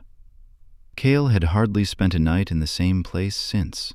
It did not matter that his brother had lived safely in the Crooked Teeth these past 3 years. No place was outside the creature's reach. One day, Cale feared the Watchtower would fall, and the Shadow Watch would endure the same fate as the commune on the Isle of Jala. Cale flew through the night from the Watchtower and the Crooked Teeth, but was forced to rest on the shore of the steppe as the sun crawled its way back to the world. He slept during the day and flew 3 more nights to cross the great sprawling hills and plains before he landed outside the capital of the Yan Avi, Liani. Sandstone spires jutted from within the central palace walls like daggers caked in dried blood. Rising above the entire city was the central dome of the Red Palace. Surrounding the city, portable Keliskin yurts spiraled in all directions. The Yan Avi were a nomadic people. Even the great Sultan spent less than half the year in the confines of his palace, preferring to sit a horse over a throne. It was a sentiment Cale respected about Sultan Burodai, though the only one. The 12 sultans roamed the steppe with their herds and their tribesmen, waging small wars amongst themselves, and, at times, now, if Ren's suspicions proved true, banding together under their great sultan for larger and much longer wars. If this massive city of yurts was any indication, Ren was right. The Yan Avi were preparing for war. Cale entered the inner walls of Liani to the blaring horn call for the rising ritual of Arayava. As the sun goddess began her daily journey across the sky, the people faced east and asked for her blessing upon the day to come. Cale made his way to one of the countless rooftop shrines of the Red City, doused his forehead in oil, and bowed his greeting to the soul. It was then, amidst a host of 20 kneeling men and young boys, that Cale realized the Yan Avi were in mourning. Every male was dressed in ceremonial sackcloth with a smear of ash upon the bridge of his nose. Their prayers were not a greeting of the sun, but a wailing lament. When the prayers ended, Cale stopped a young man as he left the shrine. "I have just traveled many leagues," Cale said in Yan Avi. "Tell me, what evil has descended upon the Red City?" The young boy had tears in his eyes. "Our great chief has gone to join the horsemen among the stars." The boy wiped his eyes, oil and tears smearing with ash. "How?" "A shadow blade stole his breath," said the boy's father. The great sultan had been murdered. Kale cursed. Then he said, "The soul will have her justice." "The soul will have her justice," the boy and his father repeated. Kale joined the throng of Yan Avi tribesmen as they made their way to the palace. The sun was particularly crimson as it ascended from the depths of the wandering dunes. The Yan Avi would see this as an ill omen for days to come. The mourning would go on all week, perhaps longer, as so many had gathered for the festival of the rising sun, when it was believed Arayeva walked among her chosen people. At the dawn of spring, she blessed the seeds of earth, of herds, and of men. On the final night, she caroused with the great sultan himself and ushered in another year of plenty on the steppe. This would be a cursed year unless the mourning rites were especially long and fervent, in hopes the soul would bring swift justice and bless the choosing of her new great sultan. The Yan Avi would not be going to war any time soon. Ren would not be pleased, but Kale's true purpose was also cast awry in the wake of the great sultan's death. In the vast crowd, he could not sense Kira anywhere. His mind was clouded. The Yan Avi mines, with all their sorrow and fear, descended on him like crows upon a rotting corpse. He could not discern one from another in the madness. He was about to depart Vliani before he was pressed into the heart of the mourning city by the crowds, when he felt a stealth blade at his throat. Extending from the sleeve of a dark cloak, it was the signature weapon of the Ilya, the assassins of the Red City. The blade pricked Kale's skin, and blood dripped warm down his neck. "You are not the first sky blood to enter our city on this dark day." The voice was feminine and confident, which took Kale by surprise. In Vliani, women were not known to carry blades. Kale was about to abandon stealth and fly from the earth. He could disarm the assassin and flee before the woman knew what had happened. But suddenly, he felt weak. His limbs betrayed him, and he collapsed in the street. The Ilya's blade had been laced with a draft. More dark cloaks joined the Ilya woman, and many arms hauled his limp form into the narrow lanes between the sandstone towers. The last thing Kale saw was the woman's razor smile, teasing from the depths of a dark hood as he was dragged underground. Chapter 14. Kale woke lying upon fine pillows in a lamplit room. Oil was pungent on the air as it soaked the wicks and slowly ebbed away with the lapping of soft flames. He lay alone and, to his surprise, unbound. His strength and power were returning, the last effects of the draft wafting away. There were no guards in the room, but voices stirred from beyond the arched entry. With his sense, he recognized a familiar presence. Kale roused himself and left the bedchamber. Several round tables littered the vast domed chamber beyond. Around them sat men in dark cloaks, laughing and drinking wine and sharing joints of roasted lamb. When Kale entered, their leader stood and addressed him. "I trust you slept well, old friend." "I trust you are still a bastard, Sala," said Kale, recognizing the man instantly. The woman beside him tensed. The only woman in the room, Kale noted, and the one who had put him to sleep in the city. In his mind, he could sense her fierce loyalty to her prince. Prince Sala Burodai, Vashti's brother, the commander of the Ilya assassins, and son of the late great sultan, laughed so that his entire body shook. "All is well, Ashi," he said to the Ilya woman. Sala rushed forward and took Kale by the arm in greeting. "A bastard indeed, but no one sees the pathway to the den of the Ilya. Not even you, Skyblood." I heard you were in the city, and I knew we must speak." "Word travels quick," said Cale. "Ah, we are not all blessed with eyes in our minds that see the depths of the soul, old friend. But I have been blessed with many hundreds of eyes in the Red City. No one comes or goes without my knowledge." "Not even the murderer of your father, I venture to guess." Sala did not laugh at this. "Your father lies dead but hours, and here you are, bothering with an old friend?" "My tribesmen believe I am mourning in my chambers." Sala gestured to his table. "Come, share a cup and a meal, and we will speak." Cale took a seat. The other Ilya moved across the room, giving them the appearance of privacy, but Cale knew Sala kept no secrets from his followers. The Ilya continued their festivities, though in hushed tones, while Sala served up a plate. But Cale could feel their eyes and their concentration fixed upon him, Ashi's in particular.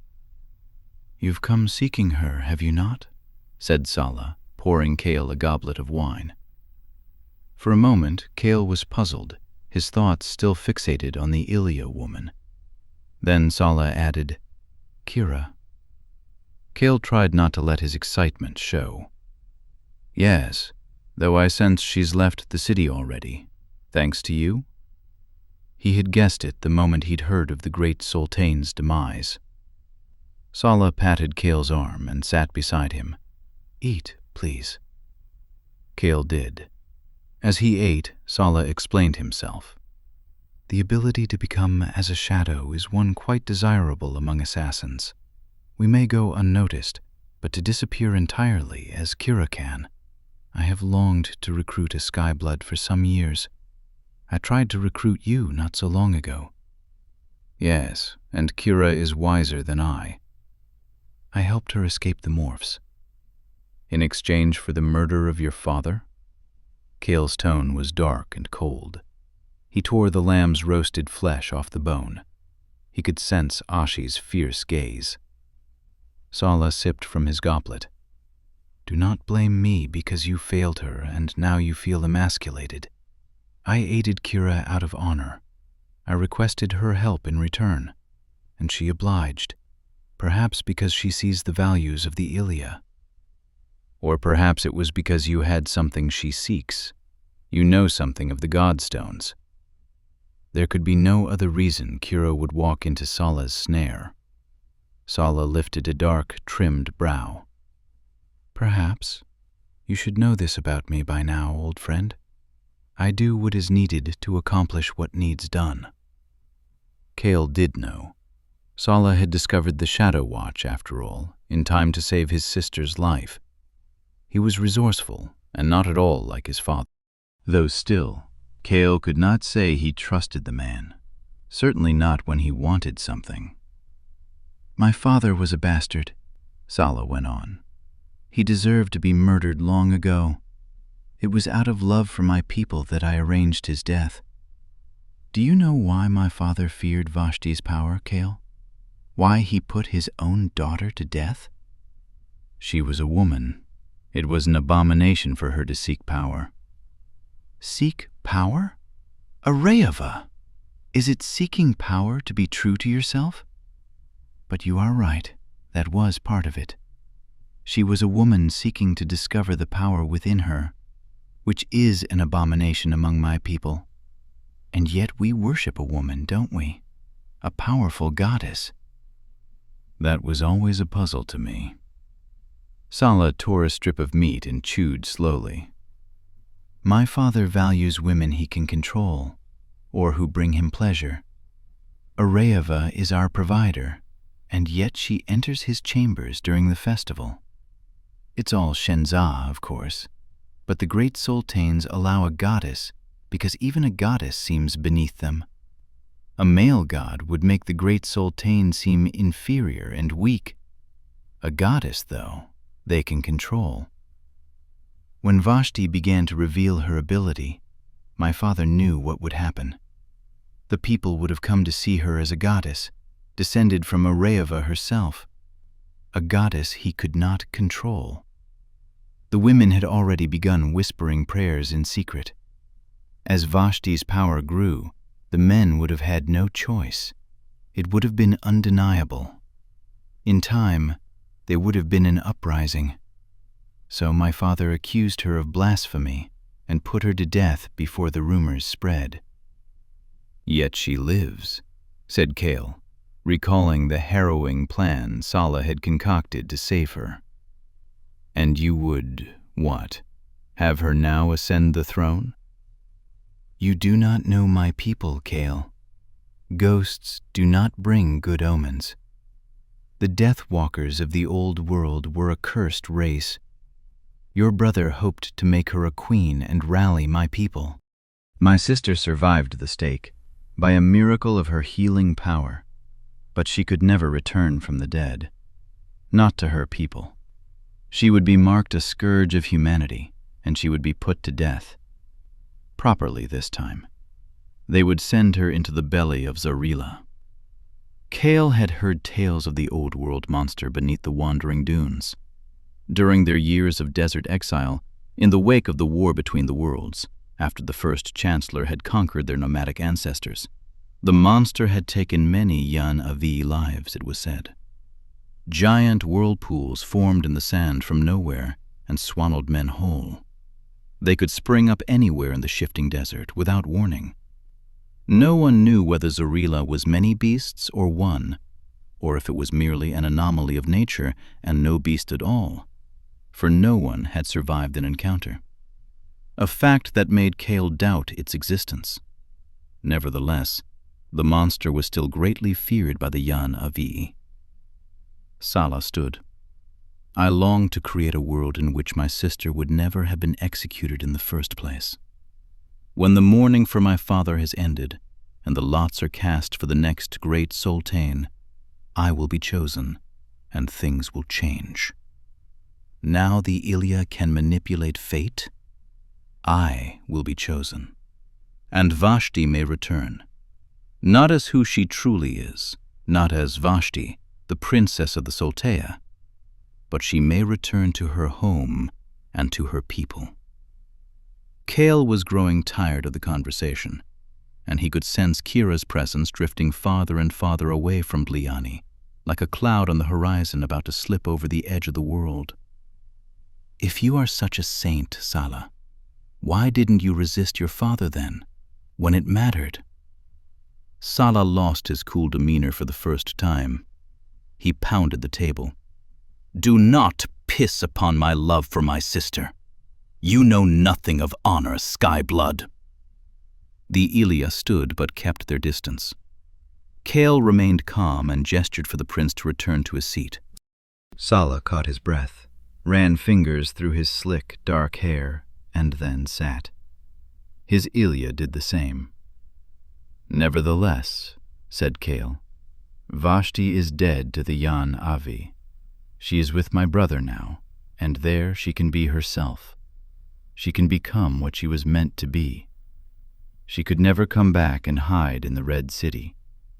I do not doubt your love, but you do not know your sister's kind. We have been in hiding for far too long. The future is not in thrones, Sala. The future of the Yan Avi and of the New World lies in the return of the Watchers. If you truly care for your sister, then become great Sultan. And then gather your tribesmen and join us in war against the Chancellor. Then Vashti may truly be able to come home, not as a goddess, but as a watcher of old. Ah, those are Wren's words. You do not think in such absolutes. Your few dozen Skybloods, your Shadow Watch, they are no army. The Chancellor has his metamorphy, and the tribes are no match for his legions. Your father thought differently. No festival of the rising sun has drawn so many tribesmen before. Your father was planning an attack on Osha, while the legions are focused on Morgath. And my father would have led my people to slaughter. Why do you think I killed him when I did? We have kept peace for many years, and we will continue to keep it. How long do you think that peace will last? Longer than if I ride to war in the wake of my father's death. A blood-red sun rose this morning. The people already fear a cursed year. I will not ensure it comes upon them. We will not ride to war. I have said what my brother would wish me to say, said Cale, and I will deliver your answer. Now, where is Kira? Sala took a long drink from his goblet. His assassin suddenly sat at attention. Ashi had her hand at the hilt of her blade. Do not worry. Kira is being kept safe, old friend, until she completes the last task I have for her, and until you complete your own task. My task? Sala smiled. I need your help obtaining my throne. When I am chosen as the next great sultan, you and Kira may go free. But until then... Ashi's blade moved so fast Cale could not react. The draft worked quickly, and Cale's world faded to nothingness. Part 6. The Shadow and the Morph. All the Chancellor's servants were morphs, one way or another. Some showed the change in their physical bodies, but all of us were morphed in the soul. We all ceased to be human. We all were creatures, molded and warped to do the Chancellor's bidding. Chapter 15. The Battle of Morgath raged around the gallows boy. Darian's world was a whirl of musket fire and explosions, blood and ash melding with the bitter rain that poured down upon the battlefield. The fray had reached a tipping point, like a cauldron seething, about to spill over in the fire. If the plan worked, after 3 days of combat at the walls of the Morgathian stronghold of Goranel, the Night Legions would finally break through. The Morgathian walls had proven impenetrable. The legions had hardly been able to get near them, let alone find any weaknesses. The fortress of Goranel was shaped like a crescent moon, with a sheer cliff at the rear. Thousands of shadows had died already as they stormed the walls from all sides. They could not last the carnage much longer. It was Darian's idea to send the metamorph, but it would have been impossible without the turbulent storm raging overhead. As the thunderheads sailed in from the Clavash Mountains, Darian rushed to tell General Thrain his plan. While the legions created a violent and deadly diversion, the morphs would descend secretly from the thunderheads and take on the form of Morgathian soldiers within. The cauldron would spill and unleash the fury of the Chancellor upon all the Morgathian rebels. The outer Morgathian holdfasts had been weaker and fell by the sheer mass of shadows in the early days of the attack on the rebel nation. Thrain's troops began the first phase of the invasion, surprising Morgath with an unexpected attack from the east, while the majority of the legion horde was camped 100 leagues away at the border of Morgath. After the slaughter of Herivral, Darian and his comrades had successfully stolen their way through the mountains of Clavash unnoticed, and without warning they dealt the Chancellor's wrath upon Ravencrest Tower and the nearby village of Igal, with the loss of fewer than a dozen soldiers. Nearly all Morgathian regiments had been sent west to face the main legion horde, leaving the eastern holds hopelessly vulnerable. The eastern victories were small in scale, only 1 Morgathian regiment, the rest women and children and old men. But the losses struck up an infectious heart of fear across all of Morgath. Where else might the shadows come from? The sea-hold of Fangsport and the northern towers of Stormfall and Vulcan Rock fell soon after in a brilliant, coordinated attack from land and sea, accomplished with the help of a fleet of ruthless Parjan privateers sailing from the boundless sea in the black of night. Within mere days, the terror-stricken Morgathians retreated to their central fortress, the capital city of Goronel. It seemed nothing could stop the legions. But that confidence proved to be their downfall. Darien knew they should have taken their time, laid siege to the fortress over the course of weeks, while the troops recuperated and replenished their supplies, while the heart of fear festered within. They should have waited for their cannons to arrive. But the legions had been lured into a false sense of victory and bloodlust. They felt invincible, and that was exactly what the rebel king, Halstead, had been hoping for. That was when the explosions began. In secret, the Morgathians had devised a cannonball that exploded in mid-air, raining down lead and fire upon the attacking horde. Combined with the skill of the Morgathian sharpshooters, this new horror proved devastating for the legions. Despite their far greater numbers, the legions could not ascend the walls with ladders, nor breach the gates with battering rams. They could not come close to Goronel from any direction without crippling losses. The band of flying morphs managed marginal damage on the walls, but musket fire was thick, and they too were forced back. Now, with Darien's plan in motion, the Night Legions pulled back and reformed ranks beyond the range of the Morgathian cannons. The morphs would need a distraction, and all the legions needed to be close when the wall was breached. They would not attack from all sides, but would focus all strength on the main city gate. Fiery arrows soared like meteors, pinging off the walls of the city with showers of sparks. It was the first wave of the legion attack. Arrows would do no damage, as the entirety of Goronel was composed of obsidian star rock. The arrows were a show, drawing all eyes and all men within toward the king's gate. The second wave of the attack was men, wave after wave of them. Lightning crackled overhead as Darien rushed the gates beside General Thrain, their regiment close behind them, their sister companies on all sides. The shadows stormed the king's gate, fired a volley, and then retreated to reload while the next wave took their place. 2 legion regiments carried battering rams, and after the first volleys of musket fire, they drove forward with massive socha logs borne upon their shoulders. It was suicide. Every Morgathian musket was trained on them, but Darien knew it was a necessary sacrifice. With all Morgathian eyes fixed on the storming of the king's gate, the morphs took flight from the north, invisible in the darkness of night and storm. Within Goronel, disguised as Morgathian soldiers, the morphs would bring down the walls, if all went according to plan. Thrain's regiment surged forward again, fired upon the walls, and then retreated to reload. Bodies fell all around Darien. He had never seen so much annihilation. Men and women he'd marched with, trained with, shared ale and stories around the fire with, lay dead all around him.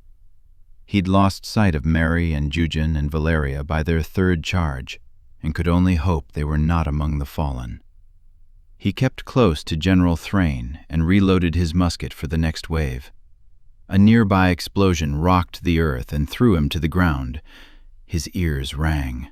His vision was a white flare, and his back seared with pain. A cannonball exploded in the midst of Thrain's regiment. Shards of lead pierced Darien's skin, penetrating his thick leathern armor. For a moment, he was rendered immobile. Darien lay in a daze. His brain seemed to be tumbling around in his head. A shrill ringing was all he heard, like a hive of hornets. He did not hear the shots and explosions, nor the cries of his comrades dying in agony. One thought brought him back. The general. Darien did not see Thrain anywhere in the madness. All was a blur. The ground beneath him pooled with blood and rain. Smoke from musket and cannon fire hung over him like the fogs over Glacier Sound, and the air smelled of gunpowder and death. Darien scrambled forward, head still ringing, but he could move, which meant his wounds could not be deep. He managed to stand, but he could see none of his comrades in the chaos, nor the general. There was a thunderous crash as the battering rams reached the gate. They would not be able to break through. It was amazing they had not all been shot down already. A war horn resounded from the wall, followed by a flurry of musket fire. Another rocket exploded to his left, and dozens of soldiers fell. Darian was on his hands and knees again, the ringing worse than ever. He covered his head with his hands. Gods, what is taking the morphs so long? A sudden hand touched his shoulder, and Darian jerked away instinctively, reaching for his saber. But he caught a glimpse of silver hair shimmering in the light of the explosions. It was Valeria Sardona, and relief swept over him. "Are you all right?" she shouted above the din.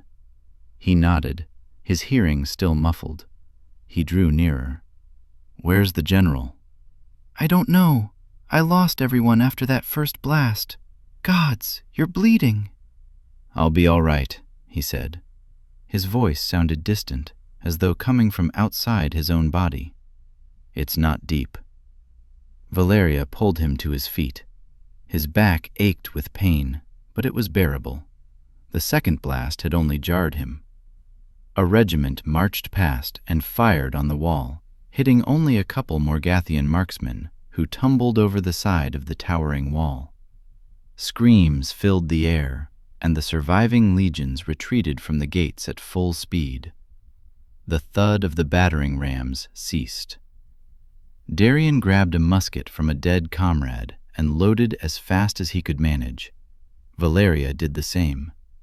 They were about to rage ahead with the next wave of muskets when they were thrown back to the ground in the worst explosion yet. The air filled with bodies and parts of bodies, but they were not the bodies of the night legions. A stone the size of a small hut landed a few yards off, a titanic piece of the wall of Gorinel. "The morphs did it! The wall is breached!" A cry rose up from the night legions. "Ooh-rah! Ooh-rah!"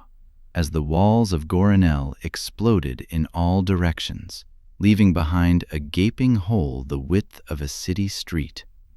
The battle cry turned into a deafening roar. The morphs took flight, letting all of Morgath know how their rebellion had been undone. Shots fired into the haze to no avail. The morphs disappeared in the clouds and then descended in glory, soaring over the cheering legions. "Ooh-rah! Ooh-rah! Ooh-rah!" they all cried triumphantly. The legions stampeded forward. Any memory of the pain in Darian's back vanished. Adrenaline surged through him as he and Valeria sprinted across the battlefield to the chasm in the wall. Nothing mattered but ending the Morgathian rebellion once and for all. The onslaught of shadows broke through like water through a breached dam. They poured through the opening and spread through the streets of Gorinel, a deluge, taking out all who stood in their way. The first wave of shadows was shot down, but in the chaos, the Morgathians lost all order to their musket fire. Carefully coordinated volleys turned into a flurry of desperate shots. Too many fired. Too many were left to reload at once, and the shadows stormed past. Darian fired his musket only once, hitting his mark in a soldier's exposed neck. Then he pitched it aside and drew his saber from the sheath on his back. The night legions wore leathern armor and moved swiftly. It made them vulnerable in the open field, but in close combat it made them quick and deadly. The Morgathians wore plates of cumbersome forged steel. It made their men fiercely difficult to kill from a distance, but left them bulky and awkward in close quarters. The Morgathian muskets were fitted with long bayonets, but they were no match for the speed of the overwhelming number of legion sabers. Darian parried a bayonet jab and thrust with his blade. He missed, drew back, warded off another jab, and another. How long might they continue this way? The longer his attention was fixed on one soldier, the longer he was exposed to the 1,000 others swarming around him. But then Valeria appeared behind the Morgathian. Her saber sliced open the soldier's exposed neck in a spray of blood and sinew. Her face was cold and set as she pulled away. Darien nodded his thanks for coming to his aid yet again. Without a word needed, Darien and Valeria became one vicious mechanism. 4 arms, 4 legs, and 2 flashing blades working in unison, surging forward. One deflected attacks, while the other sought the death blow. It was like their minds had synced, anticipating every move of the other seamlessly. Morgathian men fell all around the whirlwind pair, bathing the streets in blood. Bodies were soon strewn so thick it was like moving through a felled forest as the Legion force drove forward. The morph beasts bounded in the midst of the fray, mauling men to pieces with their massive claws. Taking Goronel became suddenly easy, too easy, Darien thought. The streets were thinning of Morgathian men. Darien and Valeria and their comrades rushed into an open market square located deep within the city, when a company of spears strode to meet them. The spearmen each stood nearly 7 feet tall, and one at the front quickly fixed on Darien and Valeria. The spearman's lance was 10 feet long. Darien had never seen a man move so lithely with such an unwieldy weapon. They lunged into their attack, but neither Darien nor Valeria could get close enough to land a blow. The man whipped the lance through the air like a sea dragon snatching its prey. It was all they could do to ward off the violent thrusts.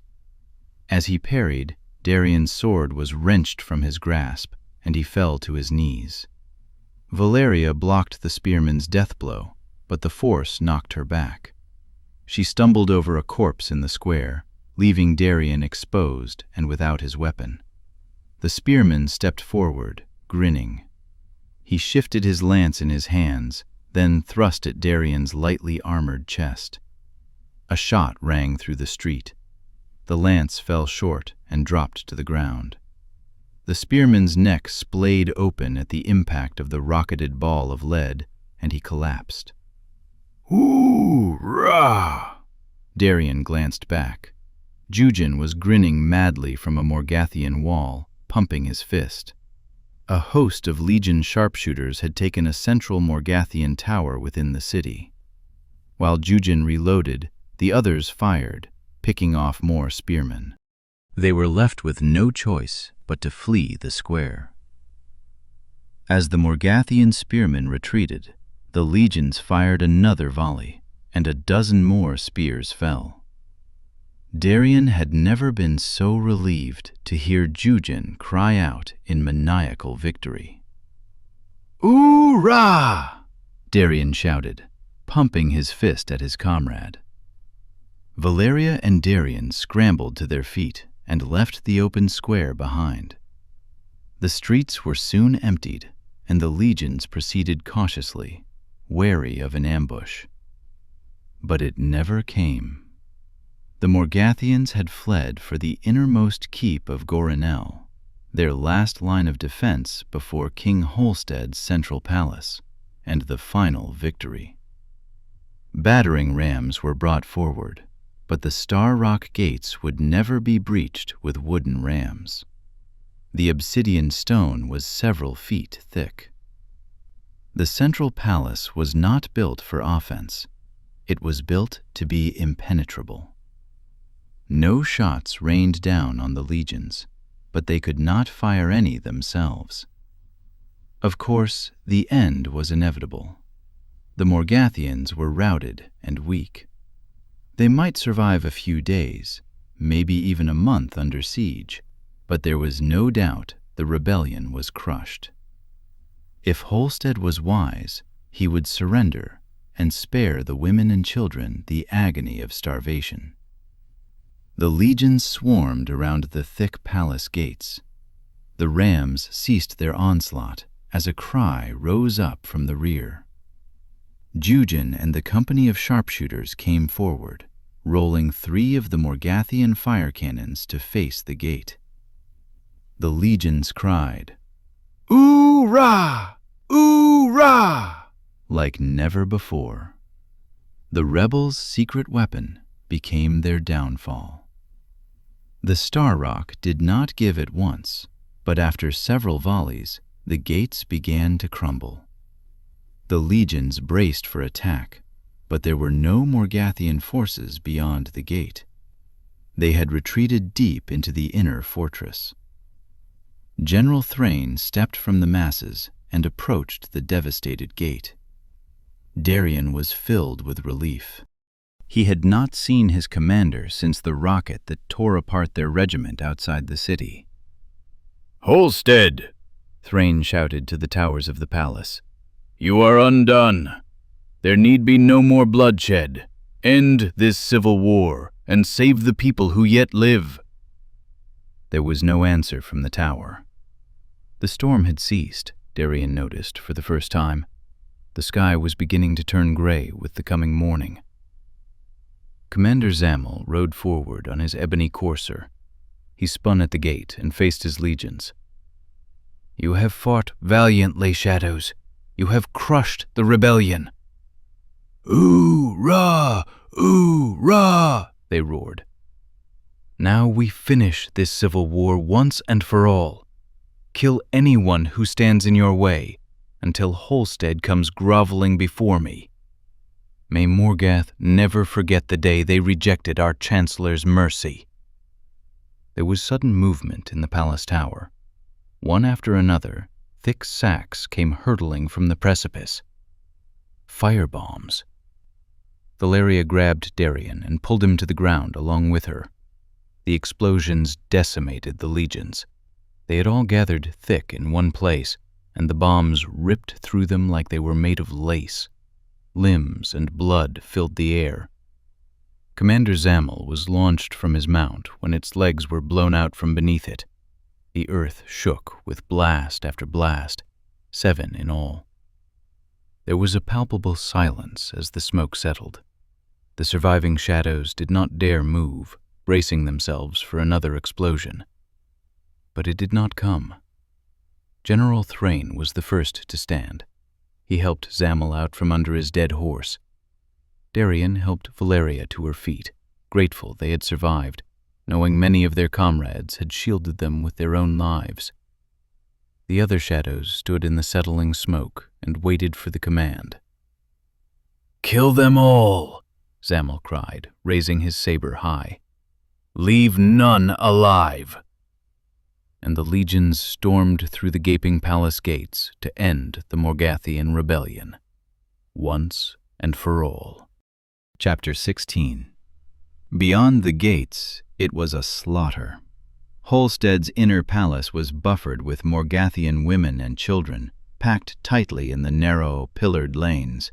The rebels launched their last desperate firebombs, which killed Shadows and civilians alike, and then the legions broke down doors and spread through every room, slashing through any Morgathian who dared stand in their way. Darien had lost sight of Ol Meri long before the walls were breached. From the beginning of their march, he had wondered how she would fare in the heat of battle, with her piety and hope. But when the first Morgathian had shot at her, during the sneak attack on Ravencrest, Meri fired back at her kinsman without hesitance and finished him off with a slash of her saber. Darien had been proud of her. Despite his efforts to distance himself from any suspicious activity, he was still fond of Meri. He hoped she was still alive somewhere in the madness. The halls of Goranel filled with the shrieks of old and young, helpless and strong alike. The remaining Morgathian soldiers fired desperate shots at the heartless invaders before being cut down. Civilians ran for their lives, making for the innermost depths of the palace. But there were few places to hide, and too many vying for them. The marble floors of the palace were rendered invisible beneath the thick layer of bodies. Darian and Valeria stuck close together, scouring every corridor for King Holstead. Only his capture would end the slaughter of his blind followers. Darian kicked open a bedroom door and shut it quickly behind them. Within, old Mary faced off with a young boy, maybe 12, wearing fine robes and wielding a musket far too large for him.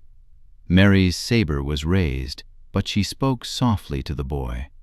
"Please," she said, "lower your weapon." The boy waved the musket dangerously. I'll kill you," the boy cried, his voice croaking. You ocean bastards." "I'll take as many of you down with me as I can. I am my father's son, a servant of Naphtha, god of the flame, and I will not go quietly." Darian noted the iron crown upon his head. "Kill him," hissed Valeria. Mary was close enough she could easily knock the musket away with her saber. It waved wildly between Mary and the new intruders. The moment Darian and Valeria arrived had been her opportunity, while the boy was distracted, but Mary held back. Darian knew she could not stomach the slaughter of a child, not even one willing to take her life, not even Holstead's own son. Darian's hand went to his belt. "No!" the prince cried. His musket fixed more steadily on Mary's head. His finger pressed the trigger. With near invisible speed, Darian snatched the throwing blade at his belt and let it fly. The musket fired. The blade lodged in the boy's throat in a spray of blood. Bits of stone crumbled from the wall at the impact of the boy's shot. He had missed Mary. The prince collapsed, blood gurgling between fingers clasped at his slender neck. Darian rushed forward, removed the blade, and returned it to his belt. Mary was shaking. She could not take her eyes off the dying prince. Darian left her without a word and turned to Valeria. The girl's face was expressionless. Fear struck him as she watched him cross the room. He should not have been the one to kill the boy. The old fear of being watched, of doing something treasonous, returned like a winter plague. He had covered for Mary, and now Valeria knew it without doubt. "Leave none alive," she said carefully, eyeing Mary. "And none live," he said firmly. Valeria paused, considering the situation, but then nodded and said, "Then we should move on." They returned to the halls and cleared the next room. Darian took no pleasure in the slaughter of women and children, but there was no way around it. Holstead had even left his own son to face the soldiers, while he retreated deeper within the palace. It was said that the Morgathian god Naphtha left the world of men dying in his own flames as he destroyed his enemies, and it was Naphtha's last words that Holstead had taught his followers to live by. Do not go quietly. The Morgathians had been fools to serve such a heathen ruler. Darian performed his duty and slew any man, woman, or child he encountered in the palace. Holstead had barricaded himself in his innermost court with his elders and generals. It was not until the legions brought the battering rams to the door that Holstead finally surrendered. The rebel king opened the door himself and held out his saber, still bearing the insignia of two dark, interweaving wisps of shadow. The traitor still carried the saber issued him by the Night Legions so many years before. General Thrain stepped forward to meet his former comrade. Holstead had pale, freckled skin and fiery red hair, a sign of special blessing from Naphtha. To the end, Holstead wore his iron crown of flames. Looking upon the river of dead bodies that lined his halls, Holstead bore no expression, no remorse, no sorrow. His face was empty as he spoke. "I surrender." Thrain grabbed Holstead's saber and threw it to the ground in anger. "You son of a whore! You have destroyed these people." Holstead laughed and stepped closer. "After all our years of fighting, I would think you'd realize it by now. I knew this rebellion was doomed the day my troop defected from the legions. I knew one day I would hand you my sword, and you would lead me back to the Chancellor in chains. So go on, comrade. Take me to him." Holstead held out his hands arrogantly. Thrain retrieved a pair of shackles from the ranks and stepped forward. Holstead's next movement was so quick the general had no time to react. Thrain reached for Holstead's hands, but at the same moment, from his robes, Holstead produced a dagger, and he thrust it into Thrain's side. The general gasped as the blade plunged in deep, and Holstead pulled him close. "We never fought to win. We fought to take as many God's damned shadows down with us as we could."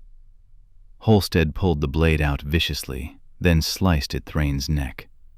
The general fell to the floor of the throne room, blood pouring into the cracks between the marble tiles. Holstead started laughing. Darien could not bear that this despicable traitor would survive, because of some ridiculous custom of warfare, laughing, while the general bled out before him. It was unfathomable that kings should live after letting so many die on their behalf. Without thinking, Darien leapt from the ranks, drawing his saber, and attacked the rebel king. Holstead was not prepared for the attack. He stumbled backwards and fell as he deflected Darien's first blow with his dagger. One of his elders slid him a saber just in time to deflect Darien's next blow. Holstead scrambled to his feet and faced off. The king was a better swordsman than Darien expected. Holstead did not see much battle, preferring the safety of halls and battle camps, it was said. It had been many years since Holstead had trained in the shadow camps, but it was clear he had not forgotten his training. Darien had never fought so hard in all his life. He was filled with bitter rage. Every blow was stronger than the last, but Holstead deflected them all. Then the king delivered blows of his own, and Darien was on the defense. Holstead was a madman, each blow pounding like a shipwright's hammer. He twisted his blade with a flourish, and Darien's saber was out of his hand. Darien fell to the ground, fearing what was about to come. But he did not regret his choice. It would be an honorable death, a shadow's death. Holstead laughed. "Now I get to kill one more shadow before I meet the Chancellor." Holstead leapt forward, his blade aiming for Darien's neck. A shot rang out in the hall. A bullet ripped through the king's cheek and out the other side of his face. His saber clattered to the throne room floor, and Holstead fell back. Darien turned to see who had fired the shot, relief swelling within him. Valeria Sardona stood apart from the legions, smoke pouring from her musket, which was still aimed at the king's head. Holstead spluttered on the ground, blood bubbling from his frayed mouth, but Darien could still make out his last words. "Do not go quietly."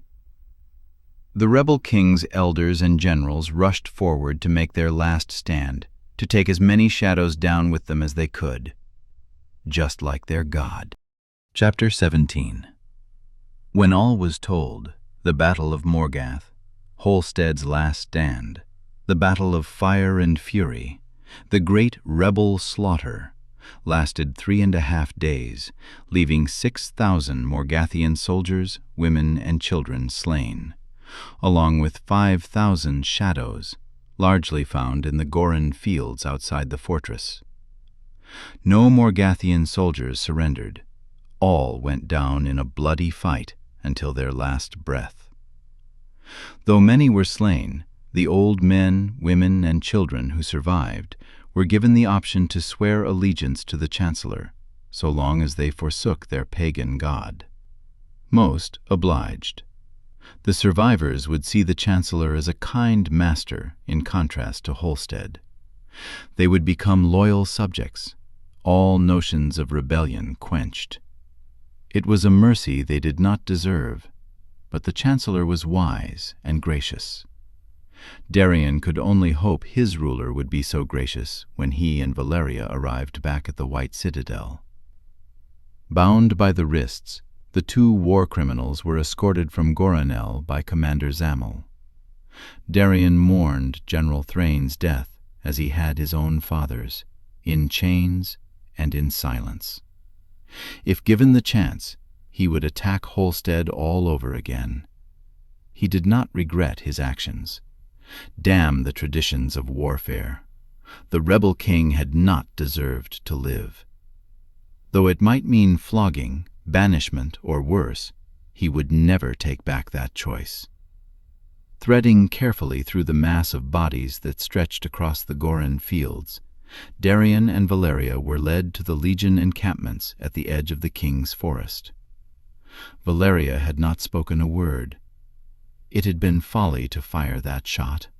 She should have let the king run him through, but Darien was grateful she hadn't. Because of her, Holstead lay among the slain, and the rebel king's betrayal of General Thrane, and of the Chancellor himself, was avenged. Zamel led them through the Legion encampment to a large black tent at the very center, the Metamorphi camp. One of the flying morphs descended from the sky and landed before the entrance to greet them. He morphed back into his human form, and Darien, Valeria, and Commander Zamel all went to one knee instantly. The morph was Cyrus Morrow, the 16th Chancellor of Osha.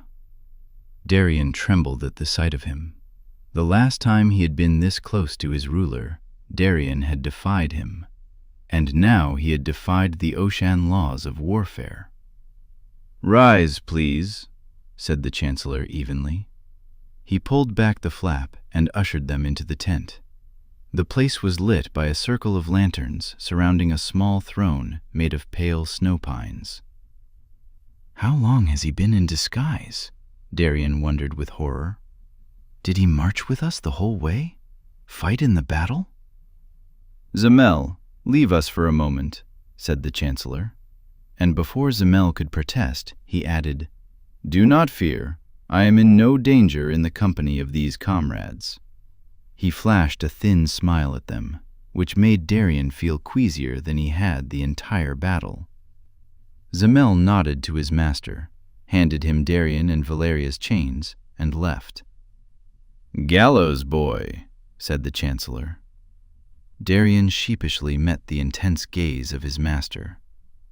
"Aye, my lord."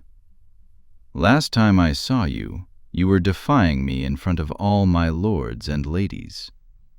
Darien nodded dutifully. He had not thought of that day in weeks, and it made him cringe, particularly in the presence of his ruler. He felt as though he were sinking into the ground. "I was a fool then, my lord." The Chancellor cracked a sly smile. "And not now?" "Only a slightly wiser fool, my lord." "Slightly? You attacked a king in the wake of battle, in front of all his elders and all my generals. That is beyond slightly foolish." For the first time, Darien felt a twinge of shame at his defiant act. His body tensed, anticipating the Chancellor's coming wrath. "Comrade, you have the cunning of a general." "My lord?" "As I understand it, it was your idea to send me and the other morphs across the wall in the midst of that storm last night." "I sent the Chancellor into the middle of the Morgathian fortress?" Darien gulped. "It was, my lord." "Brilliant," said the Chancellor. "I haven't had that much fun since I was a young boy. And you bloody well won us this battle, and in many ways single-handedly crushed the rebellion. Well, perhaps not quite single-handedly. His gaze moved to Valeria. "Valeria, is it?" Valeria nodded. "Yes, my lord. Valeria Sardona, once of the Southern Isles, now a loyal shadow of Osha." "Loyal indeed. You shot off Holstead's head. Tell me, what did it feel like to see that bastard's face torn apart by your bullet?" "It felt very satisfying, my lord." The Chancellor laughed again. "I would call you a liar if you said anything to the contrary. I wish I could have seen it." "I'm sorry, my lord, but aren't you angry with us?" said Darien. He knew he shouldn't have interrupted the Chancellor, but he bore no love for games. They were here to be punished, likely executed, and he would just as soon get on with it. "Isn't that why we're here, in chains? We broke the Oshan laws of warfare." "Ancient laws for ancient fools," said Cyrus Morrow. "There are no laws in war, comrade. A true soldier understands that. There are only those with the guts to do what is necessary to achieve victory, and the two of you have proven to be of such quality. I am not angry with you. I spared you after your rebellion last year, and I spared you for a reason. To some, it might have seemed a fool's pardon, but I saw a spark in you, and you did not disappoint me. The gallows boy has redeemed his rebellion, as I knew he would." Darien swelled with pride, the way he had when General Thrain had first spoken well of him, but he tried not to show it. "I was only doing my duty." "Well, I would have more of your duty, comrade. And yours also, Valeria." I fear when the draft comes next, there may be more need of the gallows, if these damned rumors continue to spread. You have heard the rumors, have you not? Of the gallows girl, said Darien. Yes, my lord. And do you believe them? Darien did not hesitate. I saw her body hanging from the citadel on the day of my conscription, my lord, and even if the rumors were somehow true, I would wish they were not. Sorcery is an abomination. Her rebellion was deserving of death. The Chancellor's grin stretched wide. Was it, comrade? Now of that I am not so sure. Darien and Valeria both bore puzzled expressions, and Darien felt uneasy. Was this all a game? It was surely no coincidence the Chancellor mentioned Tori and her magic. Was this a test? The Chancellor waved his hand, and Darien's and Valeria's shackles, magically, fell from their wrists. The Chancellor was more than a morph. He wields magic himself. The gallows girl's folly was not her magical prowess, but her defiance. It was the same folly that led to your old master's downfall. Commander Scalero? Then, Mary had been right about the Chancellor's reclamation of his mind. Did that mean she'd been right about the rest of it? About Tori? I am in need of new morphs, seeing as Scalero assisted in the escape of my most treasured prisoner. The Chancellor paused for effect. Milord? What if I told you the rumors were true, comrade? That the gallows girl's death was a fraud, and now, with the help of Scalero, she has escaped and is in the company of a remnant of watchers bent on a magical revolution. What would you say to that? I would say again, I wish it were not so. I have no desire to return to the heathen ways of the old world. And you, Valeria? In the Southern Isles, many still hold to the pagan practices of the old world. It is even said that a witch queen now rules the Vale. I fled that land, and I hold no love for the old gods, or their watchers of lore. You answer wisely, said the Chancellor, but do you answer truthfully? As the Chancellor spoke, Darien felt a rush of air behind him and a chilling presence. He and Valeria both turned, and what they saw snatched away their breath. The tent filled with a dark cloud, and seemingly from the air itself, a woman appeared, translucently at first, and then she took on full form. The cloud dissipated around her, revealing a short, slender woman with skin paler than any Darien had ever seen, paler than Valeria's, paler than the snows of the north. The woman bore a wild nest of dark hair sticking out from all sides in thick, tangled locks. Her clothes were made of thin silk that was nearly transparent and billowed from her body. Her face was contoured with discreet lines of age. "How did you—" Darien stammered. "Where did you come from?" said Valeria. "From beyond," whispered the woman. Her voice was airy, as though spoken in a dream world. Her misty eyes wandered the tent, yet never seemed to fix on anything entirely. Darien had the unbidden feeling she was not wholly present, but he couldn't explain it. Absently, the woman handed the Chancellor a pair of glowing gems. Then she stretched out with great branchy fingers and latched onto Darien's head, and then Valeria's, and her warm, fair skin felt suddenly very present, her grip like a vice on his skull. Yet Darien did not desire to resist it. The Chancellor smiled. "Beyond, that is all you would understand presently, comrades. The world is much larger than our small corner, though few alive still know it. The knowledge has been lost to us since the fall of the old world. Medea comes from a land too far to reach by sail, nor even by flying. But there are other ways to travel, and so, here she is." Darien felt warmth and otherness that seemed to tease from her fingertips like wisps of smoke, and his head felt weightless. In the old world, Medea would have been called a watcher of the Cerebro order. She can see into the mind, delve deep, and find what is hidden in the darkest crevasses. I have high hopes for the two of you, but first, I must know where your loyalties truly lie." "High hopes," said Valeria. "The two of you have proven yourselves beyond all your comrades, and so it is to you I bestow a special honor. We lost many morphs in the Battle of Morgath." "You want us to become morphs?" said Darien.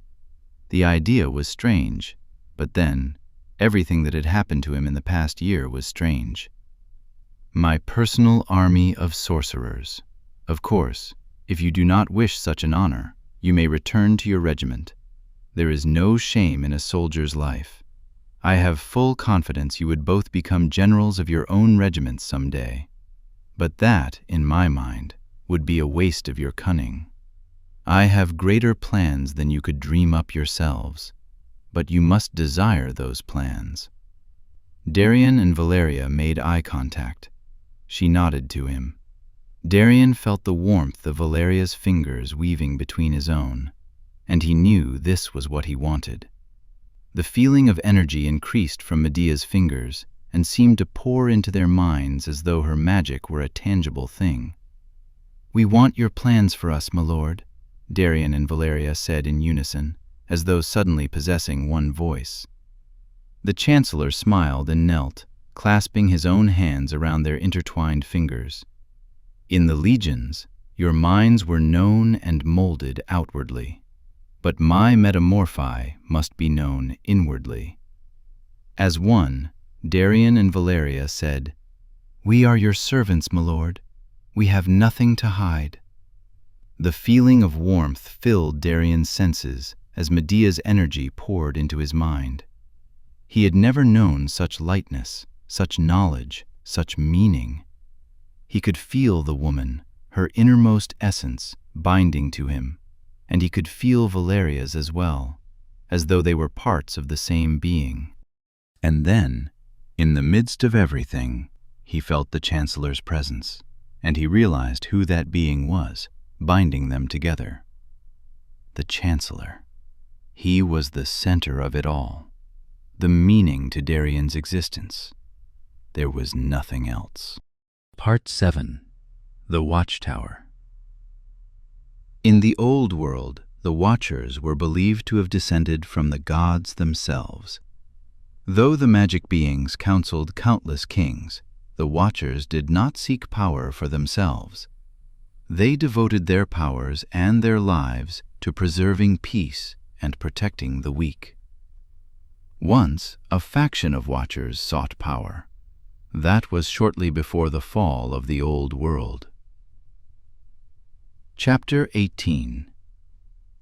A candle seared the darkness, and a hand grasped Tori's wrist. She jolted awake, and Misha Sufai laughed. "Why?" Tori complained sleepily, shielding her eyes from the jarring light. "You're the one who demanded private lessons. Get dressed, the captain's waiting." "Arayava, shut up, both of you," moaned Vashti. "Sorry, said Misha, not sounding sorry at all. "Had a little too much to drink last night, did we?" Vashti cursed and rolled over.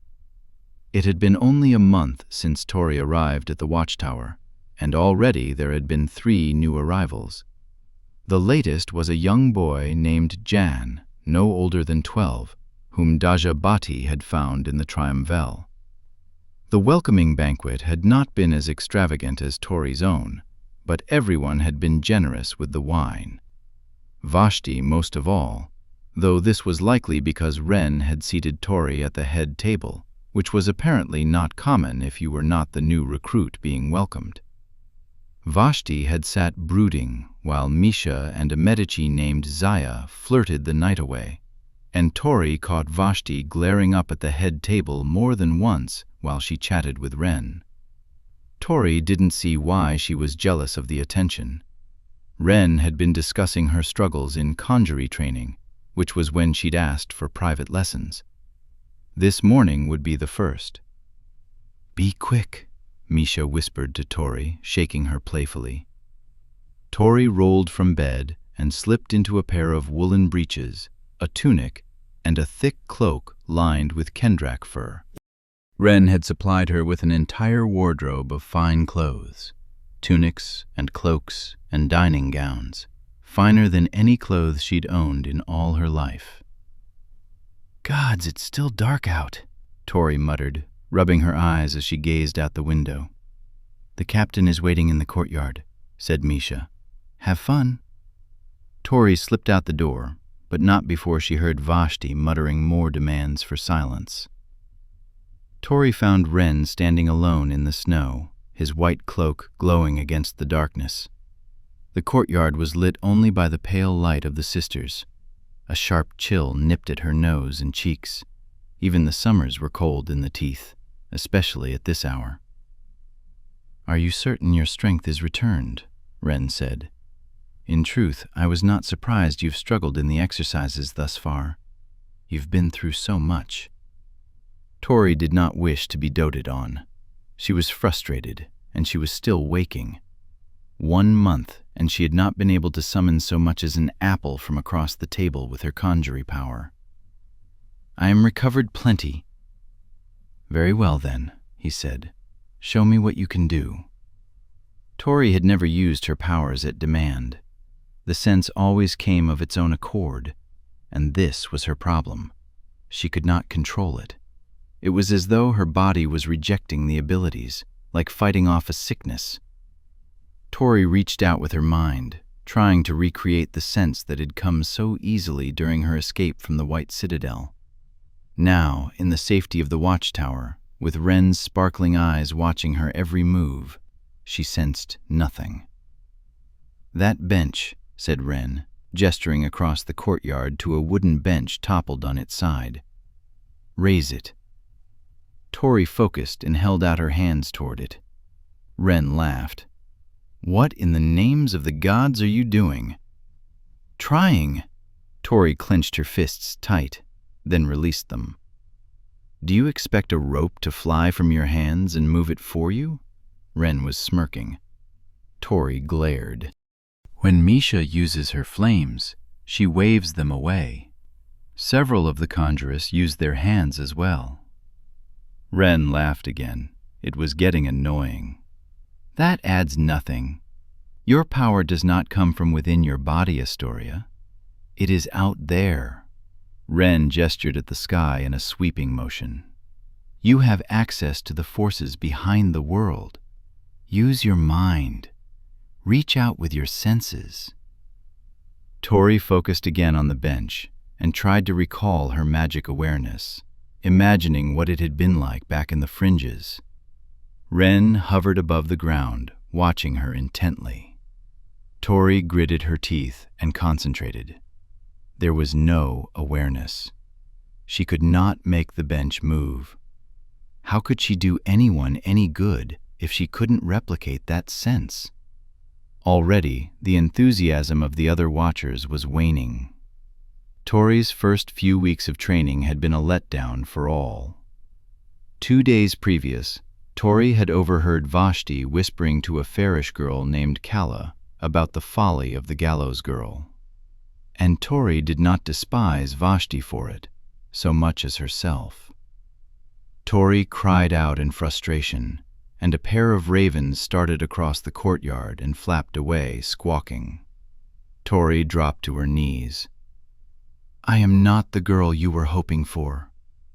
Ren remained silent, floating a couple feet in the air, eyes closed, as though in meditation. Then he said, "You are what you think you are, Astoria. Failure is nothing but a game in your mind, just like the ghosts of Gen." Tori shuddered at the memory of the ghosts. They still entered her dreams, still plagued her thoughts, still left her wondering what was truth and what was nightmare. Does Ren know this? How Scalero and Mum and Darien torment my dreams? Ren had been absent the past 2 weeks, gone to Marowell to meet with nobles conspiring against the Chancellor. Last night, Tori had asked for news of Scalero at the celebration, worried that he had been imprisoned, or worse, executed, for helping her escape. She had also asked about the gallows boy. During her imprisonment, the Chancellor had gleefully updated her on his progress as a soldier. Now it killed her not to know what had been truth and lie. But Ren said he had heard nothing of either of them, a fact that frustrated Tori nearly as much as her failure to make any noticeable progress in over a month at the watchtower. To make things worse, the only news Ren had brought back from Osha was bad. The legions had ended the Morgathian rebellion, which did not bode well for persuading nobles to turn on their chancellor. Ren returned to the earth and knelt beside her, brushing her shoulder. "What was it like, the day you destroyed the chancellor's gallows?" Tori thought back. It seemed unfathomable that it had been so sudden, that her abilities had surfaced by some necessity to save Darien, that in all the years since her mother sold her, not once had her powers emerged, not even for a second. But her memories were dark and empty, like looking back into the depths of a cavern, and she feared what lurked in the past. How was it possible her powers had remained dormant for so long? Even the new boy, Jan, had traces of Fieti power. There was the memory of the Jan Avii boy, but Tori did not know what had happened that day. Had she used magic? It was as though the details were blocked from her mind. But something happened, didn't it? That's why Mum was scared that night. That's why she sold me into slavery. Or perhaps all of it was wishful thinking. "Far as I can remember, I never sensed it before that day," she said finally. "It came over me like a wave crashing, and suddenly I was filled with energy. I could sense it. I could see it. It was as though a shroud had been lifted from my eyes, and I could see something that had been there all along. I could sense the energy at the heart of the world." Ren smiled. "And what did you feel in that moment?" "I was desperate. The gallows boy, he was my best friend. I was so angry." "And the gallows boy, he is a soldier now." "Or else dead." Again she thought of Darian's ghost, his shredded back, the blood dripping from his hands. "I am sorry I did not hear anything while I was away. I'm afraid the noble's interests have moved on in the past year. The gallows boy was all the talk in the wake of that day, but I'm afraid he's been forgotten in Marowell." Tori did not know what to say, so she remained silent. It angered her to think that his defiance had been forgotten, because I stole it from him. Ren thought a moment, then said, "Go on. You were so angry." Though it was painful, Tori replayed the events in her mind. As they led him to be hanged, I had to do something. He was the only friend I had in Marowell. And then I was able to do something. I became aware of the energy, and suddenly the gallows was exploding. I didn't control it. It just happened. "Because it needed to," Ren mused. He stared off at the mountains looming in the growing pre-dawn light. Then he strode across the courtyard toward the gates of the watchtower. "Come along, Tori." They left the confines of the castle and walked across the snow-covered meadow toward the tallest of the mountains surrounding them. Winding up the steep slope was a narrow path cut perilously into the face of the stone. Tori looked up. "We're going up there?" "The mountain folk do not venture to this valley because of superstition," said Ren. "This mountain is sacred. This staircase is believed to have belonged to the god Orin in the ancient world. To receive his blessing, peasants had to brave the treacherous passes of the Teeth, and then the staircase to the clouds. Most turned back. Many fell to their deaths. But those who reached the top received riches and lovers and plentiful harvests. It is said that Orin left the ancient world in a rage. His temple crumbled to ruins, and he left the mountain cursed. The mountain folk believe we are monks devoted to the old gods. They think we are a blessing, but they do not dare approach the mountain. I, however, find the view marvelously inspiring." Ren led the way up the face of Orin's mountain. At first, the climb came easy to Tori. Over the past month, her strength had increased incredibly. A flush had returned to her skin, and her eyes seemed brighter, according to Misha. She'd put on weight, and her muscles were growing taut with Sarah's rigorous training exercises. Tori was proving adept with a saber, and she had always been able to hold her own in a scrap. But Orin's stairs went on and on. They were so steep she had to scramble on all fours, the sharp stone cutting into her hands. Soon, Tori fought for breath and had to will each limb forward. She looked down and nearly slipped, clutching at the step in her hands. The stone sliced deep. They were at least 500 feet above the watchtower. Far below, the courtyard was bustling as the watchers made their way to breakfast. From this height, they looked like bees scurrying around a hive. Still, the mountain rose hundreds, perhaps thousands of feet higher. Tori paused to regain her composure. The skies had turned bright with morning, though the sun would not be visible for some time over the towering peaks. Ren urged her on.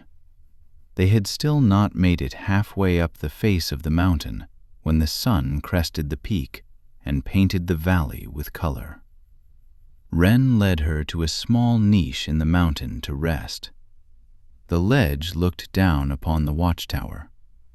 There was a sheer drop for hundreds of feet before the mountain eased into the gentle slopes of the valley. Tori caught her breath, one hand clutching the mountainside. Ren stood at the edge and breathed calmly, his eyes closed, as though he were not at the edge of a looming cliff, as though he had not climbed a mountain for the past 2 hours. His chest eased in and out with perfect rhythm. After some time, he opened his eyes and said, "Beautiful, isn't it?"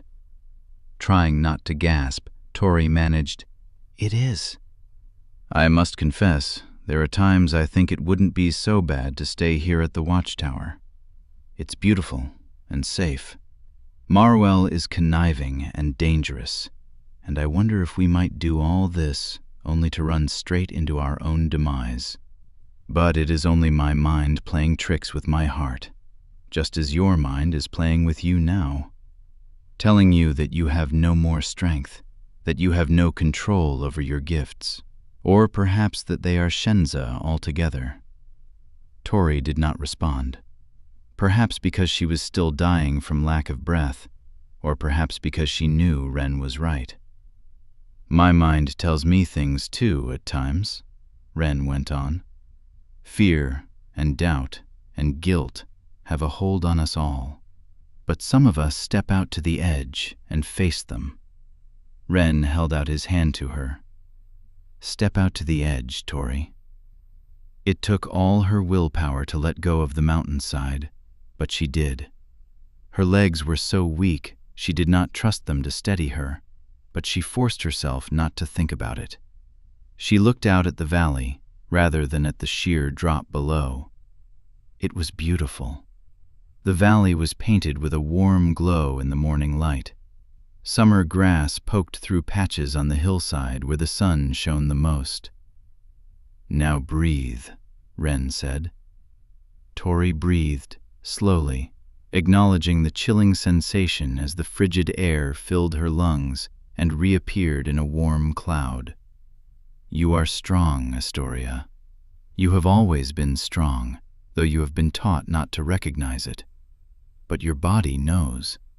It has proven it over and over again, in spite of your mind. When it is forced to, it reacts." There was no warning. Ren did not even have to touch her. He simply reached out with his conjury sense. Tori felt the ledge disappear beneath her boots, and she plummeted over the edge of the cliff. Chapter 19. Forces at the heart of the earth pulled on Tori's body, as though 1,000 invisible hands had emerged from the ground, and all their strength was focused on drawing her to her death. Tori shot towards the earth. The weight of the world seemed to be contained in her chest, the forces pulling harder and harder, as though she might be torn apart before she even reached the earth below. She did not have time to think. Her mind shut off.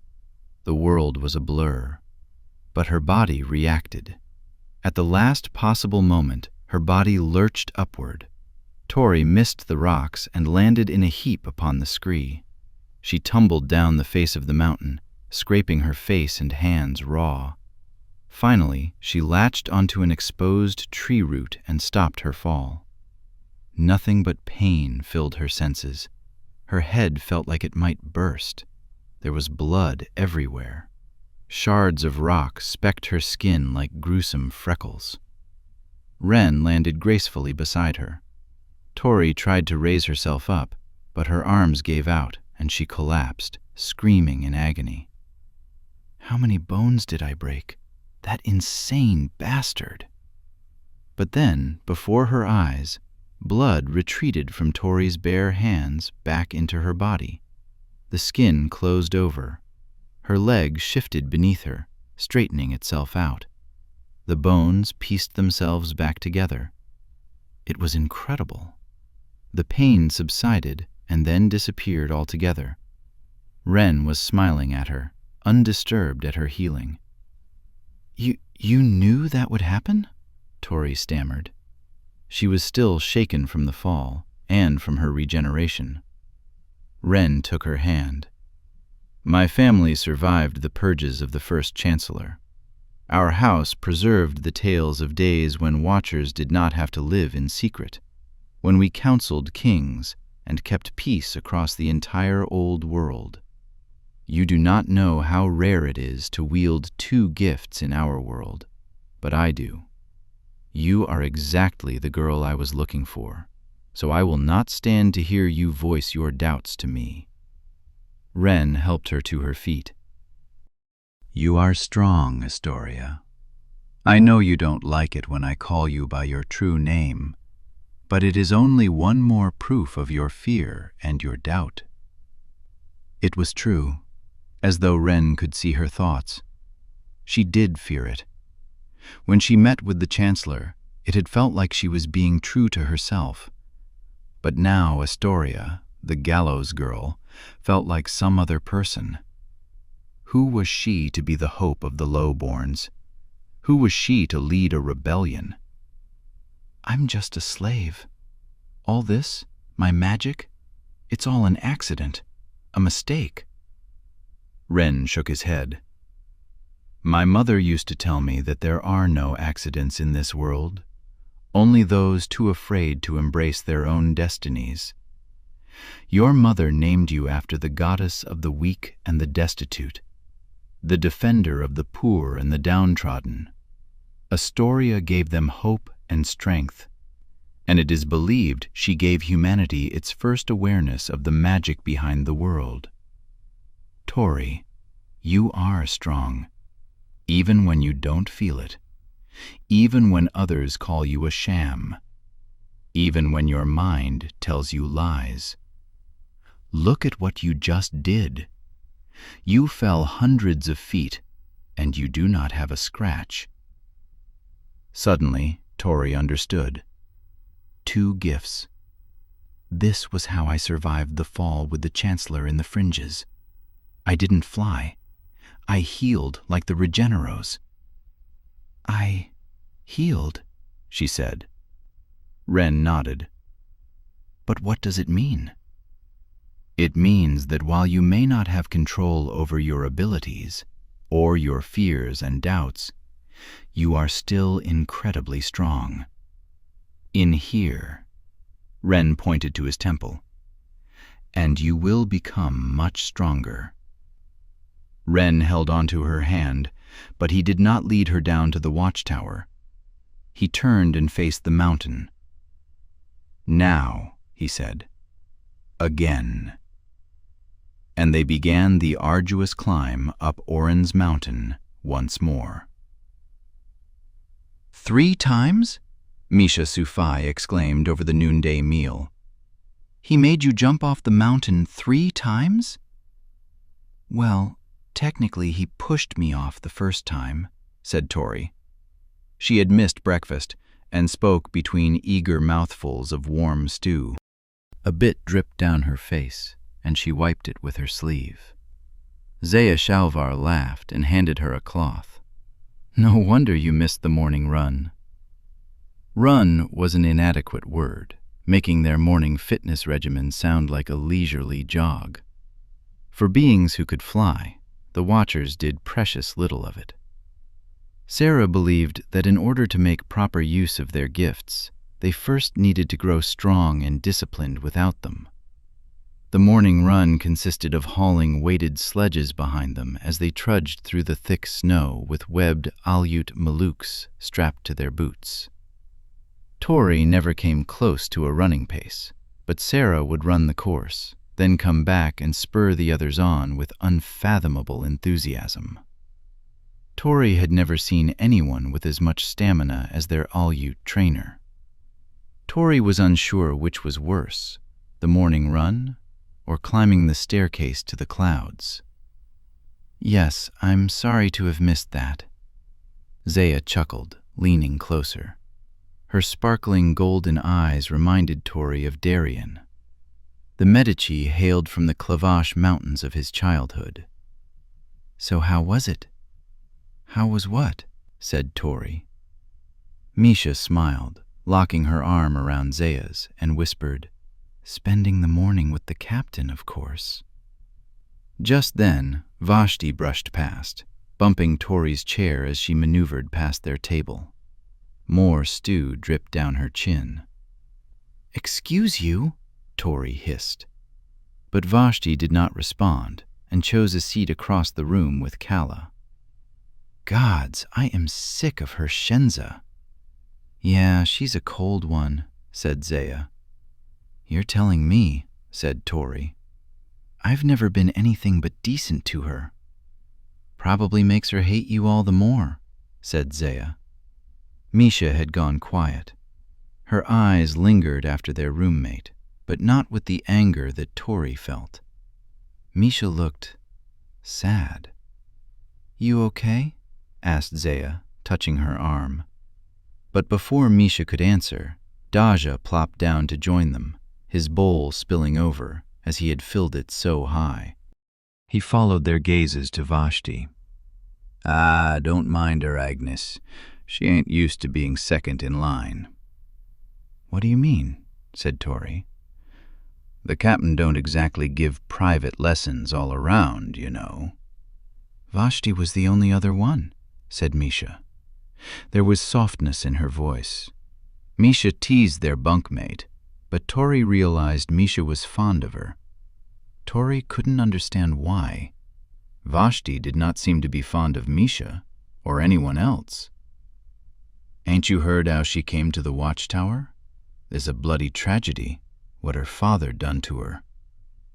"I thought she was royalty, a princess," said Tori. "Princess only means so much to the Yanavi when you're a woman," said Misha. Tori didn't carry vivid memories of this from her childhood on the steppe, but she had heard the notion uttered often enough in Osha. "Vashti always had fine things, of course," Misha went on. "Had servant girls and porters and all of it. Would have been married off to one of the sultanes, if she hadn't been special. Couldn't stand to have a daughter more powerful than him. The great sultan saw his own daughter as a threat. So he burned her at the stake," Misha finished. Her gaze still lingered on Vashti across the room. Vashti faced away, whispering back and forth with Kala. "But Vashti's alive," Tori said incredulously. "Bloody miracle, ain't it?" "Her brother stole her body," said Misha. "She survived the execution, just barely. It was a remarkable show of power for someone with no training. The captain trained her personally for nearly a year, wanted her to be his queen when the Shadow Watch rose up. She fell in love with him, but Ren thought she might be able to rally her people to our cause, but it was more complicated than that. He moved on when the hope of an alliance with the Yanavi fell through." "And now you're here," said Zaya. "Now I'm here," said Tori. "The symbol of the revolution," said Misha. Daja chuckled darkly. "Gods! "I ain't seen this much drama since me mum took me to court in the Silver Palace of Malai." Tori didn't laugh at the joke, and neither did Misha or Zaya. "You know, where the princes hold that contest to choose their brides?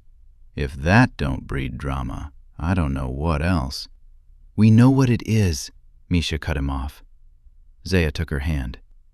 "Come on, let's go forget about sad things for a while." But Misha shook her head. "I can't. I promised Tori I'd spar with her." Tori raised a brow. Misha was lying to her. "Okay, well, I'll come find you later then." Zaya left them.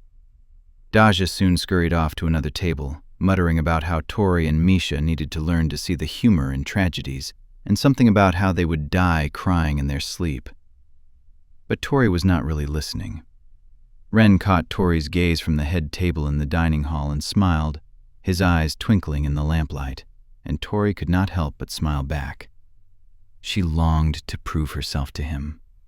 She looked forward to the next climb up the mountain, and yet, what does he want from me, she wondered. To be his queen, like Vashti? Tori did not want to be Ren's queen, or symbol, or anything else. But then, what did she want exactly?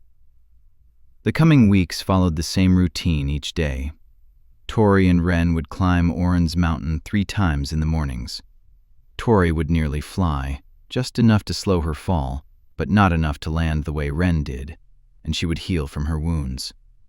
The pain was arduous, but the more it occurred, the more it became strangely bearable. In the afternoons, Tori joined the others for the remainder of their daily training, and the others muttered behind her back as she failed to show any evidence of giftedness whatsoever. At first, Ren took these failures in stride, but as the failures mounted, Ren began to lose his cool demeanor. After several weeks of private lessons, Tori took a particularly hard fall. The crunch of her own bones filled her ears. The healing took longer than normal. She groaned in agony while Ren watched her body repair itself.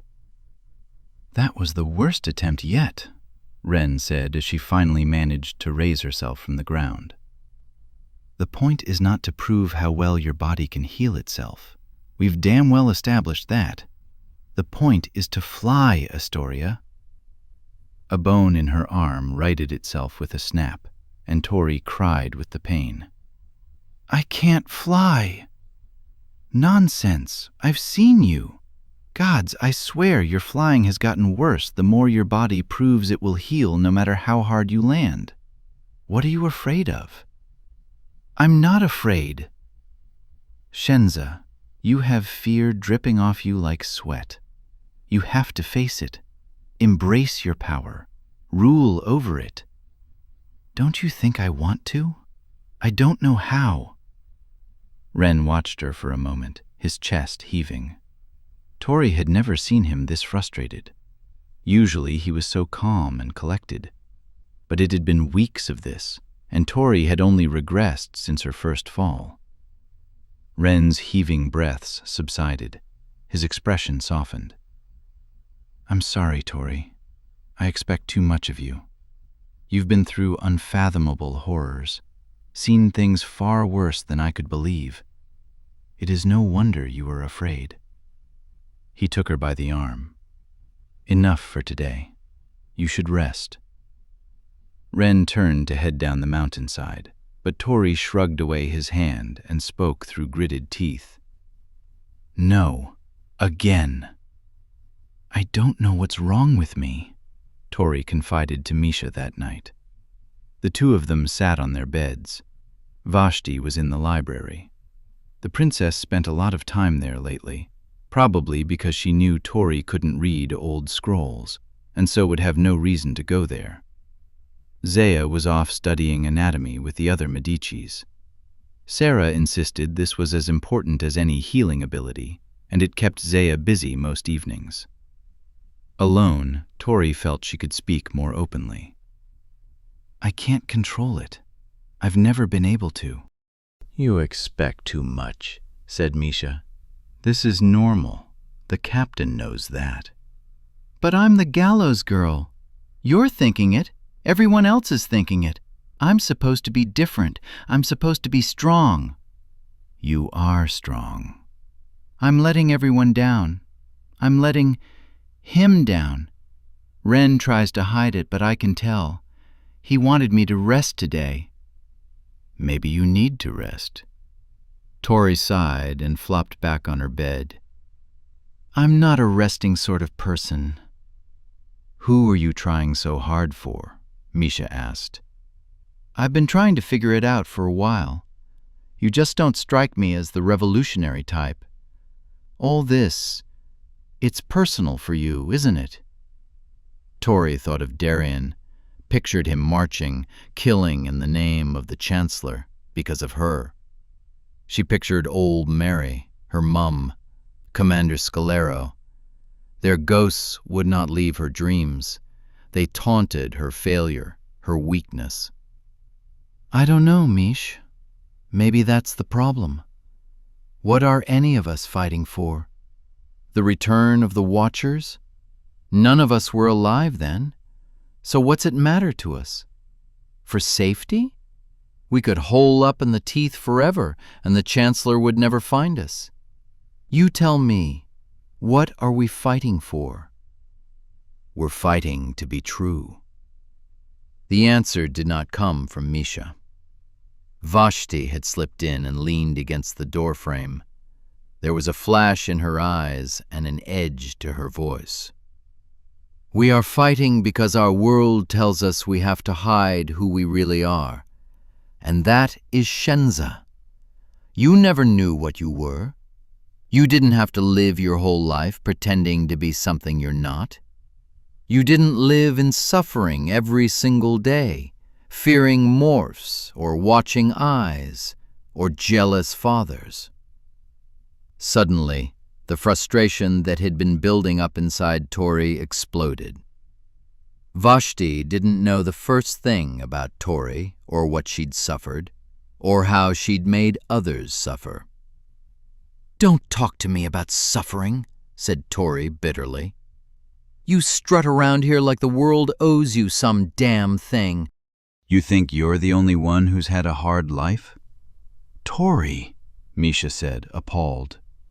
No, please, let her finish, Vashti said scathingly. Share your wisdom, gallows girl. Tori fumed. I spent most of my life hungry and cold. I never knew fine clothes until I came to this God's forsaken place. My father never cared about some bastard daughter, and my mum sold me into slavery. But you don't see me moping about it. I suffered. You suffered. We've all suffered. The world suffers. That's the way the world is. So spare us all your sob story. Vashti did not respond right away. Her expression remained cold as the face of Oren's mountain.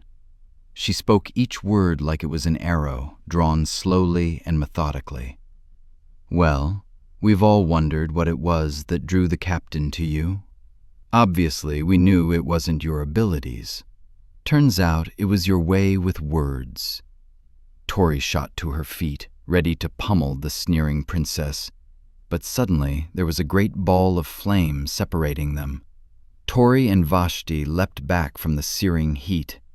Misha stood with her hands raised, tears streaking her cheeks, little flames fluttering around her skin like butterflies. Enough, both of you. The flames went out, and all three of them were silent for a moment. Tori had never seen Misha get emotional like that, and she felt guilty, not for saying what she'd said, but for upsetting the one true friend she'd made at the watchtower. Vashti stood. I should go. She opened the door and then stopped.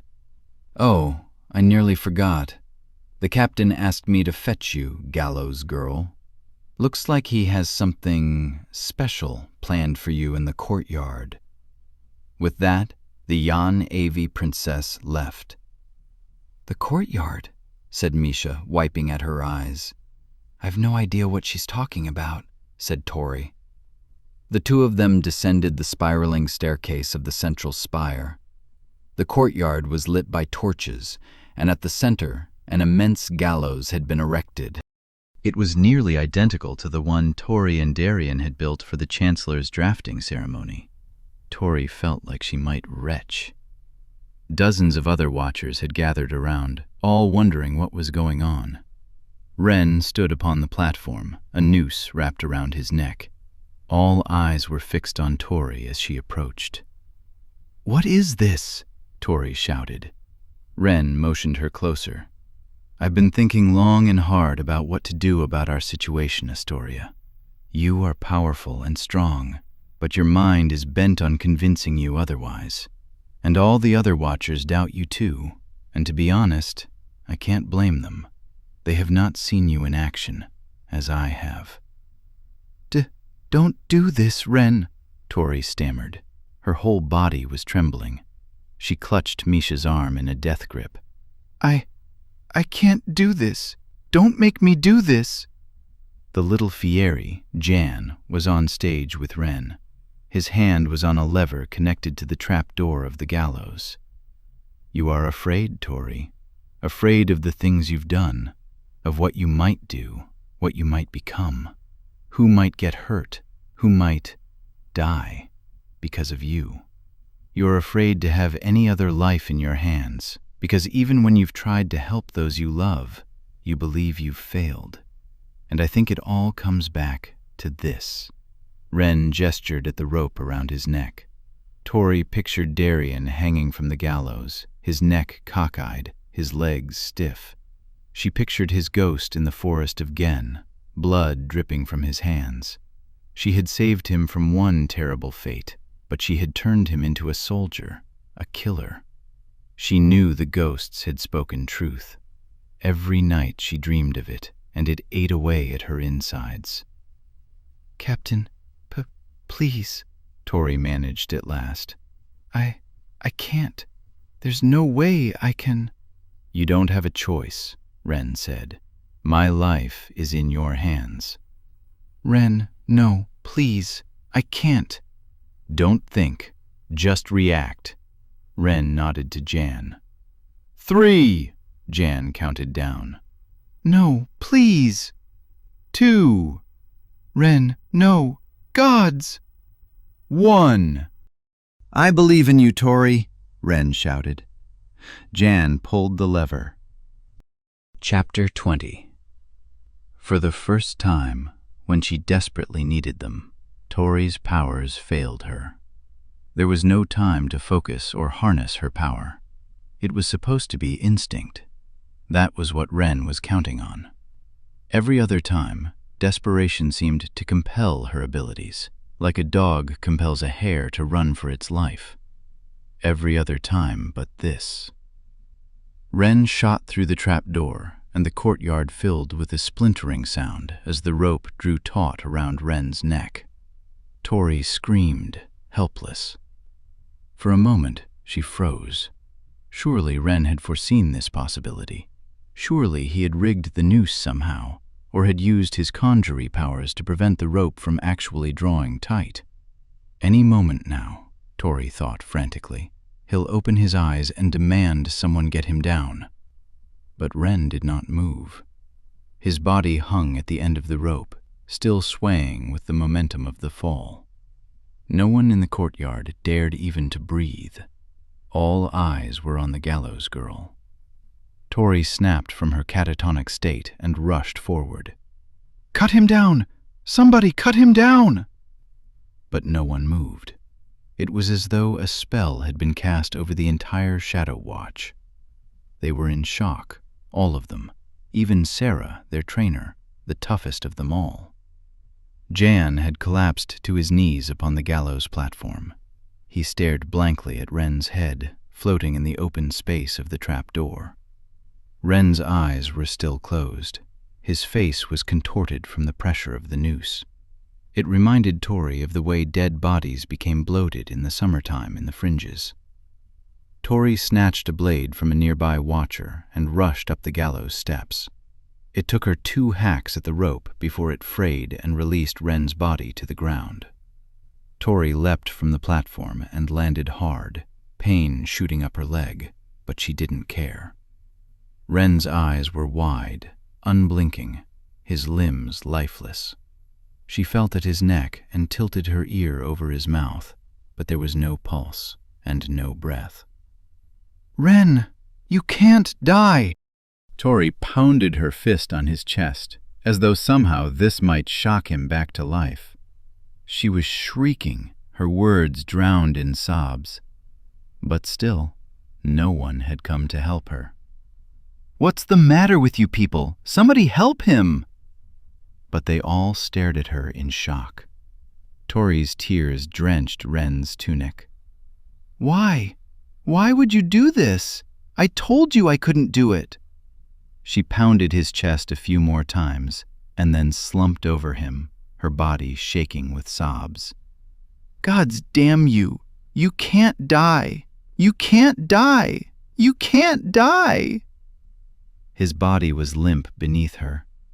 In time, her sobs slowed and her breathing steadied. She had remained slumped over Ren's body for some time when she noticed the awareness.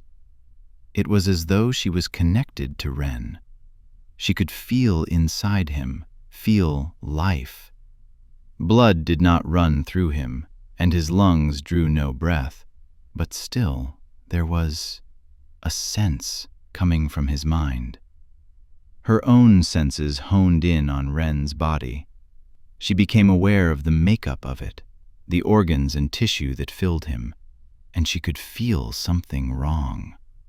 She could feel where his spine had snapped, and she knew that if only this could be undone, he could live.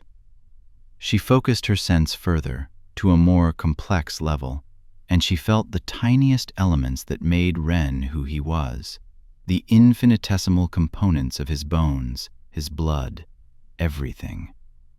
And then it came to her. If I can manipulate the rest of the world, I can manipulate Ren's spine. I can make it right again. Slowly at first, and then all at once, as a trickle becomes a downpour of rain, the elements of Ren's body began to rearrange themselves with her conjury power. It was subtle.